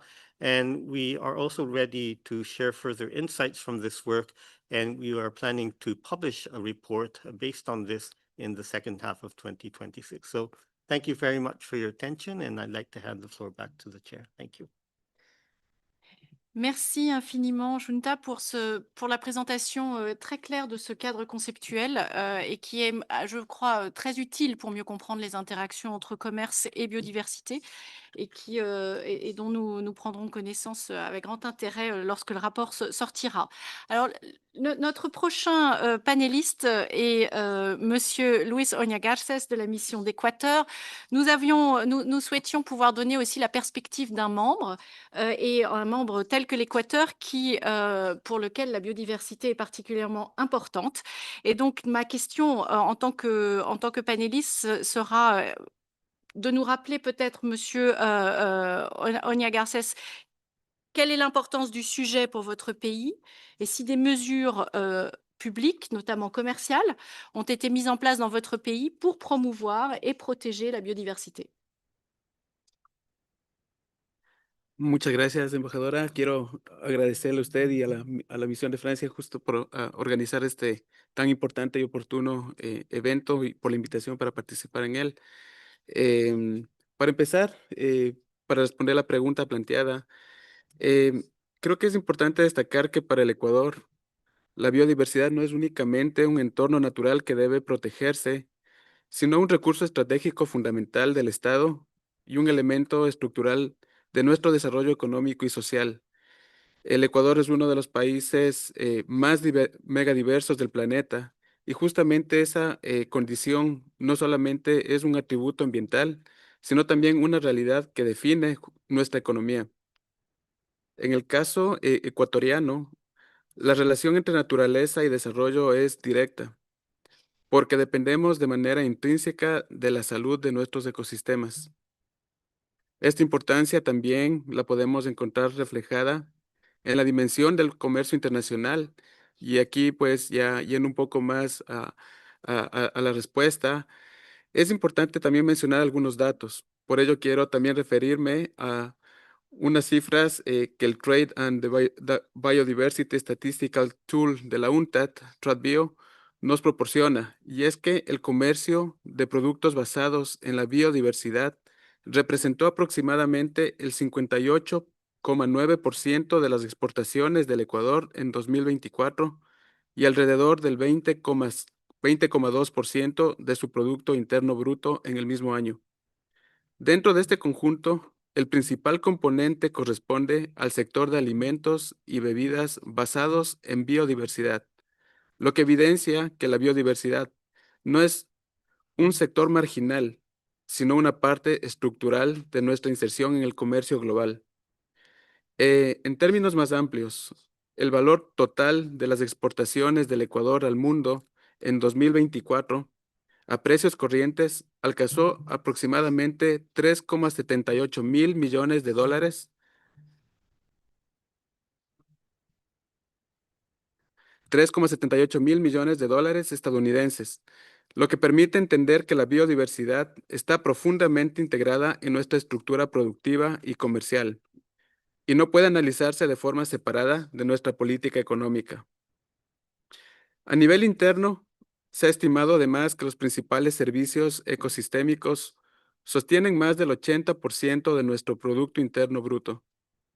Esto se traduce en impactos concretos en la vida del país, especialmente a través de servicios como la regulación del ciclo del agua, la estabilización de suelos y el control de la erosión, que son fundamentales para sostener sectores como la agricultura, la energía y la provisión del agua. En ese sentido, hablar de biodiversidad en Ecuador es también hablar de estabilidad macroeconómica, resiliencia climática y soberanía alimentaria. Sobre esa base, Ecuador ha construido un marco constitucional y de política pública sólido. Somos pioneros en reconocer en nuestra Constitución a la naturaleza como sujeto de derechos, lo que ha orientado de manera estructural la forma en que diseñamos nuestras políticas públicas. Bajo este marco, un hito importante es el desarrollo de la Estrategia Nacional de Biodiversidad y su Plan de Acción 2025-2030, que constituye nuestra hoja de ruta principal y que además nos alinea con el Marco Mundial de Biodiversidad de Kunming-Montreal. También fuimos uno de los países pioneros en lanzar el programa Biocomercio Sostenible en el 2001, que busca aprovechar el comercio sosteniblemente como una herramienta para la conservación de la biodiversidad y la generación de medios de vida, principalmente para las comunidades. Este enfoque no se limita a la conservación en sentido estricto, sino que también incorpora una transición hacia la bioeconomía. A través de la Estrategia Nacional de Biodiversidad, buscamos transformar progresivamente nuestra matriz productiva, promoviendo el uso sostenible del bioconocimiento, los recursos genéticos y la innovación, con el fin de desarrollar bionegocios y biocomercio que generen valor agregado sin comprometer la integridad de los ecosistemas. De forma complementaria, hemos contado también con mecanismos concretos de implementación y solamente por poner un ejemplo, el programa Sociobosque, que en su concepción tenía un enfoque de entrega de incentivos directos a comunidades y propietarios privados para la conservación de bosques nativos, páramos y manglares. Este tipo de instrumentos refleja un enfoque práctico, que es la conservación, que la conservación también debe ser económicamente viable para quienes cuidan el territorio. Hablando de nuestra política ambiental, podemos mencionar también que tiene una dimensión profundamente social y plurinacional.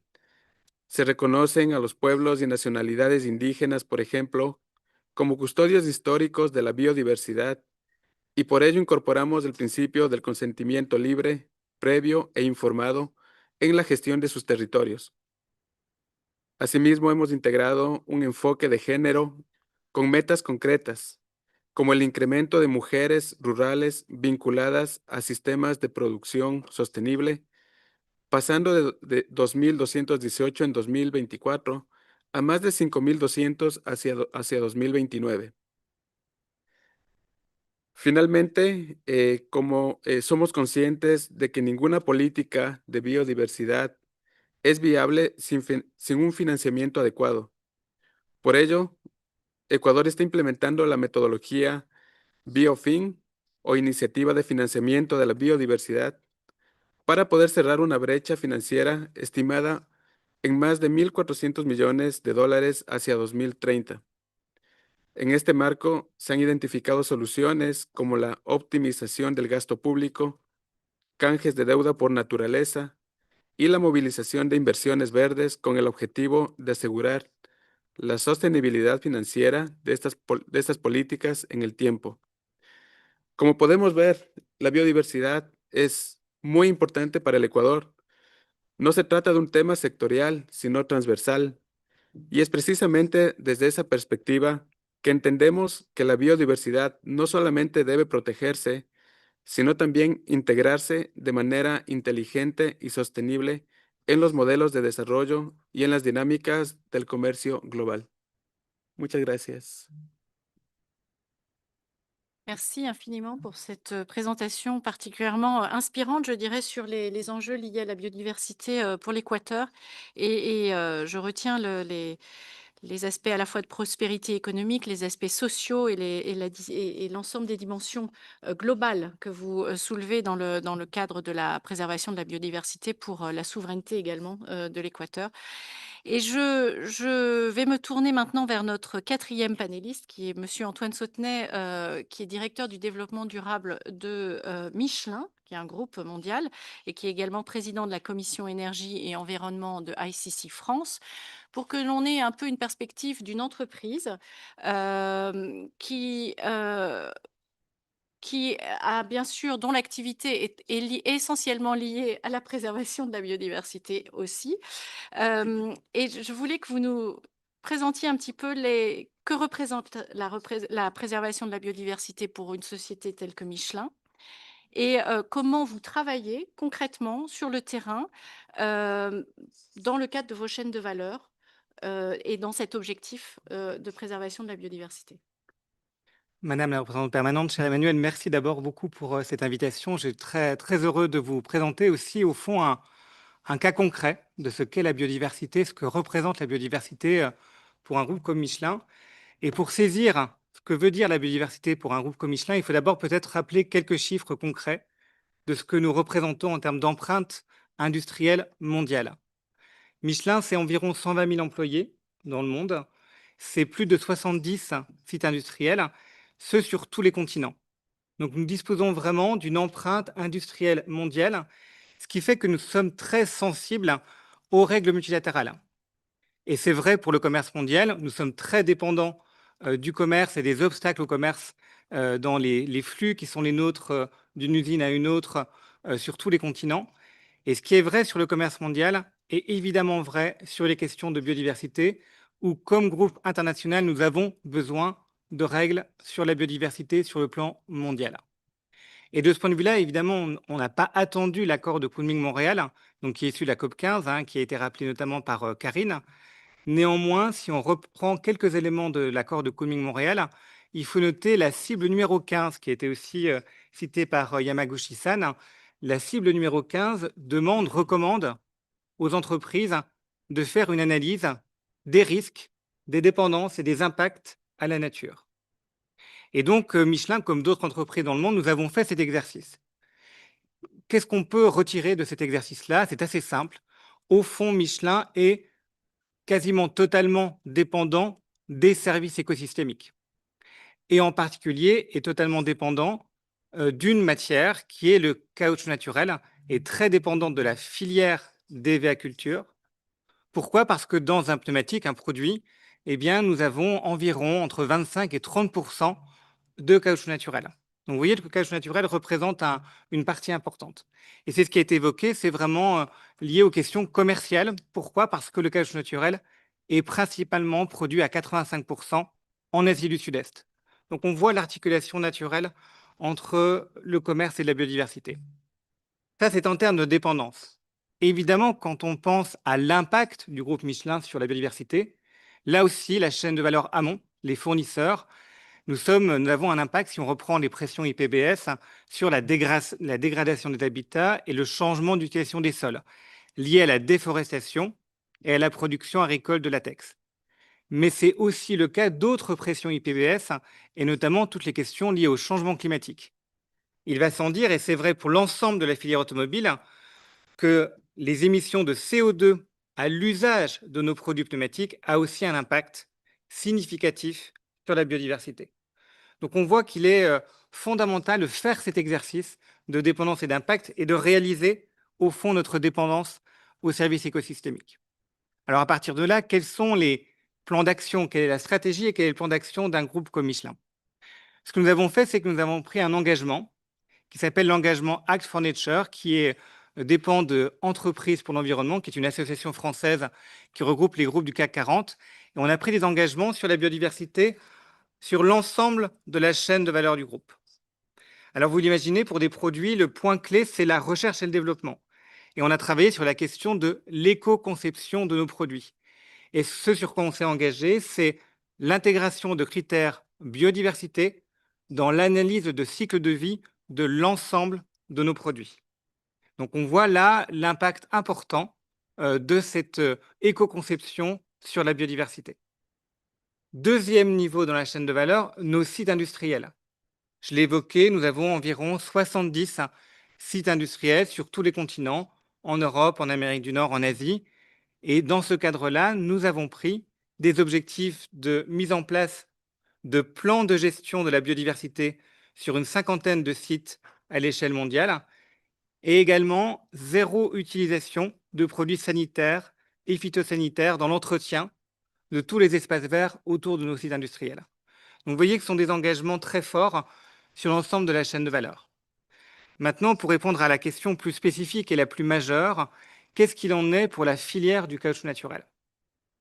Alors, qu'est-ce que ça représente en quelques mots? La filière caoutchouc naturel, elle est très différente du cacao ou du café. C'est une chaîne de valeur qui, si l'on prend uniquement les achats du groupe Michelin, représente environ 1,5 million de planteurs. Ce sont des planteurs villageois qui ont environ 3 hectares de plantation. Donc c'est vraiment des petits planteurs et c'est une chaîne de valeur qui est très fragmentée et très complexe. Entre l'achat de caoutchouc naturel par Michelin et le planteur villageois, vous avez de 1 à 7 intermédiaires. Donc on voit que c'est une chaîne de valeur fragmentée, complexe, très centrée en Asie du Sud-Est et un petit peu en Afrique de l'Ouest. Qu'est-ce que nous avons mis en place et quels sont les axes centraux en matière de biodiversité? On a un petit peu évoqué avec Louis pour l'Équateur, mais le point clé, ce sont les actions de renforcement des capacités des planteurs villageois.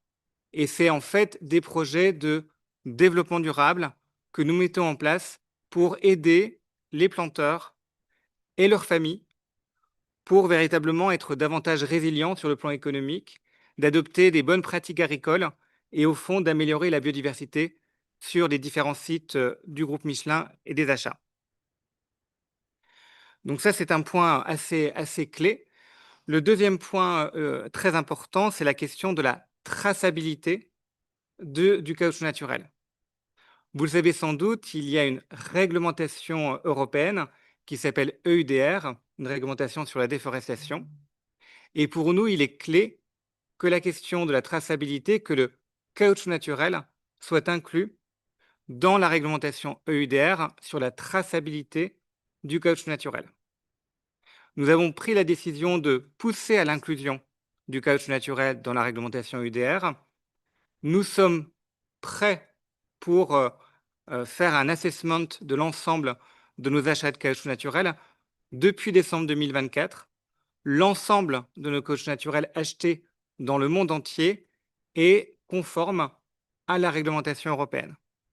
Et j'irai un peu plus loin, nous sommes allés jusqu'à rendre mondiale la réglementation européenne sur la déforestation. Autrement dit, quels que soient les achats et quelle que soit la destination du caoutchouc naturel, nous appliquons la réglementation européenne sur la déforestation. Simplement pour vous signaler que donc l'intention de la réglementation est très bonne, elle est néanmoins très compliquée à mettre en œuvre, notamment dans la première étape qui est celle de la géolocalisation des parcelles, et puis également toutes les procédures administratives qui sont liées à la mise en œuvre de cette réglementation UDR qui coûte environ une centaine de millions d'euros pour le groupe Michelin. Donc ce sont des sommes qui sont extrêmement importantes et qui pèsent aussi de facto sur la compétitivité d'un groupe comme Michelin. Mais le cœur de l'activité, c'est encore une fois la question du renforcement des capacités et aussi la manière dont un groupe comme Michelin peut contribuer à la préservation, mais aussi à la restauration de la biodiversité. Merci beaucoup, Antoine, pour cette perspective d'un groupe qui est effectivement globalisé.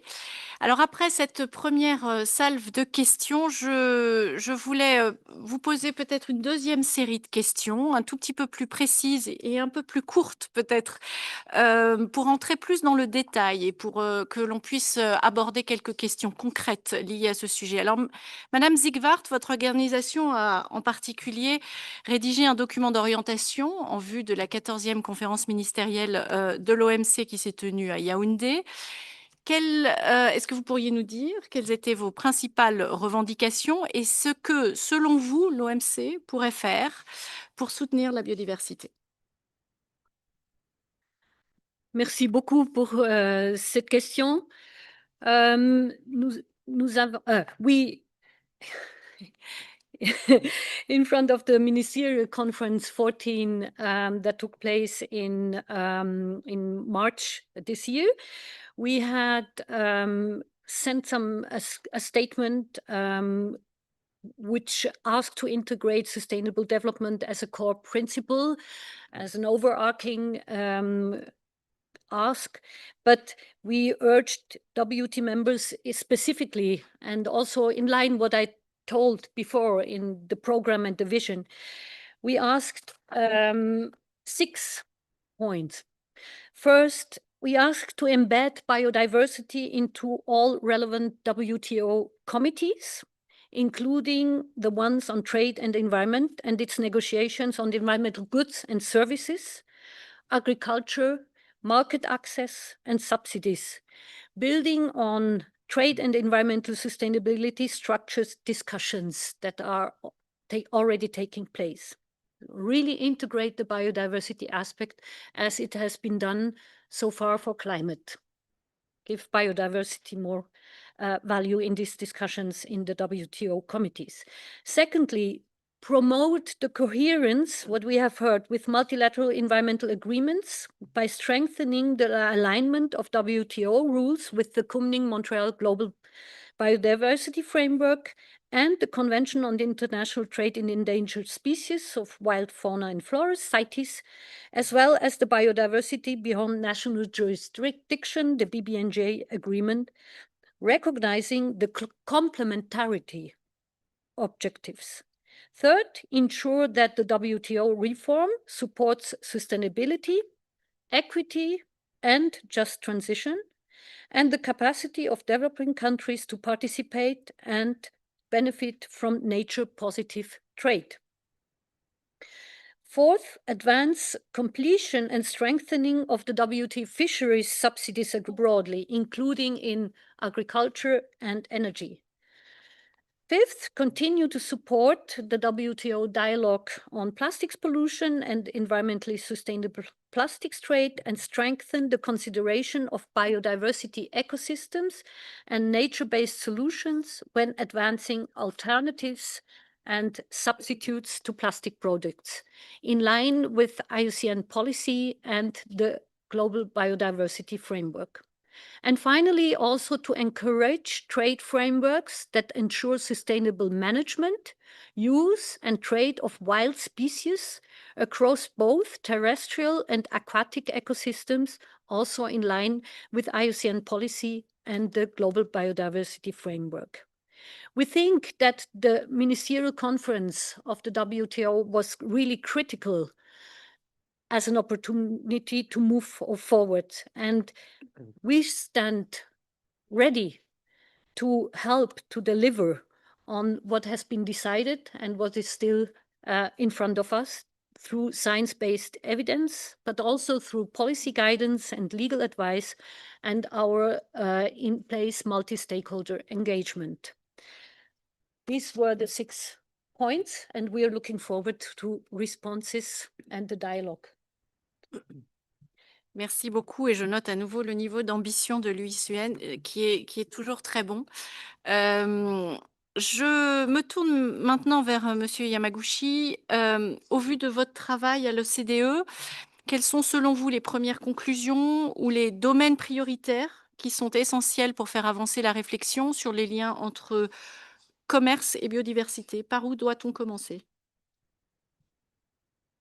Yes, thank you very much for the important question. And since our work is still in a preliminary stage where our report is yet to be released, our insights are not as developed perhaps with the as far as the IUCN suggestions, but still we do have some early insights to share. So first is that what we're finding is that the trade in biodiversity linkages are really, really complex, and it's very difficult to understand. So we need a better understanding of those.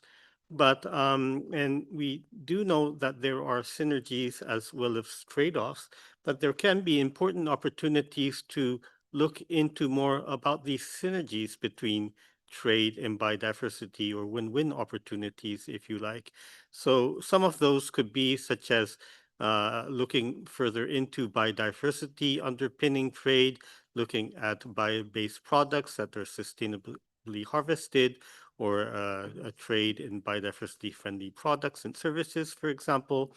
It could also involve trade in promoting environmental goods and services that are related to biodiversity, as well as, for example, addressing illicit trade related to biodiversity that would help preserve legitimate trade while addressing biodiversity loss at the same time. So I think there are important synergies to look into.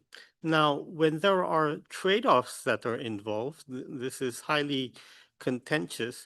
And what we see is that because of these trade-offs, we may want to look into very sector-specific studies or value chain-specific studies to really understand the pros and cons. And one important discussions that come up together with our trade colleagues is that biodiversity trade may have an impact on biodiversity, but you also want to look at what is the counterfactual. So if trade was not there and everything was sourced domestically, what would the outcomes might look like? So what is the benchmark? So with that, I think we still don't have a good understanding of those, and further research is necessary in this area. But I'll stop here. Thank you. Merci beaucoup et je retiens effectivement la complexité du sujet, la question des trade-offs, comme on dit en bon français, qui est particulièrement effectivement contentieuse, mais qu'il y a des domaines dans lesquels on peut avoir une approche positive et qui soit du gagnant-gagnant pour tout le monde. Donc on lira avec attention vos travaux. Et je me tourne maintenant vers notre collègue Monsieur Garcès. S'agissant de l'Équateur, pourriez-vous nous présenter des mesures ou des projets concrets dans votre pays? Comment les entreprises et les producteurs réagissent également à ces mesures? Muchas gracias, embajadora. Interesante pregunta. El Ecuador ha venido desarrollando un conjunto de herramientas de gestión para la conservación, restauración y uso sostenible de su patrimonio natural, a partir de distintos enfoques y escalas de intervención. Un ejemplo claro de ello se observa en la forma en que se aborda la gestión forestal y la problemática de la deforestación. En este ámbito, el país ha fortalecido sistemas de monitoreo que permiten contar con información actualizada sobre el estado de los bosques, identificar cambios en la cobertura forestal y generar alertas tempranas de deforestación. Esto no solamente mejora la capacidad de control en territorio, sino que también permite orientar la toma de decisiones con base en evidencia, lo cual es clave para una gestión más eficiente. Ecuador está avanzando hacia una visión donde la biodiversidad no solo se protege, sino que también se convierte en una oportunidad económica real, medible y conectada con el comercio internacional. Las oportunidades vienen conjuntas a la evolución tecnológica. Por ejemplo, el uso de herramientas de monitoreo y transparencia que permiten vincular directamente biodiversidad con comercio, como la herramienta que ya mencioné anteriormente, el Trade and Biodiversity Statistical Tool, que nos permite seguir los flujos comerciales de más de 1,800 productos basados en biodiversidad. Esto es importante porque nos da evidencia concreta de que la biodiversidad no es solamente un concepto abstracto, sino un componente real y rastreable de nuestras exportaciones, especialmente en un contexto donde los mercados internacionales exigen cada vez más estándares de sostenibilidad, trazabilidad y cumplimiento ambiental. En paralelo, el país ha venido también avanzando en la aplicación, por ejemplo, de los principios del biocomercio de la UNCTAD como un marco práctico para transformar la manera en que producimos y exportamos. La incorporación de estos principios, de estos modelos más sofisticados, basados en lo que llamamos ecointensificación. En la práctica, esto significa que dejamos de depender únicamente de la exportación de materia prima y avanzamos hacia esquemas que incorporan valor agregado, conocimiento y sostenibilidad, promoviendo la inclusión de pequeños productores, mujeres y jóvenes, facilitando un acceso directo a mercados formales y sostenibles. Ahora bien, la segunda parte de la pregunta, lo interesante es cómo ha reaccionado el sector productivo frente a estas transformaciones. Y lo que hemos visto no es resistencia, sino más bien una adaptación rápida, impulsada por competitividad. Existe una comprensión creciente de que la sostenibilidad puede abrir oportunidades de acceso a mercados internacionales siempre que vaya acompañada de condiciones que reconozcan las capacidades diferenciadas de los países en desarrollo y eviten que los estándares ambientales se conviertan en barreras de acceso. Esto se traduce en una mayor inversión privada orientada a reducir riesgos asociados a la naturaleza y a seguir y asegurar la sostenibilidad de las cadenas de valor. Desde la perspectiva de los pequeños productores y las comunidades rurales, especialmente mujeres y comunidades indígenas, esas políticas han abierto oportunidades concretas de inclusión en cadenas de valor global. A través del biocomercio, muchos productores han pasado de ser simplemente recolectores o proveedores de materia prima a convertirse en actores estratégicos dentro de estas cadenas, recibiendo reconocimiento y compensación por su conocimiento tradicional y su rol en la conservación de la biodiversidad, mientras generan productos de valor agregado.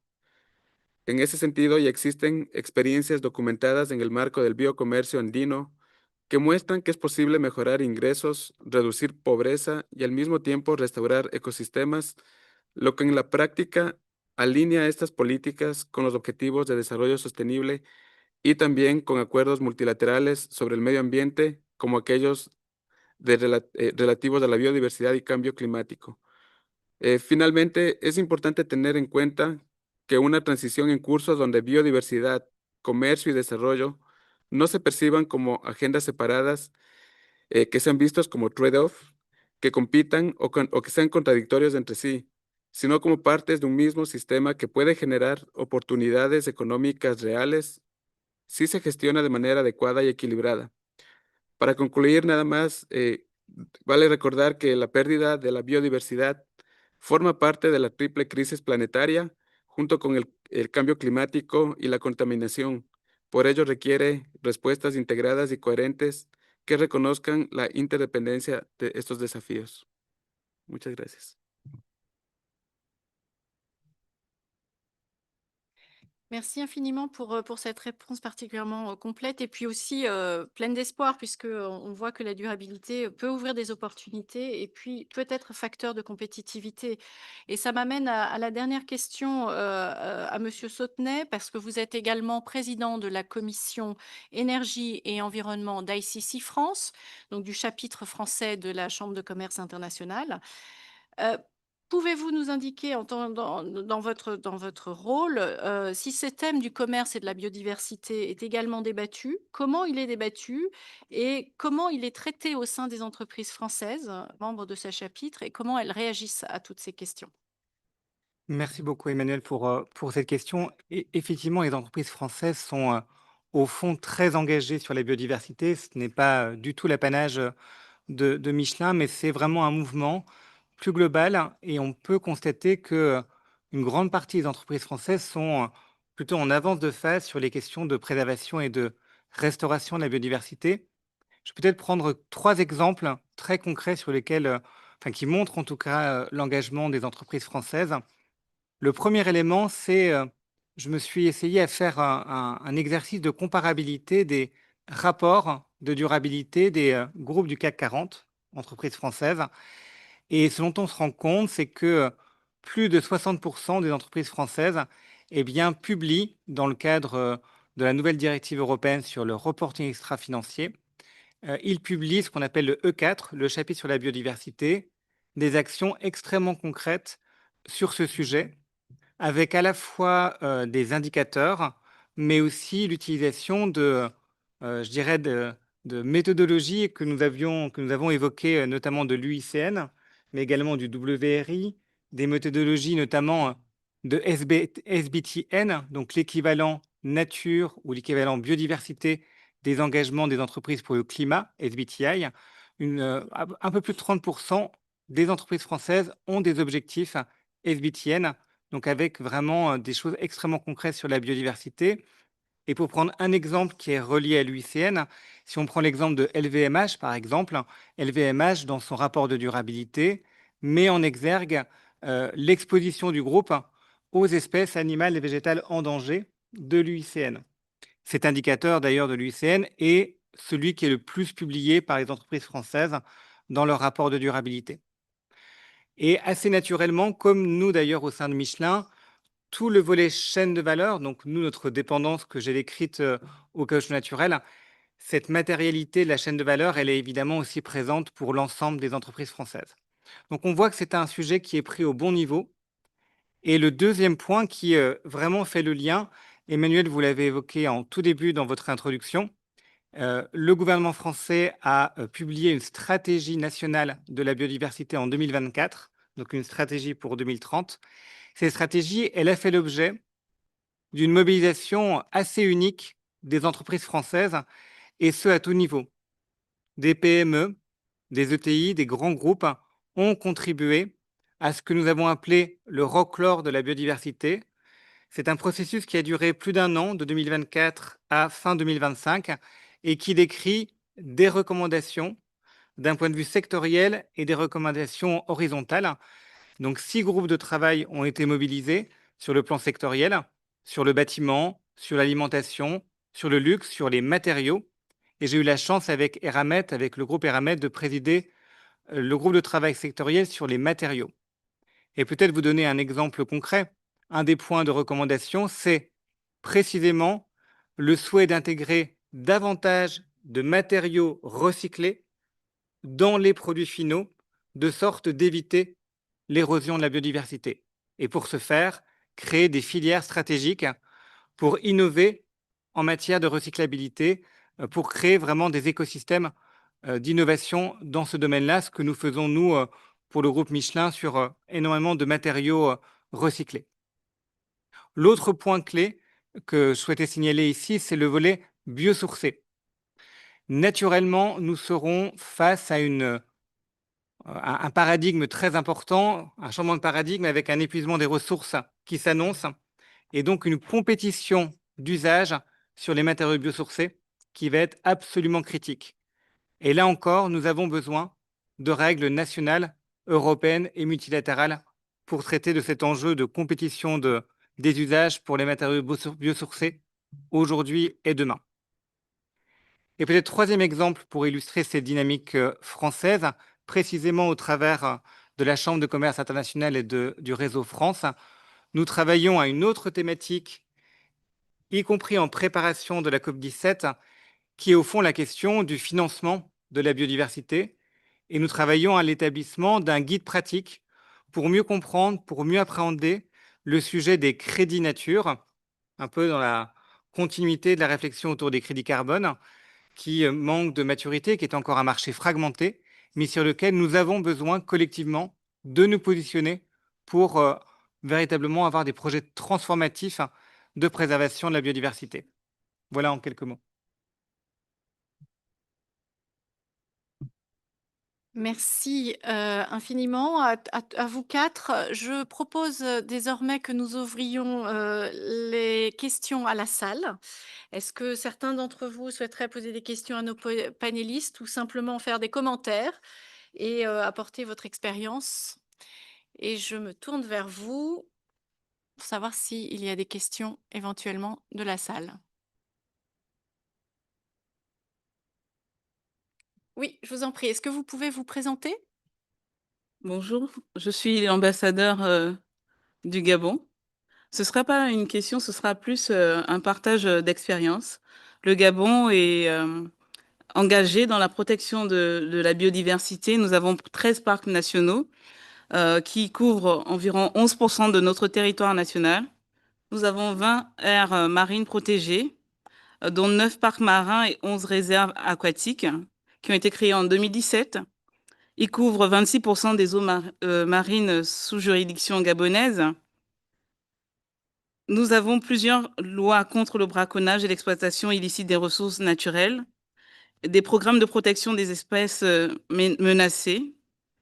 Et notre pays a mis en place une véritable politique environnementale qui promeut l'écotourisme, les produits forestiers avec du bois certifié, de la pêche durable notamment. Mais je voulais relever que tous ces efforts doivent être également accompagnés des efforts de protection, car nous contribuons véritablement au crédit carbone. Et malheureusement, toutes les promesses ne sont pas matérialisées. Et ces efforts ont un impact sur le développement économique de notre pays. Et il faudrait également trouver un équilibre pour les pays en voie de développement qui font des efforts de protection. Merci beaucoup. Merci, Madame l'ambassadrice. Est-ce que l'un de nos panélistes souhaiterait réagir à cette expérience qui est très positive, ce commentaire du Gabon? Est-ce que sur l'accompagnement et sur la question de l'équilibre? Alors, non? Alors, dans ce cas-là, je me tourne vers l'Union européenne, la délégation de l'Union européenne qui voudrait réagir.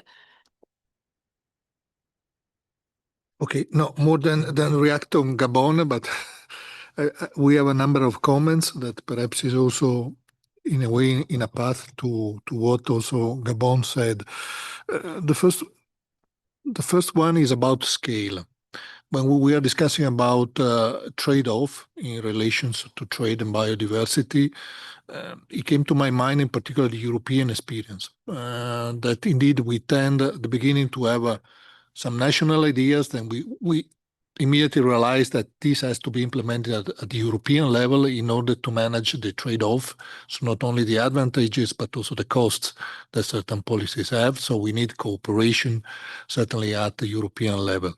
The same may be said so at the international level. So a bit of my questions to the OECD and to the OECD is how much scale counts on that. So is in terms of implementation then even of this trade-off that you find in your research is more at regional level, it's more multilateral, it's more national. What is the right scale to address this trade-off? Perhaps is a question at too early stage, but perhaps you may want to integrate. Second question is also linked perhaps to Ecuador, even what just the ambassador from Gabon said. How much you feel then after having implemented a national policies, how much you need regional policies around you? You were, for example, from Ecuador referring to a specific law and strategy that you have for deforestations, but you share a forest that is Amazonia with other countries around you. So how is the regional cooperation on that? Again, also linked to the similar trade-off in terms of trade, because if you take certain action may have an effect on your competitiveness. So what about the competitiveness of your competitors just on the other side of the border? The same for Africa. So how much is this national aspects better implemented at international, regional level? Sorry. What are your experience? We all know that we are at the very beginning of this experience on implementing, for example, the current convention on that. Thank you. Merci beaucoup à la délégation de l'Union européenne. Avant qu'on prenne une nouvelle question, je vous propose qu'ils répondent et puis on prend les questions d'après. Monsieur Yamaguchi. Yes, thank you very much for this very important but quite challenging question. I think at the OECD, when we face difficult questions, the answer is quite always it depends.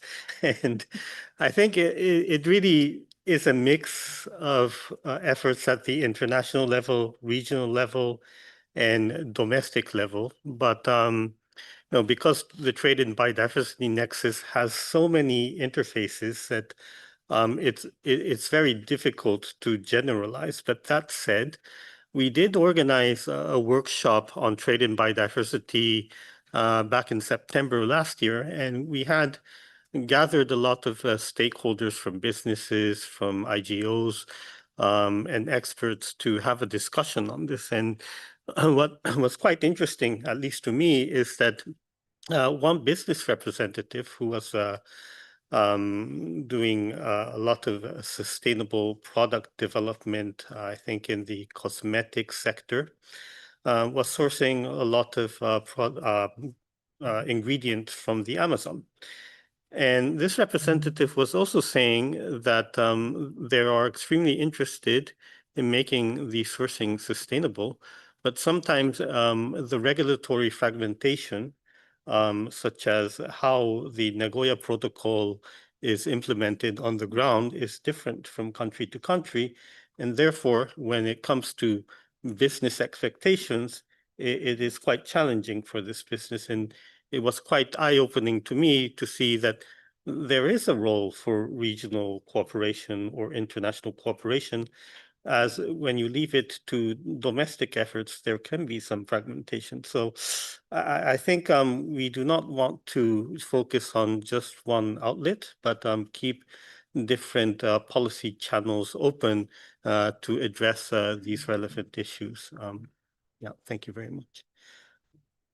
Merci beaucoup. Et c'était finalement un peu la même question qui était posée à notre représentant de l'Équateur, national versus régional versus plus large que ça. Je vous en prie. Muchas gracias, embajadora. Y gracias también por la pregunta de la Unión Europea. Creo que he mencionado algunas de las iniciativas, proyectos que tenemos a nivel nacional y es muy importante también topar el tema regional. Los ecosistemas, la biodiversidad, pues la compartimos de manera muy similar con los países de la región y el compromiso también que genera esto ha sido también general con los países que podemos justamente tener este tipo de iniciativas en cuanto al tema de las políticas contra la deforestación. Hay varios proyectos, ahorita nada más por mencionar unos pocos o algunos espacios. Por ejemplo, tenemos la organización del Tratado de Cooperación Amazónica, la cual justamente tiene entre sus prioridades todo lo que es el monitoreo de bosques amazónicos, la lucha contra la tala, el intercambio de información, lo cual también puede ser encontrado o puede apoyarse también en otro tipo de espacios, como por ejemplo el Acuerdo de Escazú, que si bien no tiene un tema relacionado directamente con deforestación, pero sí se puede aprovechar también en todo lo que tiene que ver con intercambio de información, cooperación, para poder justamente poder tratar este tema a nivel regional. Eso en cuanto a la pregunta. Muchas gracias. Merci beaucoup. Je vois qu'il y avait d'abord une question du Brésil et ensuite je vois deux autres mains. Alors d'abord le Brésil et on prendra les deux autres questions dans la suite. Thank you, Ambassador. I think my question would be mostly to Mr. Yamaguchi, but if others on the panel want to jump in also, would love to have others' perspective. But Mr. Yamaguchi, you said your first round of presentation, you touched upon some of the trade-related channels that may reduce pressures on biodiversity. And I think that from Brazil's perspective, this is one of the reasons why we have been paying a lot of attention to the topic of sustainable agriculture at the WTO. And now, together with 11 other members, we have launched the Dialogue on Emerging Agricultural Trade Issues. I think that this interface between trade and sustainability is seen almost exclusively through a restrictive lens, and with almost no space for discussions on positive incentives.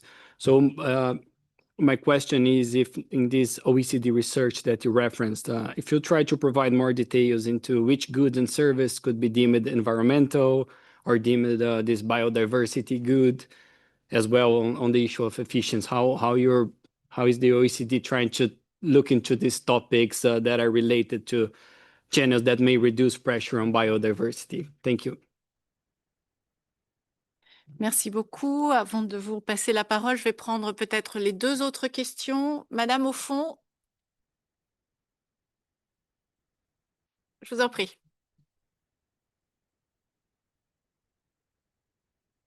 Merci beaucoup. It's more of a reflection than a question, if I may. It's just to note that in the discussion today, it's always challenging that when we think about biodiversity and trade, it can become very specific very quickly. So we'd start talking about invasive species, endangered species, biodiversity-based goods, biosourced goods, all of which is important. But I think it's also important to reflect at the same time that over 50% of the global economy relies on nature in core sectors that are tradable. So for many of the countries here, if you're in agriculture, as Diego mentioned, or in fisheries, a range of natural resource-based sectors, forestry as well, that countries are highly vulnerable then to risks. So if there's damages to nature, it generates a whole lot of risks economically as well and to trade. So I think it will be useful to think of ways that we can approach the issue of nature without going too specific into we need to go so specific, but we need to keep that bigger picture in mind because, the economy is relying on the ecosystem services. It's relying on the fact that we have this sort of infrastructure for our economy. Nature provides some of that infrastructure. So we degrade it at our own risk. And I think that's something that needs to be a sort of a cross-cutting reflection. But then from that, if we think about the risks, we also know there are many opportunities. We know there are a lot of concerns for developing countries who often rely most on nature-dependent sectors for their economies and for their trade. So to me, the core issue is how do we think about international cooperation that generates, as I think Diego said, generates positive incentives, generates the investment partnerships across borders that enable countries to produce more sustainably, that enables them to get rewards for more sustainable production and for investing in ecosystem services domestically. So I think that's the kind of conversation we also need to be moving towards. And some of that may require us to look quite sectorally, like it may be how do you have a tourism sector that thrives because it has thriving nature? How do you have a sustainable agricultural system that thrives because biodiversity is well stewarded? So that would be a suggestion is we need to go detailed on specific economic opportunities that countries may have on bio-based products, biodiversity-based products, and so on, trade in biodiversity-friendly goods and services, phasing out the worst trade that's illegal, that's illicit, invasive species and so on. But I think we need to also provide space for a broader view that's about how do we generate economic opportunities in ways that value nature at the same time. So that's just a reflection from the work that we've been doing. And I think that central to that is making sure that we think about, when we think about trade, we often think of it as a lever, but it should be a positive incentive that's backed by a package of what's needed for countries to actually succeed. So, thank you. Merci Caroline. C'était Caroline Birkbeck de TESS. Je suis désolée, je ne te voyais pas suffisamment, je ne t'ai pas reconnue. Toutes mes excuses et je laisserai peut-être nos panélistes réagir à ce commentaire. Il y avait une dernière question. Oui, je vous en prie. Merci beaucoup. Tout d'abord, je salue ces ambitions que vous avez présentées, mais je voulais poser une petite question courte mais complexe. Au vu de l'irréversibilité de la perte de biodiversité, comment peut-on aller plus vite dans ces actions? Merci. Alors, merci beaucoup pour cette question. Je me tourne vers Monsieur Yamaguchi, peut-être pour la question du Brésil. Ensuite, il y a la question, peut-être que vous voudrez réagir les uns et les autres aux commentaires de Madame Birkbeck. Et la dernière question, Monsieur Yamaguchi. Yes, thank you very much for your very interesting comments and questions. Maybe I'd like to take the last question first. So how can we move forward at a good pace? And I think when we started to work on this traded biodiversity nexus, there were some challenges where some people will see this as a trade-off agenda. So some might see that if it's good for trade, it's bad for biodiversity. If it's bad for biodiversity, then it might be good for trade. But it's not as simple as that. And there are important synergies that you can harvest. And perhaps that could be a starting point so that you can get the ball rolling and you can have some kind of consensus moving forward with international cooperation going ahead. And then regarding the comment from Caroline from TEST, I completely agree with what you said, that a lot of these issues might be, the devils might be into the detail, but we also may not want to lose an eye on the big picture and what the broader mandates and objectives that we have. So I think we do want to keep some balance between the two. And finally, the question from the representative from Brazil, that's a very good question on how do we go forward with the on environmental goods and services related to biodiversity. And as I said it earlier in my presentation, that this is work in progress, and we're also sort of paving with future research agenda ahead, which may include these possibilities to look into this further. For example, our colleagues in the Trade and Agriculture Directorate has been combining something called the Combined List of Environmental Goods for analytical purposes. There's also the Green SDRI, the Services Trade Restrictiveness Index at the OECD, and there could be more aspects to look into what this means for biodiversity. Our colleagues are also doing this event tomorrow afternoon on environmental goods, so you may want to channel into that as well. So I'll leave it there. Thank you. Merci beaucoup. Est-ce que d'autres panélistes souhaitent réagir? Madame Zigvart, oui. Très brièvement, très d'accord avec ce que Caroline a dit du test. Effectivement, mais les négociations internationales sont aussi de sorte que si on a un exemple concret, on comprend mieux l'enjeu qui est en théorie ou globalement. Je veux juste citer un exemple qui m'a convaincu dans la démarche. Lors de la dernière UNCTAD 16, il y avait un side event qui était consacré au cacao. Et il y avait un chocolatier qui était venu et puis qui avait démontré pourquoi le produit du cacao devait vraiment, la production du cacao du chocolat, excusez-moi, doit prendre en compte les aspects de biodiversité, ceci très concret, qui a démontré après qu'est-ce qui était l'enjeu du global et puis qu'est-ce que sont les demandes aussi.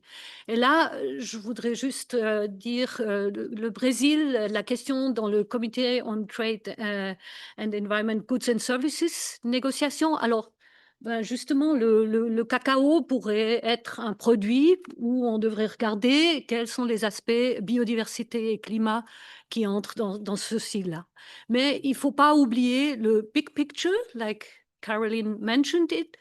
Et là, je crois, les juristes et les politiciens sont aussi demandés, c'est à eux aussi de voir que les différentes obligations qui ont été conclues dans les différentes conventions globales, régionales et les législations nationales, qu'ils ne se contredisent pas, mais qu'il y a une cohérence là-dedans et quand on a des conférences de parties, qu'on pense aussi biodiversité avec et les conséquences et l'impact sur la nature. Et finalement, les organisations comme l'OCDE et l'UICN, mais aussi UNCTAD, nous avons des données et des méthodologies qui sont à disposition aussi des pays comme ici dans la salle, pour aider à faire les assessments pour les conséquences de biodiversité dans les deux sens. Qu'est-ce qui est bon pour la biodiversité et qu'est-ce qui nuit à la biodiversité? Venez vers nous.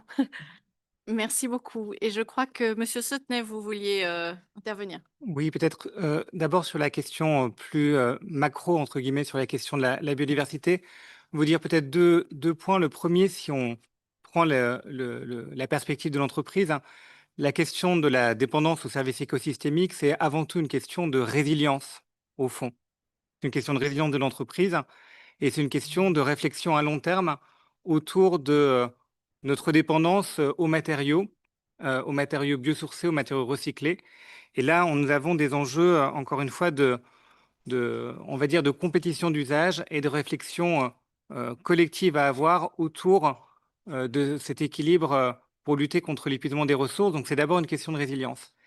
Et le deuxième point, sur aussi le point de vue très macro, c'est la nécessité d'avoir une approche holistique. Autrement dit, la biodiversité ne peut être comprise, et je crois que Louis l'a évoqué dans la position de l'Équateur, si on prend les programmes de renforcement de capacité que nous avons auprès de planteurs villageois en Thaïlande, au Sri Lanka ou en Indonésie, le point clé, c'est de traiter la question de la biodiversité avec des dimensions sociales et plus globalement des dimensions économiques.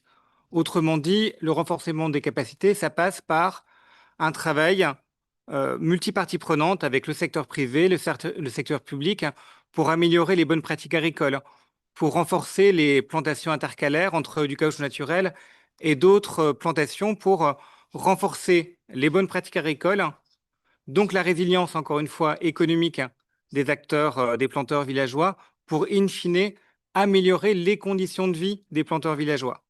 Donc, pour le dire autrement, la question de la biodiversité n'a de sens que si elle est vraiment articulée étroitement avec des questions plus sociales et liées aux communautés affectées dans les projets concrets qui sont mis en œuvre, soit par la puissance publique, soit par les acteurs privés.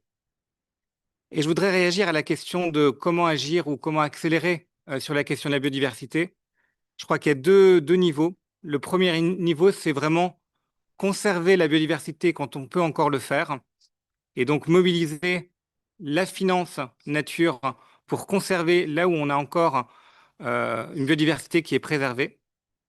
Et c'est un enjeu majeur. On a aujourd'hui un projet en cours de discussion avec le Congo qui pourrait être financé par la Fondation Michelin, qui précisément vise à conserver la biodiversité tant qu'elle est encore présente. Et puis le deuxième niveau, c'est bien sûr la question de la restauration. La question de la restauration, cette fois-ci, active et non plus passive de la biodiversité. Et là aussi, il faut qu'on soit en capacité collectivement de mobiliser les outils financiers les plus nouveaux, notamment toute la Blending Finance, pour accélérer des projets de biodiversité qui puissent être financés le cas échéant, qui puissent générer des crédits carbone et intéresser des investisseurs demain. Merci beaucoup, Antoine. Et nous sommes malheureusement arrivés au terme de ce panel et on est déjà même un petit peu en retard. Donc, je ne vais pas conclure très longuement, mais je vous remercie infiniment tous pour vos remarques, pour vos présentations. Merci à tous pour vos questions. On a bien compris que la question était particulièrement complexe, qu'elle ne trouverait pas une solution unique, mais que ces discussions étaient utiles pour nous faire avancer dans une compréhension commune, en fait, des enjeux de la biodiversité. Il y a beaucoup de ressources disponibles. Il y a encore beaucoup de travail à faire sur les données et sur l'impact des pressions qui s'exercent sur la biodiversité. Mais je crois que l'OMC a un rôle à jouer. Donc, nous sommes ravis d'avoir pu organiser cette séquence et j'espère qu'elle vous a été utile. Merci encore à tous pour votre participation.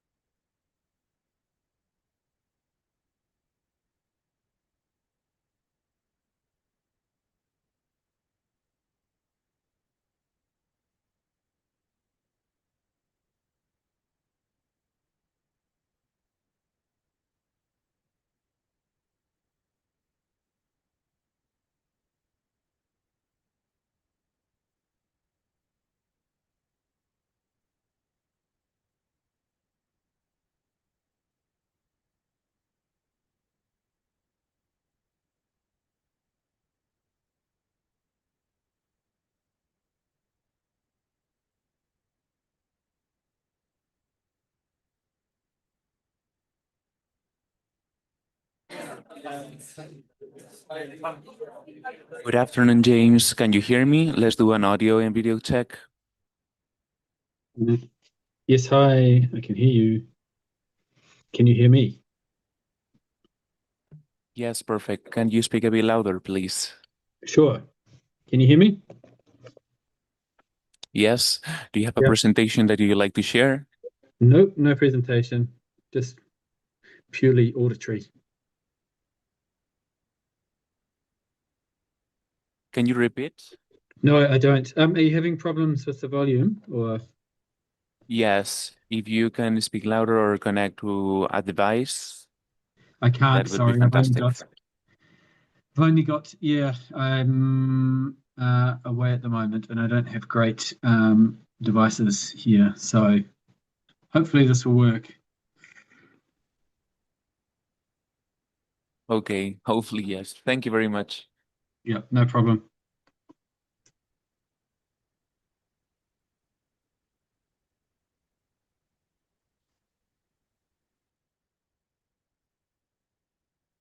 Hello, Dylan. How are you? Good afternoon. Do you listen? Can you hear me?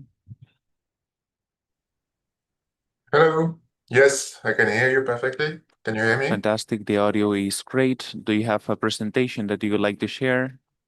I have a presentation. I will share it from my screen if it's okay. And I shared it by email as well for the interpreters, but Yes, that would be fantastic. Do you know how to share a presentation in the platform? I do.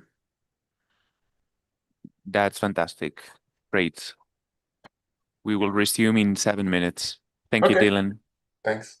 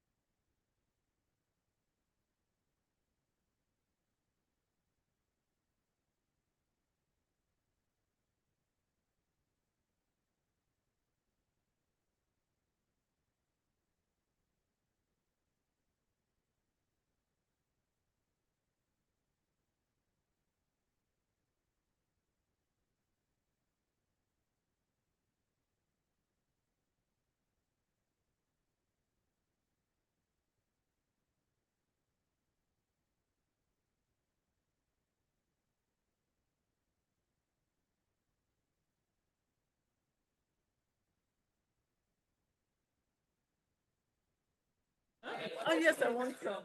Hello, Dylan, can you hear me? Yes, I can hear you. Just to confirm, the Secretariat has your presentation and we are going to share the presentation from here. Is that right? It's possible, but I prefer to Oh, share. okay. You can share the presentation yourself. I'm going to share this with the Secretariat then. Okay, great. Thank you.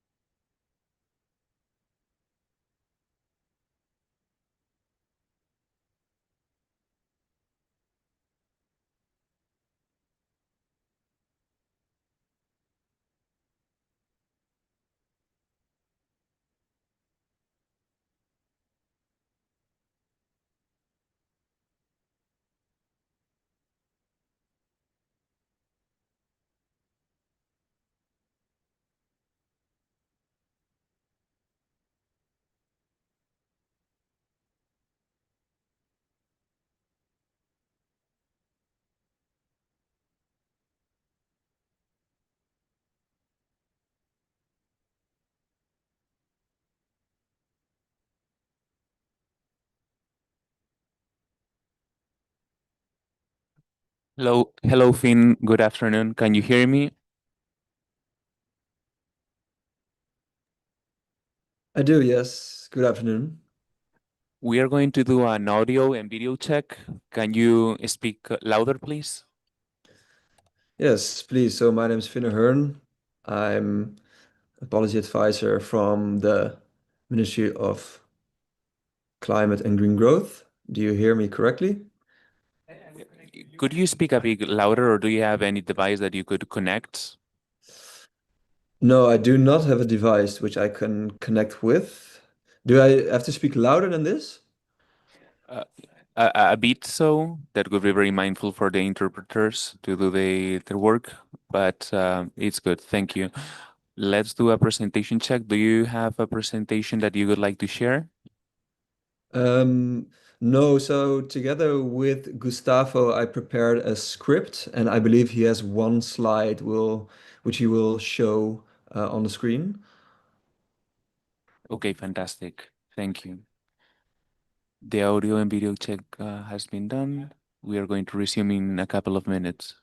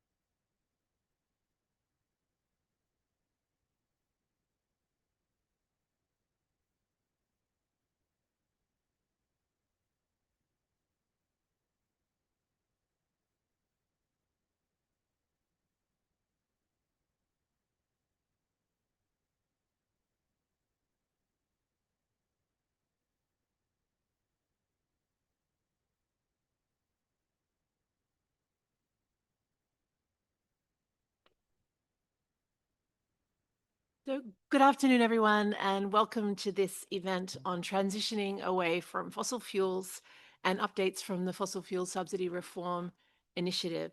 This event is co-organized by Colombia and the Netherlands, as well as the FFSR coordinator, New Zealand. For those who don't know me, my name is Carolyn Dia-Burbeck, and I'm the Executive Director of the Forum on Trade, Environment and SDGs, and it's really a privilege to have been asked to moderate this event today, so thank you. I think it's particularly important, and I'm really happy to be moderating this session because it's such an important topic. Transitioning away from fossil fuels is one of the most urgent, but also challenging issues on the global agenda. Anyone who is alive today and reads anything about climate change knows that fossil fuels are one of the most challenging issues on the global climate agenda, but also it's a central issue that governments have to tackle in order to reach our climate objectives on the global, our global climate priorities.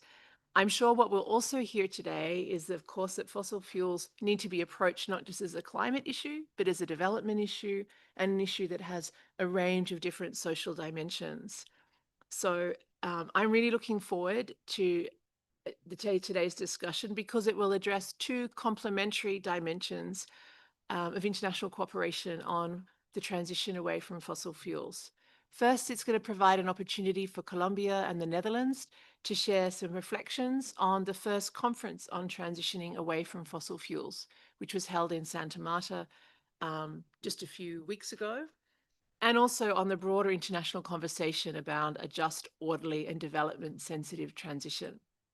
Second, the session is going to focus on the ongoing work here at the WTO in the Fossil Fuel Subsidy Reform Initiative coordinated by New Zealand. This part of the discussion will examine some of the concrete areas in which the members of that initiative have been advancing cooperation and some of the core aspects of their conversation to date.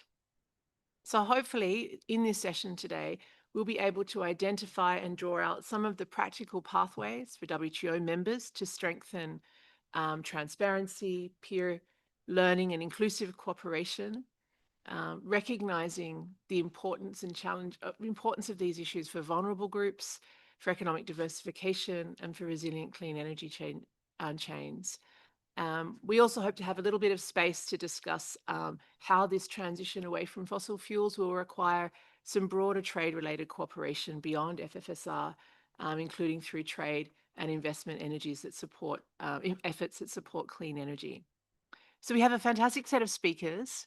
To set the scene, we'll start with updates from three government officials. We have Gustavo Adolfo Garin-Duguay, who is Councillor at the Permanent Mission of Colombia to the WTO. Finn Ahern, who's joining us online, who's a policy advisor at the Department of Sustainable Industries in the Ministry of Climate Policy and Green Growth in the Netherlands. And then we have James Anderson, who's Deputy Permanent Representative from New Zealand, who will provide an update on the FFSR initiative's work. Following them, we have three great experts. I'm delighted to introduce those. Natalie Jones, who's a policy advisor, the energy program of the International Institute for Sustainable Development. We have Peter Wooders, who's co-founder and managing director of the Geneva Platform for Resilient Value Chains. And we have Dylan Borney, who's joining us online, who's a trade policy analyst, the OECD's Trade and Agriculture Directorate. So I think now I will just turn directly to our two speakers from Colombia and the Netherlands. And just before I introduce them, I want to commend them because you're going to see an amazing effort at doing a joint presentation. So we're going to have amazing, it's going to be a choreography, but I'm really looking forward to the remarks. Over to you first, Gustavo. Thank you very much, Caroline. And for me, it's a pleasure to be here representing the government of Colombia, along with Finn Ahern from the Netherlands. And I'm pleased to share some reflections on the first International Ministerial Conference on Transitioning Away from Fossil Fuels, held in Santa Marta. The acronym is TAF, so you can imagine TAF was very tough. A key message from the Santa Marta is that transitioning away from fossil fuels is not only, as Carol mentioned, a climate and energy issue. It is also a developing challenge, a trade challenge and a structural transformation challenge. So therefore, the transition cannot be understood as simply replacing fossil fuels with renewable energy, and that's what the conference was about. And it requires a broader transformation in not only the climate scenario, but also economies, institutions, and investment partners and trade structures. So to give you a better understanding of what Santa Marta brought about, we will share some information on the background of the first international conference, the TAF, and that will be held by my colleague Finn online, and then some reflection upon the main outcomes. And now I will pass the floor to Finn to explain a little bit more about the background of the conference. Yes, thank you very much, Gustavo, and thank you very much, Caroline, for your introduction. And hello, distinguished delegates, colleagues, good afternoon. I will indeed take one step back and maybe first elaborate on the background of the conference in Santa Marta. So at the COP28, countries agreed that the transition away from fossil fuels is necessary. And during the COP30 in Belém, there was a clear recognition of the need to address the fossil fuel transition. However, the question remained how. So Santa Marta was about this question. How do we implement that commitment in a way that is just, orderly, and equitable? And it is important to clarify maybe what was the conference and what it was not. So it was not a negotiation platform, and it was not intended to duplicate the UNFCCC process. It was, however, conceived by all the stakeholders and consensus among the participating countries that it was a complementary, inclusive, and really a safe space for dialogue among producing and consuming countries, developed and developing countries, and a broad range of stakeholders.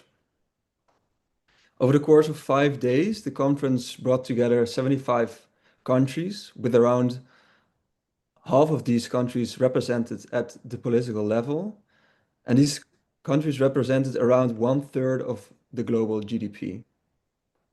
So also subnational governments, academia, social movements, trade unions, the private sector, indigenous people, youth, multilateral development banks were present and participating in the discussions in various chapters, as well as joining the political discussion. So what are actually our main reflections on the outcomes? The discussions in Santa Marta were focused among 3 thematic pillars.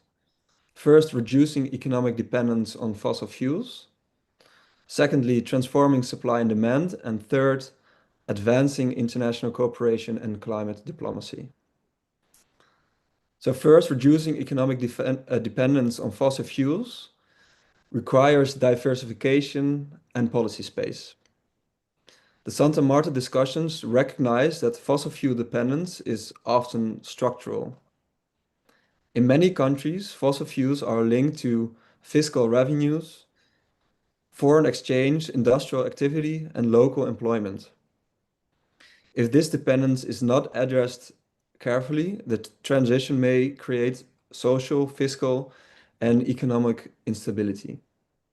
So countries stressed that the need to closer international cooperation for new sources of growth. This is needed for investment in renewable energy, clean technologies, sustainable infrastructure, low carbon industry, and higher value added activities. And this diversification will not happen automatically. It requires finance, technology, skills, infrastructure, domestic institutions, and access to markets. So now, for the rest of the reflections, I will hand over the floor again to Gustavo to further elaborate on these. Thank you very much. Thank you, Finn. So the second issue or thematic pillar was the issue of supply and demand. And here the transformation of supply and demand was discussed as exercise that entails coordination, change across energy sectors, infrastructure, and also end-use sectors. So the collective strength of the coalition of Santa Marta may not only lies in the influence over global demand and production, but also in its wider economic, regulatory, and technological capacities. On the supply side, countries need to manage a gradual decline of fossil fuels production, including the fossil fuel subsidy transparency and reform in a way that protects workers, local communities, public finance, and energy securities. And on the demand side, countries need to accelerate renewable energy deployment, electrification, energy efficiency, cleaner transport, industrial decarbonization, and resilient grids. So the key question is not only how fast the world decarbonizes, the key question is also who participate in and who benefit from the new economic opportunities created by the transition. Third, on the thematic theme on cooperation, Santa Marta emphasizes that no country can manage the transition by itself. The participants also called for stronger international cooperation. It means supporting the continued evolution and effectiveness of the UNFCCC. Also, it was clear that many countries cannot transition without expanding a fiscal space.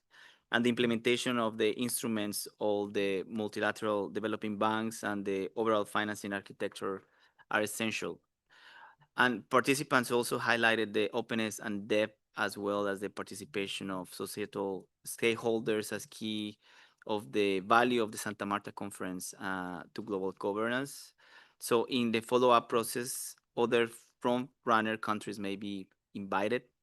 So in these three pillars and thematic sessions, thematic themes, the conclusion is that the challenge is not only to transition away from fossil fuels, the challenge is to do so in a way that build more resilient, inclusive, and diversified economies. And we will leave it like this. Maybe we can come with some questions afterwards regarding the conference. Thank you. Thank you very much to Gustavo and Finn for that introduction. Just to note that I think one of the things that's really useful having this presentation here is in the WTO, most of the discussion around fossil fuels has been very much focused on the Fossil Fuel Subsidy Reform Initiative, which we'll hear about shortly. But we often don't have the time to reflect on some of the other major developments on the international stage. In general around the UNFCCC process, but also new initiatives like this. And as you've heard in the presentation, there are many aspects of the work underway in Santa Marta that echo some of the discussions that we're having here at the WTO around managing the trade dimensions, issues of economic diversification, and so on. So I think it's really, really great that you are bringing this to everyone's attention here today. Just before I move to James, would you rather have questions later or now? Maybe later. Yeah, maybe we'll wait till afterwards. That's fine. Okay, so over to you, James, please. So a reminder that James is the Deputy Permanent Representative from New Zealand, and he's going to give us an update on the work of the Fossil Fuel Subsidy Reform Initiative. Thank you very much, Carolyn, for that introduction. And hello, dear panelists and dear colleagues and friends in Room D. I am very sorry that I can't be there in person. I got pulled away on last-minute travel. Otherwise, I would have preferred to have been there and see you all. So look, yes, thank you very much for the opportunity to talk about the WTO Fossil Fuel Subsidy Reform Initiative, which, of course, New Zealand chairs. So I'm going to break what will hopefully be relatively brief remarks into three parts. I'm going to give you a bit of background. So apologies for those who already know a bit about FFSR, but I think it's quite good for those who are relatively new to hear a bit about us. Secondly, I'm going to talk about our work plan. So what we do, this is also quite timely. as we did manage to release some products and provide an update on our work following MC14, which we were very pleased about. And finally, I'm going to do a bit of an advertorial about what we have planned going forward, and hopefully encouragement for some of the delegates and members in particular to come to our meetings. So to start off with, who are we? So the Fossil Fuel Subsidy Reform Initiative at the WTO has 48 co-sponsors, so a mixture of developed and developing countries, but we are always looking for new co-sponsors, and we were launched in December 2021, and we had quite a significant update of our work plan and our work program in February 2024. So that would have been MC12. So the WTO FFSR initiative recognises that WTO members have made a range of commitments over more than a decade now and in multiple international bodies to undertake fossil fuel subsidy reform in support of their environment, their climate change, and their green energy transition objectives. So I think just to name a few, these include overarching commitments on fossil fuel subsidy reform in the UN 2030 Sustainable Development Agenda. Of course, there are ones in the context of the UNFCCC and Paris Agreement undertakings to transition away from fossil fuels, and also in the G7, the G20, and APEC, there are commitments to phase out inefficient fossil fuel subsidies. So against this background, the initiative aims to complement and support these efforts, particularly by identifying and building a common understanding of which fossil fuel subsidies are most harmful from a trade and environment perspective, and then working to develop pathways to reform, reduce, and eliminate these most problematic ones, the most problematic subsidies. So at the same time, the initiative recognises the need to ensure that vulnerable social groups and the development objectives of developing countries are safeguarded and enhanced through well-designed and targeted fossil fuel subsidy reforms. So this comes back to the point that Carolyn was making about the development angle of fossil fuel subsidy reform, and also the point that Gustavo made as well. So turning on to what we do, our work plan. So under the work plan that we adopted at MC13 in 2024, it sets out in-depth action steps under 3 pillars. And I should also note that there's information available on the WTO website, wto.org. And I saw the other day there are these wonderful colourful boards in the atrium at the WTO, and with QR codes, you can go there and find more information. And there is really a wealth of information there. But anyway, to give you an overview, what are the 3 pillars? So bearing in mind that the co-sponsors pledge to work to achieve rationalisation, phase out or elimination of fossil fuel subsidies through existing mechanisms or pathways to reform, we organise the work under 3 pillars. So one of them is enhanced transparency. Another one is crisis support measures, obviously very relevant at the moment. And thirdly, the more crunchy area, identifying and addressing the harmful fossil fuel subsidies. So in terms of pillar 1, which is improving the exchange of information and transparency, I want to sort of draw attention to a particular concrete output we have, which is we've worked on and updated a set of sample questions to be used by WTO members in trade policy reviews. And we already have a rich feed of information from TPRs, which we have been compiling, and which the WTO Secretariat has also helpfully assisted us into a note, which is attached to our most recent progress report. And that sets out the types of information provided and the areas of interest expressed with respect to fossil fuel subsidies and their reform. And so this will be an ongoing process. We'll continue to compile the information, and we really encourage members to utilise those model TPR questions. So secondly, under pillar 2, so under this pillar, members are addressing issues relating to crisis support measures, learning from others' experience with the design, review, adjustment and rollback of temporary fossil fuel subsidy reform measures to address an energy crisis. So the concrete outputs under this pillar, which we were able to release at MC14, was a set of guidelines for designing transparent, targeted and temporary, for 3 Ts, fossil fuel subsidy guidelines for designing those measures in response to an energy crisis. So those have been released as part of our MC14 package, and we hope these will be a helpful resource for all economies, particularly as we grapple with the current fuel price challenges. And finally, under the third pillar, which I said is in some ways the most challenging one from a political and also from a data collation perspective, co-sponsors are working to identify and better understand fossil fuel subsidies that are most harmful to the environment and to trade. So discussions during 2024 and 2025 examine different categories of subsidies, beginning with production subsidies and subsequently extending to subsidies passed through to emissions-intensive sectors and industries.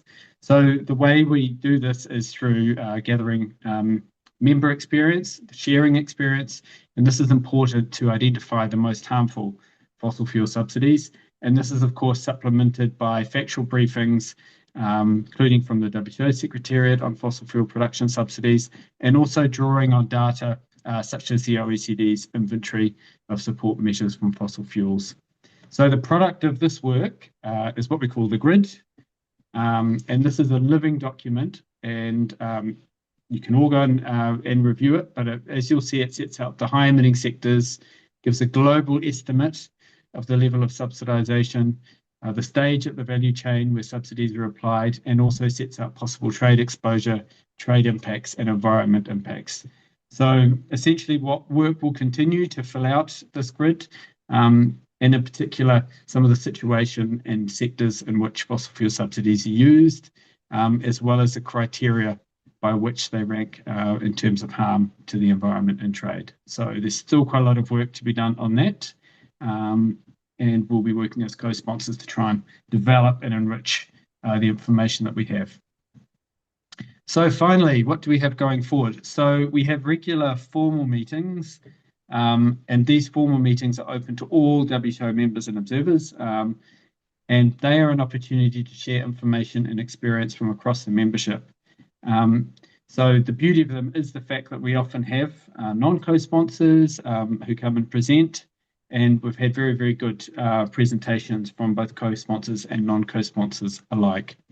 So the next meeting scheduled for the afternoon of 7 July, and we're actually wanting at that discussion to focus on crisis support measures, and in particular, any lessons learned or evolving lessons from the current fuel price crisis. I should also note that we're planning an introductory session in the morning on fossil fuel subsidies and fossil fuel subsidy reform and the role of the initiative. So please keep an eye out for the invitation. It will be open to all delegates and will include presentations from a number of our partner organisations and experts. So I'll leave that there and happy to take any questions later. Thank you, Carolyn. Thank you very much, James, for the overview and also for giving us a good insight into the work to date and, importantly, the pathways forward that you see in the coming weeks. And I think really useful that you emphasize that delegates or countries don't have to be members of the FFSR initiative to benefit from the discussions. They're open to all members to join, and the introductory session sounds like a great way for countries to step their toe into the FFSR discussion. So with that, I'm going to turn now to the first of our expert speakers, starting with Dylan Borney from the OECD. He's going to provide us some perspectives and data from the OECD's inventory of support measures for fossil fuels.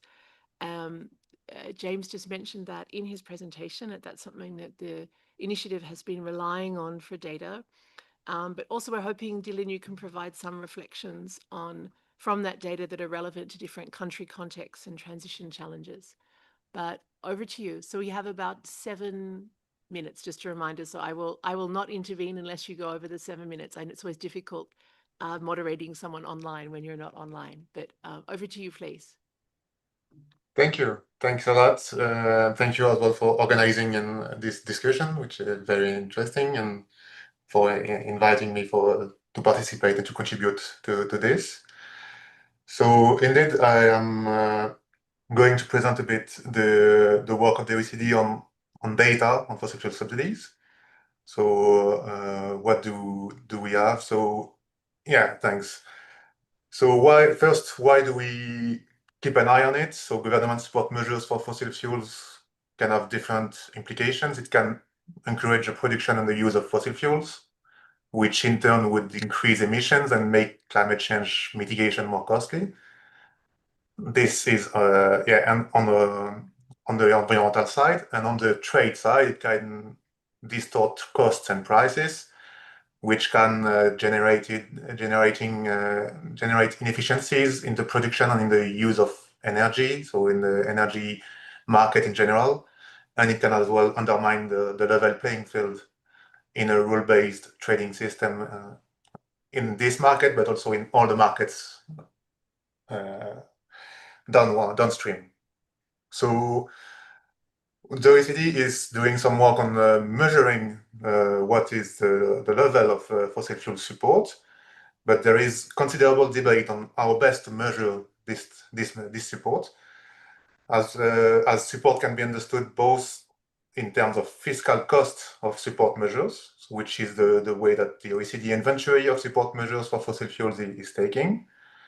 So this inventory is a database that identifies, documents, and estimates the fiscal cost of government support measures that encourage fossil fuel production or consumption, based on a bottom-up approach that collects detailed information from official government sources on each individual support measure.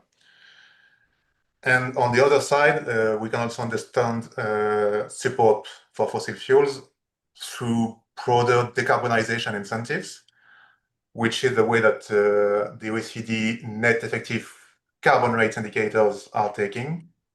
So these indicators they capture the key price-based incentives to reduce fuel use and emissions. So it combines the fiscal cost of support measures for fossil fuels from the inventory with another database of the OECD, which is the carbon pricing and energy taxation, to estimate the effective marginal carbon rates net of direct budgetary transfers for fossil fuels. So in that sense, it measures the strength of decarbonization incentives through different carbon pricing policies, including direct budgetary transfers for fossil fuels, fuel excise taxes, carbon taxes, and ETS permit prices. So next slides, please. So yeah, on the inventory first. So these figures are coming from the OECD IEA combined estimate of the fiscal cost of support measures for fossil fuels on 82 economies. So what we can see is that the recent evolution, the fiscal cost of government support measures for fossil fuels fell by around 1/10, from 1 trillion to about 900 billion in 2024. This actually reflects a reduction in the fiscal cost of emergency support measures that were introduced in 2022-2023, as well as a fall of energy supply cost as well, that from their record highs in 2022. Yet, many measures still support production and consumption of fossil fuels, and so their fiscal cost remains elevated compared to historical average that we can see in 10 years ago. Most of the support, which is about 84%, in 2024 was related to consumption of fossil fuels. So, and the rest was for production or for what we call general services, which is more for infrastructure. Support is generally declining across sectors, with the exception of transportation, which was the only sector to increase in 2024. And the largest decline in sector was the residential sector, falling from 118 billion to 84 billion in 2024. That said, it still remains the sector with the largest fiscal cost of support measures just after transportation. So it is still an important sector, and even though the decline reflects the decline in the emergency support measures that were introduced. Speaking of which, next slide, please. So the prices for fossil fuels rose sharply in 2022, mainly, started then to stabilize from 2023. So globally, what we can see in the World Bank's energy price index showed a continued decline in prices, falling by about 6% in 2024. And they were projected in the latest publication, they were projected to fall by a further 17% in 2025. We should have the new figures now, but this was the figure at the time that we published this inventory. So this easing in price raised new opportunities to help address the fiscal pressures by phasing out support for fossil fuels. Drawing on its detailed description of measures, the OECD inventory of support measures for fossil fuels can help identify individual support measures that were explicitly introduced or modified by national governments to respond to emergencies. So starting in 2022, many economies introduced emergency support measures to reduce energy, the burden of energy prices strike, with the aim of helping end users to cope with this rising costs. So these measures, we compare them in this picture with the COVID-19 pandemic emergency support that were as well introduced, and all of which were intended to be temporary, and they are therefore being reduced or even phased out already in 2024, and we expect it to continue in 2025. So what we see here is that following its peak in 2022, the global fiscal cost of emergency support measures in response to high energy prices was significantly reduced in 2024 from 164 billion in 2022 USD to 88 billion in 2023, and 57 billion in 2024. And we can see it as well in the number of measures, because the number of measures in place already also fell from 294 in 2022 to 192 in 2024. So it means that both the support measures are both being reduced, but also being phased out. Next slide, please. But the remaining support measures are still lacking some targeting issues. So we do know that households have been significantly impacted by the crisis, and that support to consumption, if well targeted, can play a role in alleviating the burden in terms of pressure for rising energy costs. However, in 2024, measures to support fossil fuel consumption were still largely poorly targeted, with a bit more than 70% of the fiscal cost of support measures from the inventory that was considered as untargeted or poorly targeted. And emergency support measures were also concerned by this issue, because 65% of the fiscal cost of the newly introduced emergency support measures was untargeted. So it raises different issues. It raises fiscal concerns, because the fiscal cost of poorly targeted measures is higher than necessary, as a broader range of recipients can benefit from it. Not targeted measures can also raise distributional issues, because they tend to disproportionately benefit better off households who consume more energy. And finally, they raise environmental concern because they tend to distort price signals and therefore contribute to a higher consumption of fossil fuels. And also this was for households, but this has the same type of implication for businesses, because support to firms can embed the price distortions by decreasing energy input prices that could pass on to their output prices then and affect wider markets in the end. And in the environmental outcomes as well, government support measures to firms can also imply more significant climate implications, as it may support emission-intensive production processes. So especially in especially when supporting energy-intensive sectors.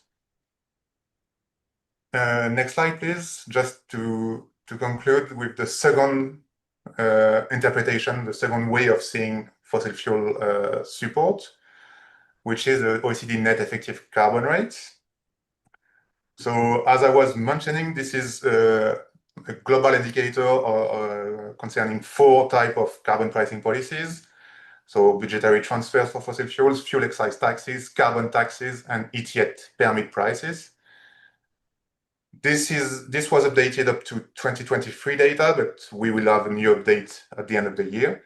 So in between 2021 and 2023, we have seen a reduction in fuel excise taxes and an increase in direct budgetary transfers for fossil fuels, which correspond to what we see in the inventory as well.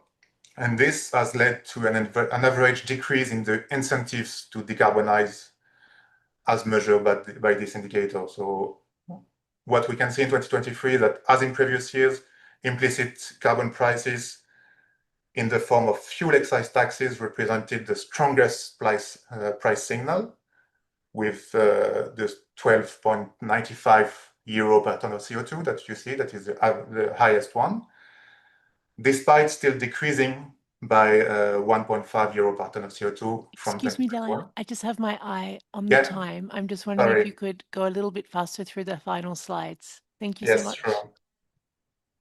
So yeah, the reduction in to be concise, the main outcome from this incentive point of view is that the reduction in fuel excise taxes and the increase in direct budgetary transfers for fossil fuels led to an average decrease in net effective carbon rates of 3.68 euro per ton of CO2.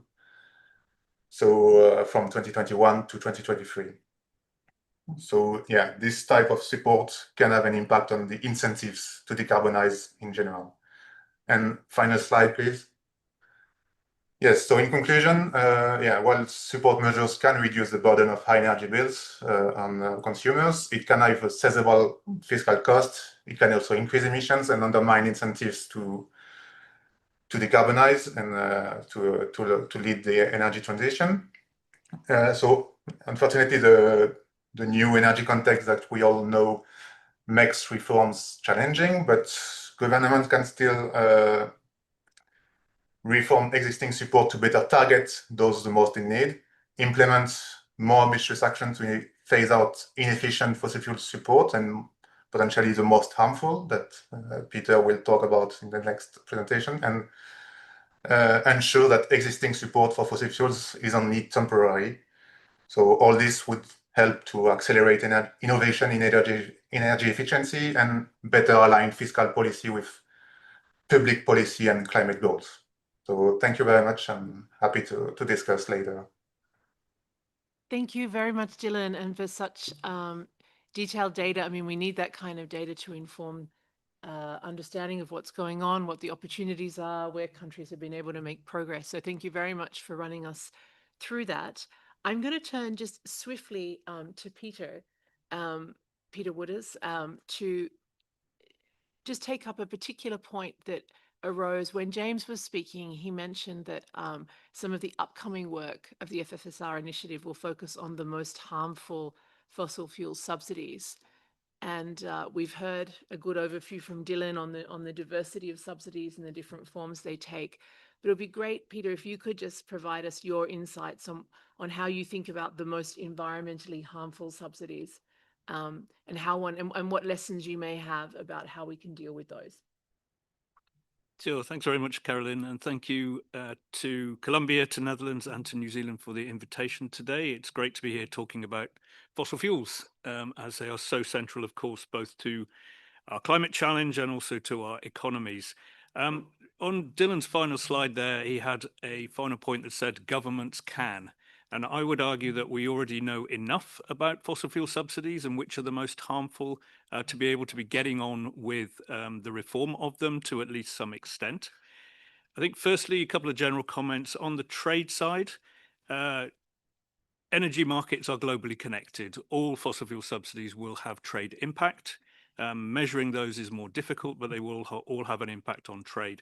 The other side of, because everything is globally connected, is we have common challenges and solutions. So many countries, many economies will subsidize at various times consumers because they're worried about the impacts on their ability to heat their homes. They might subsidize transport fuels for mobility reasons. They might subsidize parts of industry for economic activity reasons. And the types of rationales and the types of schemes that are put in by one economy are very similar to those done by others. So there are many common challenges here. And that, of course, leads to the possibility of collective action at the WTO or elsewhere.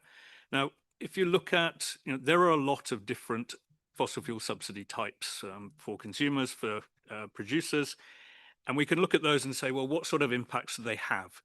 And all fossil fuel subsidies will have a fiscal impact. They cost the government money.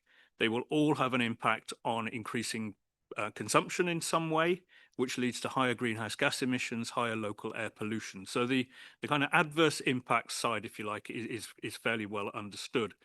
But we have to trade off against those. And this is the challenge really of reforming subsidies, is that it's about a trade-off.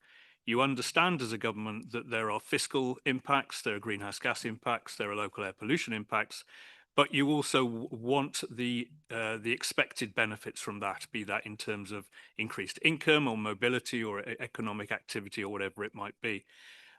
Looking at the literature of what are the worst subsidies per dollar of subsidy granted, whatever, it's not very precise. There's no sort of hugely, there's not some great database here where you could say, well, this one is 3.6 times as harmful as that one, or this one is what the relative scale are. But we can draw some important lessons. Firstly, as Dylan mentioned, when subsidies are universal, when they're non-targeted, they're regressive. That means most of their benefit goes to the richer parts of the population and the economy, those who are most able to pay for them. We know that, particularly for the case of coal, there are very adverse impacts of coal use.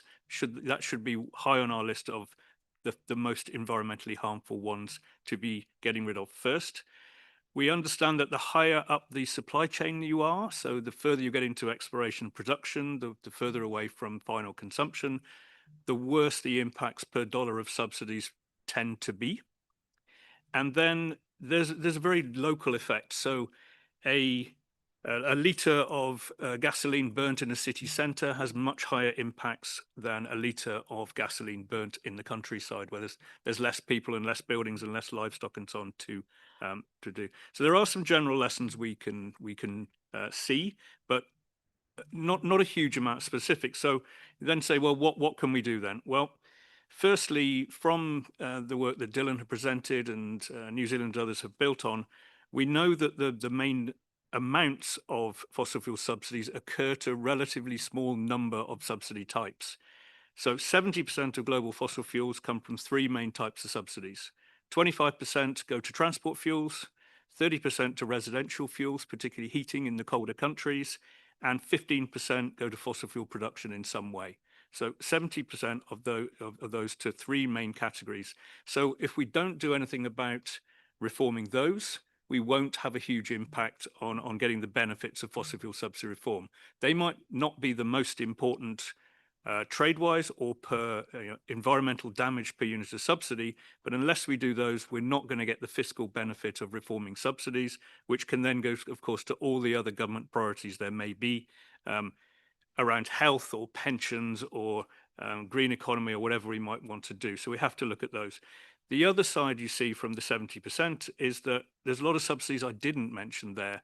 So often when we hear about how difficult it is to reform subsidies, people will say, well, I need subsidies for research, I need subsidies for disadvantaged regions, or to support new environmental regulations, greenhouse gas reductions, support to poor and vulnerable groups, after production cleanup, etc. And those aren't part of the 70%. So we can get on with a lot of the reform without getting into the contentious issues. I'll make one final point, I don't want to go on too long, is that clearly it's, I said at the beginning that countries face common challenges and common solutions. Of course, those challenges are harder in developing countries. Why? Because we have higher percentages of vulnerable people.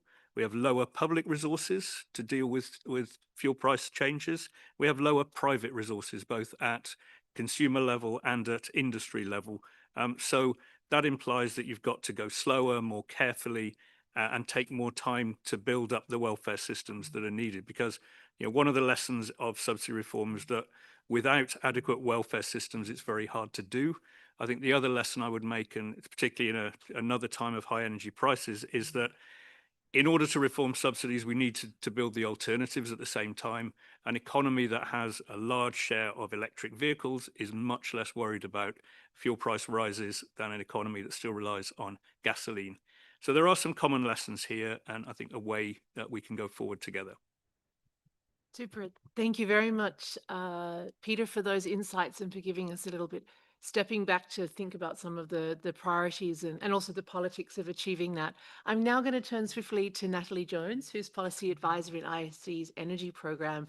So it's great to have Natalie here because she was there at the Santa Marta conference and has been one of the leading researchers and climate policy advocates in ISD's energy program. Of course, ISD is a familiar organization for many of you here for their wider work on sustainable trade as well, but we're really delighted to have you here today, Natalie. So my question really is, why do you see the Santa Marta conference as being so important for the transition away from fossil fuels, and what do you see comes next? Yes, well, thank you very much, Carolyn, and thank you the governments of Colombia and the Netherlands and New Zealand for the invitation. I will start by giving a bit of a background on the Santa Marta conference. Now, it is a truism that the burning of fossil fuels is the major cause of human-induced climate change, but this truth is rarely spoken at UN climate change meetings, where the focus has largely been on emissions rather than the sources of those emissions. And this the silence surrounding fossil fuels' role in climate change has increasingly been challenged in recent years. There was agreement, as Gustavo mentioned, at COP28 in 2023 on transitioning away from fossil fuels, which was very important because it was the first time that fossil fuels were properly named in, more than 3 decades of the UNFCCC process.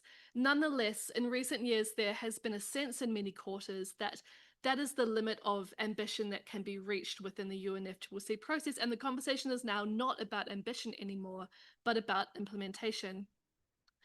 COPs are often characterized by a unique form of high tension and hardline consensus-based negotiation, which is essential to collective climate action, but is not the most effective format to get deep into country aspirations, plans, and concerns around a topic as complex as the transition away from fossil fuels. So that was the spirit in which Santa Marta was convened, which was, in support of the commitments made under the Paris Agreement, but in recognition that a separate and constructive space was required. As I think Finn said, it did not seek a negotiated outcome. Rather, it was designed as a complement to the UNFCCC process and an implementation-focused space for those already ready to move forward, a coalition of the willing operating at a level of ambition that the formal process has not yet reached.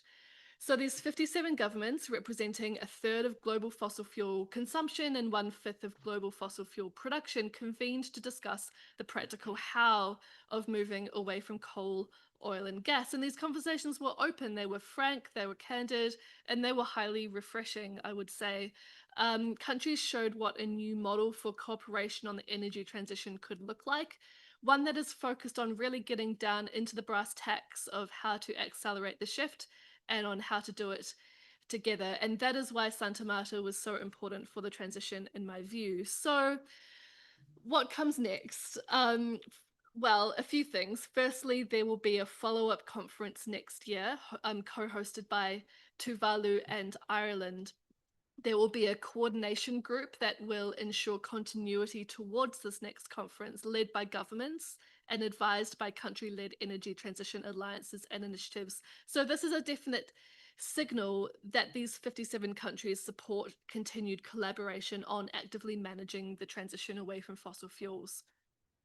Now, until this next conference happens, the co-hosts also set out a clear forward path for the process. They announced the establishment of 3 work streams, participation in which is voluntary but highly encouraged. These work streams will focus on developing national and regional roadmaps away from fossil fuels, macroeconomic dependencies and financial architecture, and IASD is really proud to be officially supporting this work stream.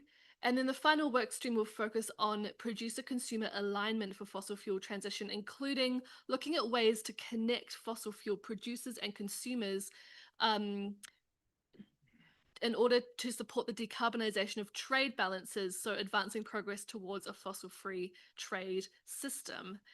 So what is safe to say is that Santa Marta participants left with homework.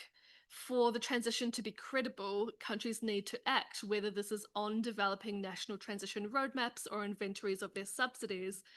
The world is awash with talk shops about climate change, and this process aims to be different. It aims to be a coalition of the doers. So now it is up to governments and all types of stakeholders and scientists as well to basically live up to their ambitions as expressed in Santa Marta.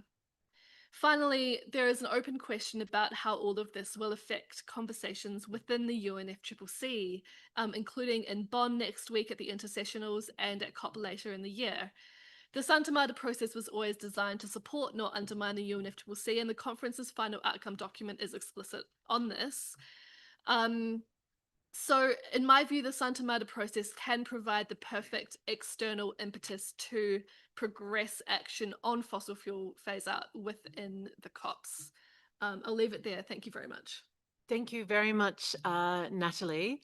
I'm just going to take another 2 minutes directly from you, and then I'm going to turn back to Gustavo, Finn, and Peter, and then we'll open for questions. But just quickly, in your work, it would be interesting if you could just give us 2 minutes on some of the lessons that you have had on both the opportunities and the challenges in reforms from the developing country viewpoint.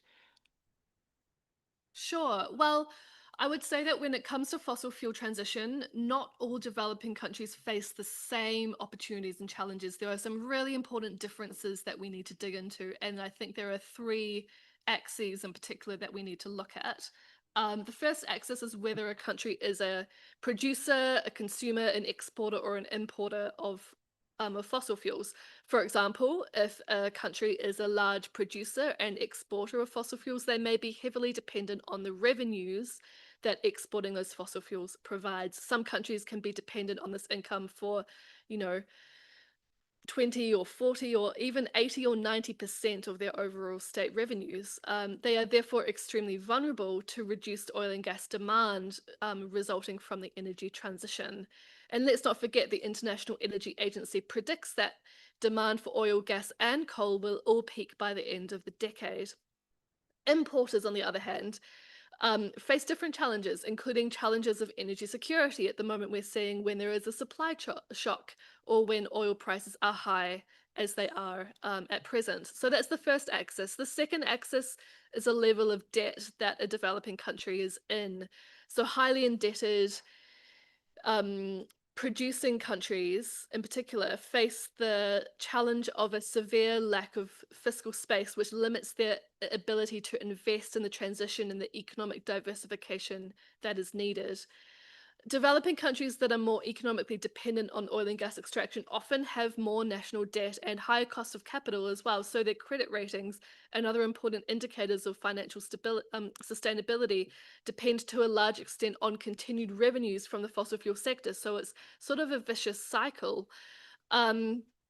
And the third axis is simply the level of economic capability a country has assessed either via income, discretionary income, or via the Human Development Index or something like that.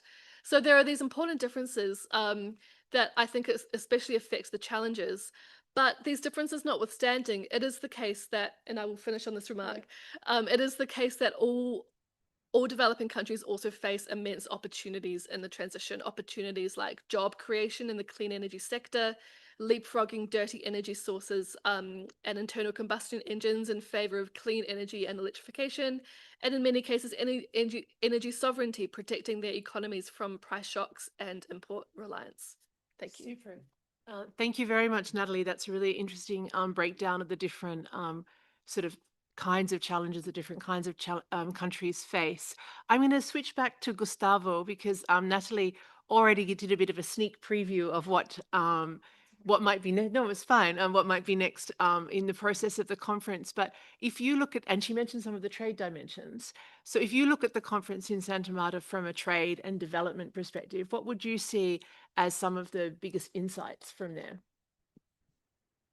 Yeah, absolutely, Caroline, and at least from the Colombian perspective, what we can mention is that in the three pillars, so the pillar related to reducing dependency of fossil fuels, the pillar related to supply and demand, and the pillar related to cooperation, the trade was a transversal element on all of them. So we see over the discussions how trade can support the transition through transparency, through cooperation, technology diffusion, capacity building, resilient supply, and so on, so forth. Also, mentions of standards, subsidies for sure, carbon pricing, and green industrial policies that support decarbonization and recognize the different levels of development and different capabilities was a part of the entire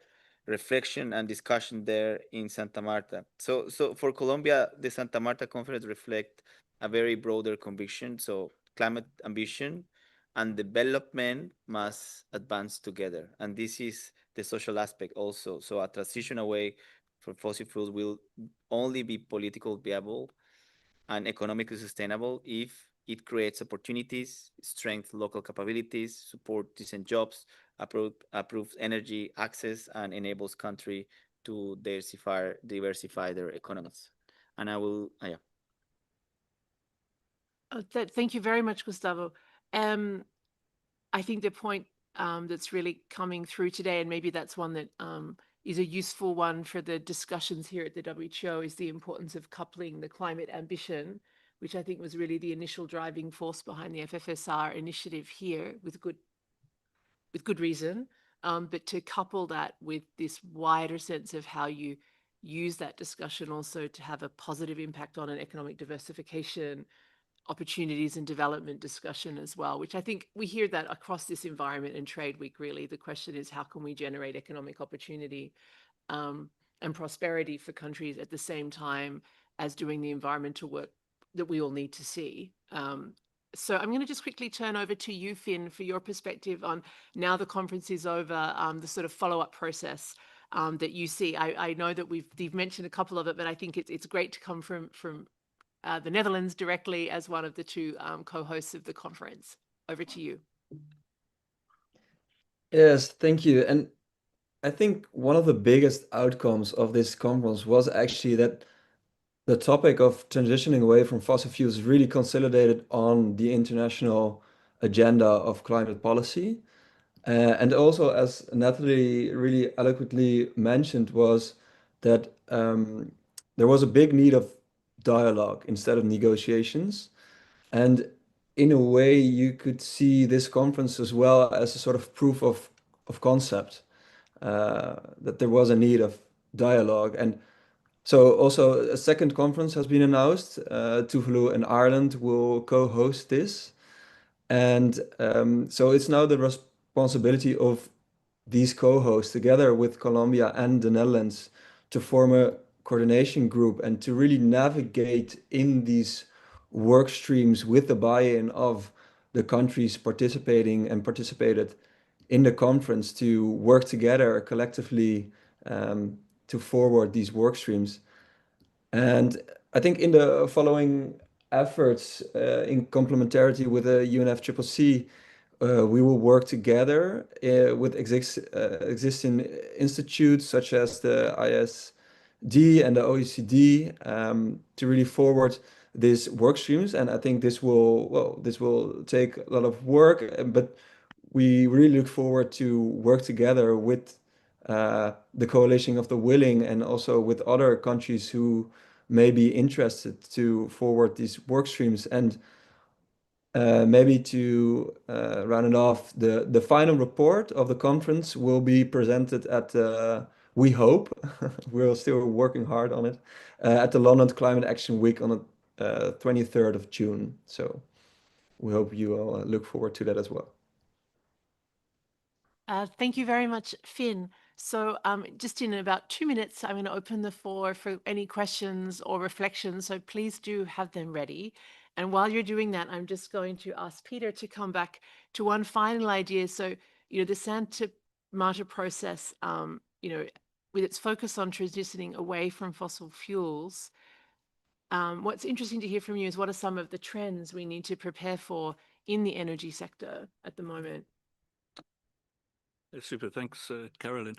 I think just from really a sort of trade perspective and how this community here today could help to support the Santa Marta process and moving forward to its second meetings and all the other activities just laid out.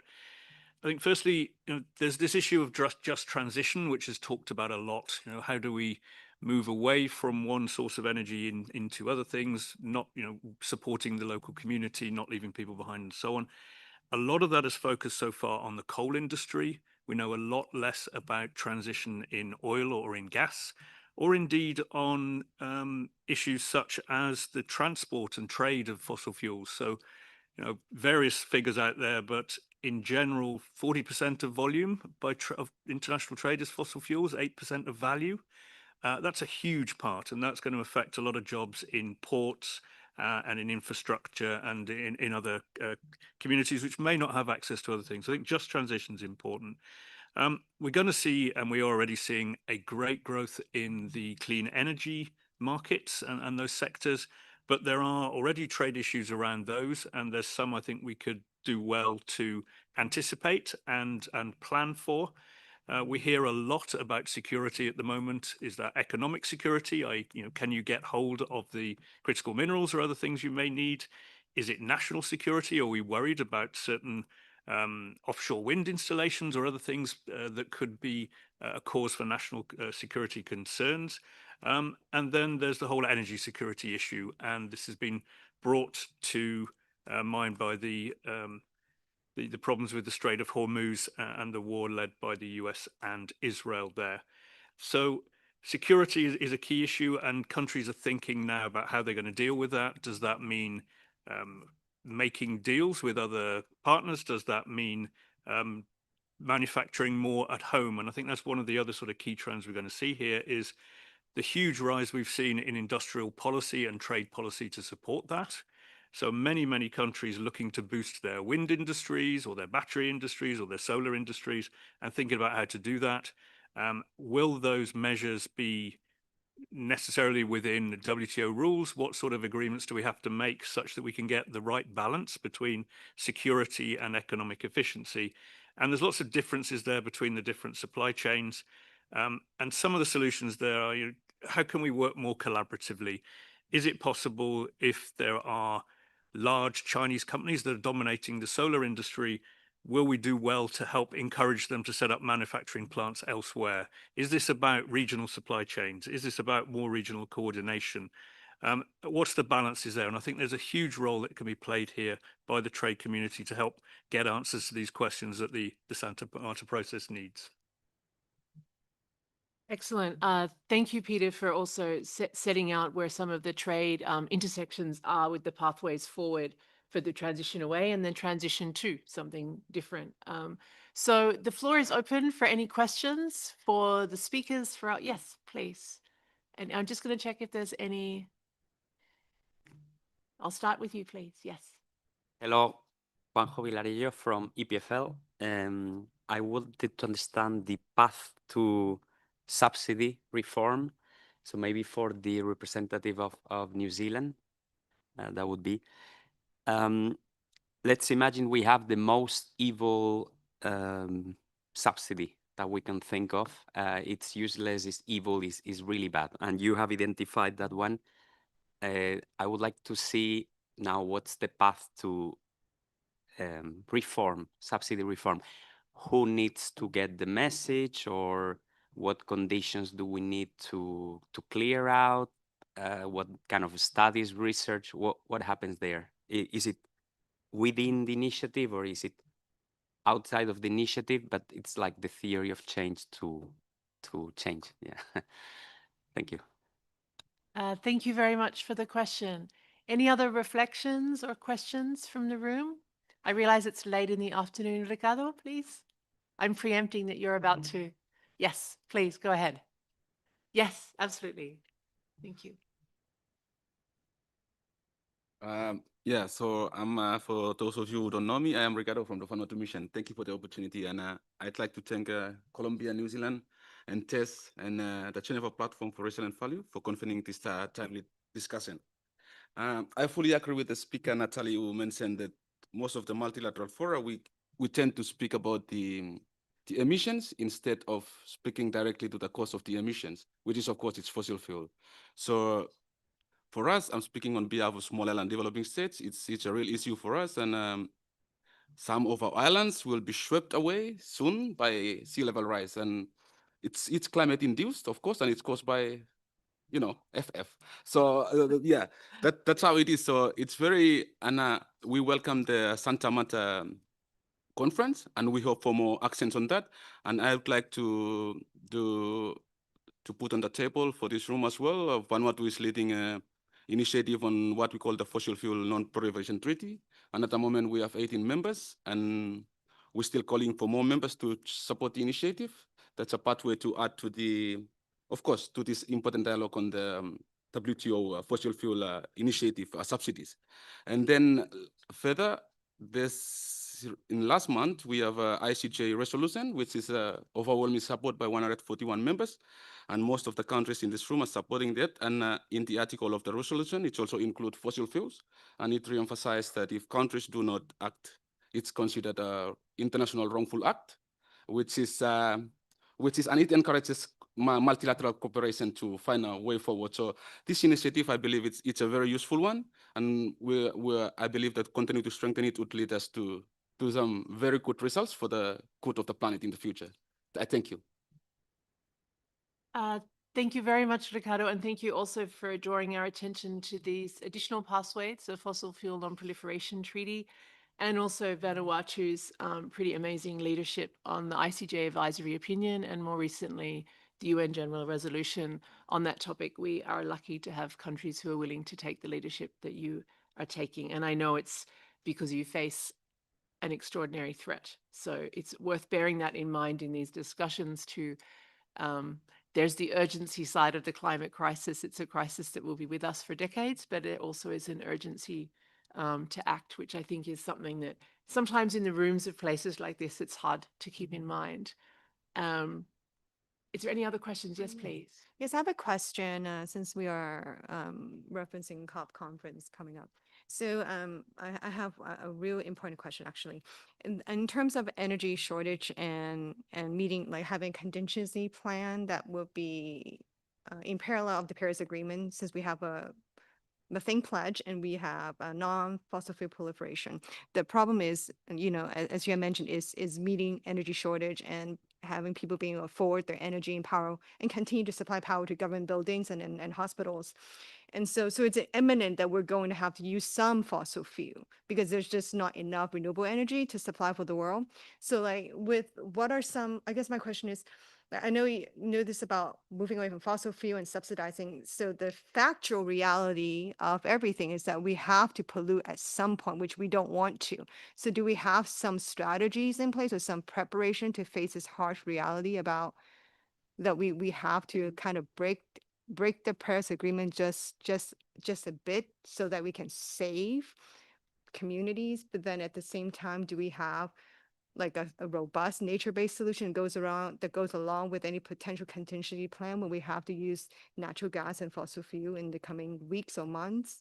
We already short on like SAF, which we already know that we're failing in sustainable aviation fuel, like the case of European Union, that it takes time to blend, like all these talks and advocacy about renewable energy takes time to implement. Like permitting takes 7 to 15 years. Sustainable aviation fuel takes a year to certify before you can like start using it. And the world only has about 14% global renewable energy, so that we have to like talk about the harsh reality and the factual reality of everything in spite of climate change. Yeah. Excellent. That's a really good reflection. I think it goes to some of the complexities that that have been discussed already today. So I'm going to go firstly to James to ask the question about the sort of theory of change behind the fossil fuel subsidy reform initiative in terms of ways forward. What kind of support or processes do you envisage for countries who are trying to initiate reforms? And then I think I'll open it to whoever wants to take up this very relevant question about how does one deal with the immediate challenges of trying to keep energy flowing that is needed for a range of reasons when we're still amidst the transition. And I'm sure many here would have reflections on that. James, if you want to lend your voice to that one as well, maybe our two government representatives have reflections from their national perspectives. But maybe first to you, James, on the first question. Yeah, sure. Thanks very much for the question. Look, I think the way that the initiative is set up is essentially it's an opportunity for members to share experience. So there's not going to be necessarily one particular pathway for reform, but there may be multiple ones. And the idea is that we can bring members together. We can also bring international organizations together, and we can see, if you like, what the options could be. I mean, if you're looking at the grid, you're probably thinking, where's the sort of cell at the end which says, okay, these are the sort of the exact things you want to do. I mean, we're not entirely there yet, and we're specifically trying, if you like, to set up a conversation that allows people really to share that experience, I guess, to take back what the experience is particularly relevant for them and to try and gather that information. We don't have, if you like, pre-cooked outcomes necessarily of where it will evolve. But, obviously, if you look, there are different examples of how you can, address fossil fuels at the international level. And I mean, one of them probably at the more, I guess, the harder rules end and the treaty end is, of course, the Agreement on Climate Change, Trade and Sustainability, which has a fossil fuels chapter. So I guess if you like, just to paraphrase, the change logic is very much, if you like, member-driven and experience sharing at the moment. And we're hoping that we will build up that corpus of knowledge that will be useful for a range of countries and a range of members. Thank you very much, James.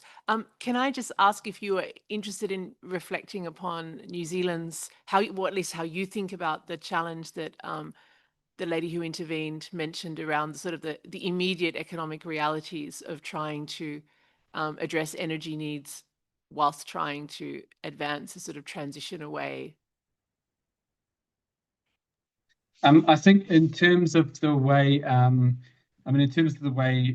New Zealand views it, I mean, from our perspective, I mean, we're quite lucky in the sense that we have quite a high degree of renewable energy already in terms of our electricity production. So the difficulty really for us, or the challenge for us, is obviously in the transport sector and heating sectors. And I think in terms of, I mean, in those areas, there's got to be a range of policy solutions that you try and apply. I mean, it's there may be tools that you can use, I guess, to encourage the transition to things like electric cars, more environmentally friendly technologies. But yeah, I mean, we don't necessarily have a one size fits all approach for that. Thanks so much, James. I'm going to throw that one just to Peter and Natalie and Gustavo and Finn. And then I think as there's no more questions, we'll probably wrap up on that. But I don't think, Ricardo, it wasn't a question, was it? It was more of a reflection. Exactly. All right. So maybe Peter, then Natalie. No, really interesting question on sort of the energy sector and, should we be pessimistic? Should we be, extremely worried and so on? And I think, as ever, there's things that we should be worried about and things that we shouldn't.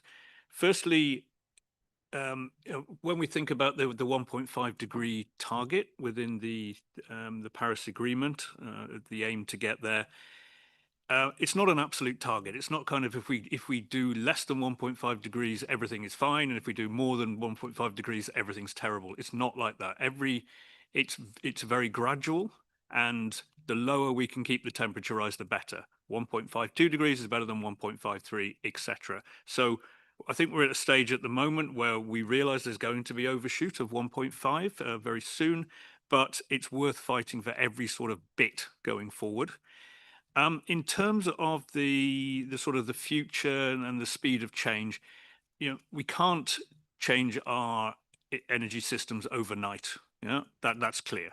But if we sort of break it down a bit, it becomes perhaps a bit more understandable. We've got four main sectors of energy.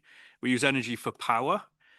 Power, we're showing that we can make our systems renewable with solar, with wind, with battery support, with the hydro that we've got on the systems and so on. That's a clear trend. Those technologies, particularly solar, also onshore wind, are now cheaper than the fossil fuel alternatives. So in the long term, that is, if you like, we've got a right path there. I would argue it's the same for transport. We're now seeing that transport is being used for large trucks, for ships of decent size, for large drones, which could automate certain sort of air things. So there's a possibility of electrifying transport. Similarly for buildings, heat pumps are getting ever better. And there's no sort of cost advantage from the fossil fuel alternatives for those sort of things yet. What we're stuck with a little bit still is certain parts of industry where you need high temperature heat and other sort of process things. But we have a way forward for most of the economy, and it's basically electrify as much as you can as quickly as you can. And there shouldn't be a cost benefit from a penalty from doing that, although of course there is an investment need. I think as well, another reflection on your point would be that it's going to be very hard to get to a zero fossil fuel situation, but can we get to a sort of 10% fossil fuel situation or 15% or so on? And that is probably the challenge now, is to get to that sort of position as quickly as we can and not worry too much about getting 100%, because some of the, if you like, sequestration type options, carbon capture and storage, geosequestration, all this sort of thing, are not looking very promising. We may have to go nature-based on these sort of things, and the options there are not really very strong at the moment. So, it's a positive and a negative picture, but we have got options, and to my mind, a lot of those options are cheaper than the current systems that we use. Thank you, Peter, for bringing that kind of clarity to the discussion. Very helpful. Natalie, any quick, we've just got a few more minutes. Actually, Peter gave a really good answer and said everything I would have wanted to say, so I'll leave it there. That's rare, someone willing to cede the floor. So over to you. Maybe I'll go to Finn and then to Gustavo, because you're in the room and you can help us close. Finn, please. Yes, I think that's a relevant question, very relevant question. And I absolutely agree with most of the previous speakers. And I think what is very essential is that it has to be a gradual and planned pathway to transition away from fossil fuel. That was really emphasized during the conference. So obviously there's a big dilemma between energy security and phasing down fossil fuels. And I think what also was mentioned was you have to take into consideration national circumstances and challenges. And also therefore, so one of the workstream focuses on these national roadmaps and supported by this newly established scientific panel led by, among others, Johan Rukström. So really focusing on also these national challenges, which need to be supported by international cooperation. So I think that's how it was mentioned and discussed in the conference. Thank you very much, Finn. Over to you, Gustavo. I'll give you the closing thoughts and then I'll end the session. Yes, thank you very much for that question, because it allows me to explain what more or less we are trying to do in Colombia. That is also reflected in the conference. So from the supply side, we aimed some years ago to have a renewable grid of 10%. Now we are kind of in the 10% of renewable grid, which is an achievement. We keep moving at that direction, and as Finn and also Peter mentioned, change cannot happen overnight. So we need to do it gradually, and also including the subsidy size of it, which is important from our side. We did also a reform of subsidies, which was very painful. And the social dimensions, just always take into consideration the rights of the workers, communities, and pilot finances, which is something what we took also there. And from the demand side, we try to accelerate renewable energy deployment, like electrification, energy efficiency, cleaner transport, and of course industrial decarbonization, which is still ongoing. So by that we are trying to do this. Yeah, I will leave it like this. Thank you. Excellent. Thank you very much, Gustavo. So I'm going to impress our colleagues at the WTO Secretariat by drawing us to a close on time today. But just before we close, I think two takeaways, well, there are three takeaways that I have from today. The first is the importance of talking about fossil fuels and naming them. I thought that was a really good reflection. I mean, it's part of the inspiration for the Santa Marta Conference and the Fossil Fuel Subsidy Reform Initiative. And I think we all know that in doing so, it's really complex. It's very sensitive. You know, there's climate ambition there, obviously critically important, but there's development, economic, social issues at stake, domestic political economy issues at stake, security issues, and so on. So this is not easy, but it shouldn't stop us from naming them and talking about them explicitly. It's very hard to solve problems if you don't name the problem you're trying to address. So I think that's we should be encouraged by the discussion today that now is the time to be a bit braver about grappling with that complexity and thinking through how we can cooperate better internationally in ways that acknowledge the challenges at hand, but are informed by a conviction of the need to try and do something. And I think here we also have an opportunity to think hard about where the trade community can contribute. So we've learned today about the FFSR initiative and the effort to use a set of trade tools around subsidies and a set of, to think about the experience that we have in the trade community around subsidies rules and subsidies policy, cooperation around that to drive forward change. But there's also a range of other trade tools and trade policies and cooperation efforts that could be made that would help alongside work on fossil fuel subsidy reform, drive forward some of that transition. So that's sort of the first reflection. The second one is in across Environment Week, there's a lot of talk about breaking down silos between environment and trade decision-making, doing more work at the national level to integrate different parts of decision-making.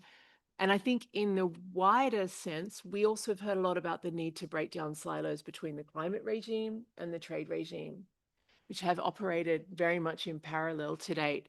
So I think today is a really great step forward in that it's one of the first times I've seen an event here that's really trying to look at some of the innovations that are underway in the climate arena and saying, we think they matter here. They're worth us reflecting upon and learning from and understanding in this setting as well.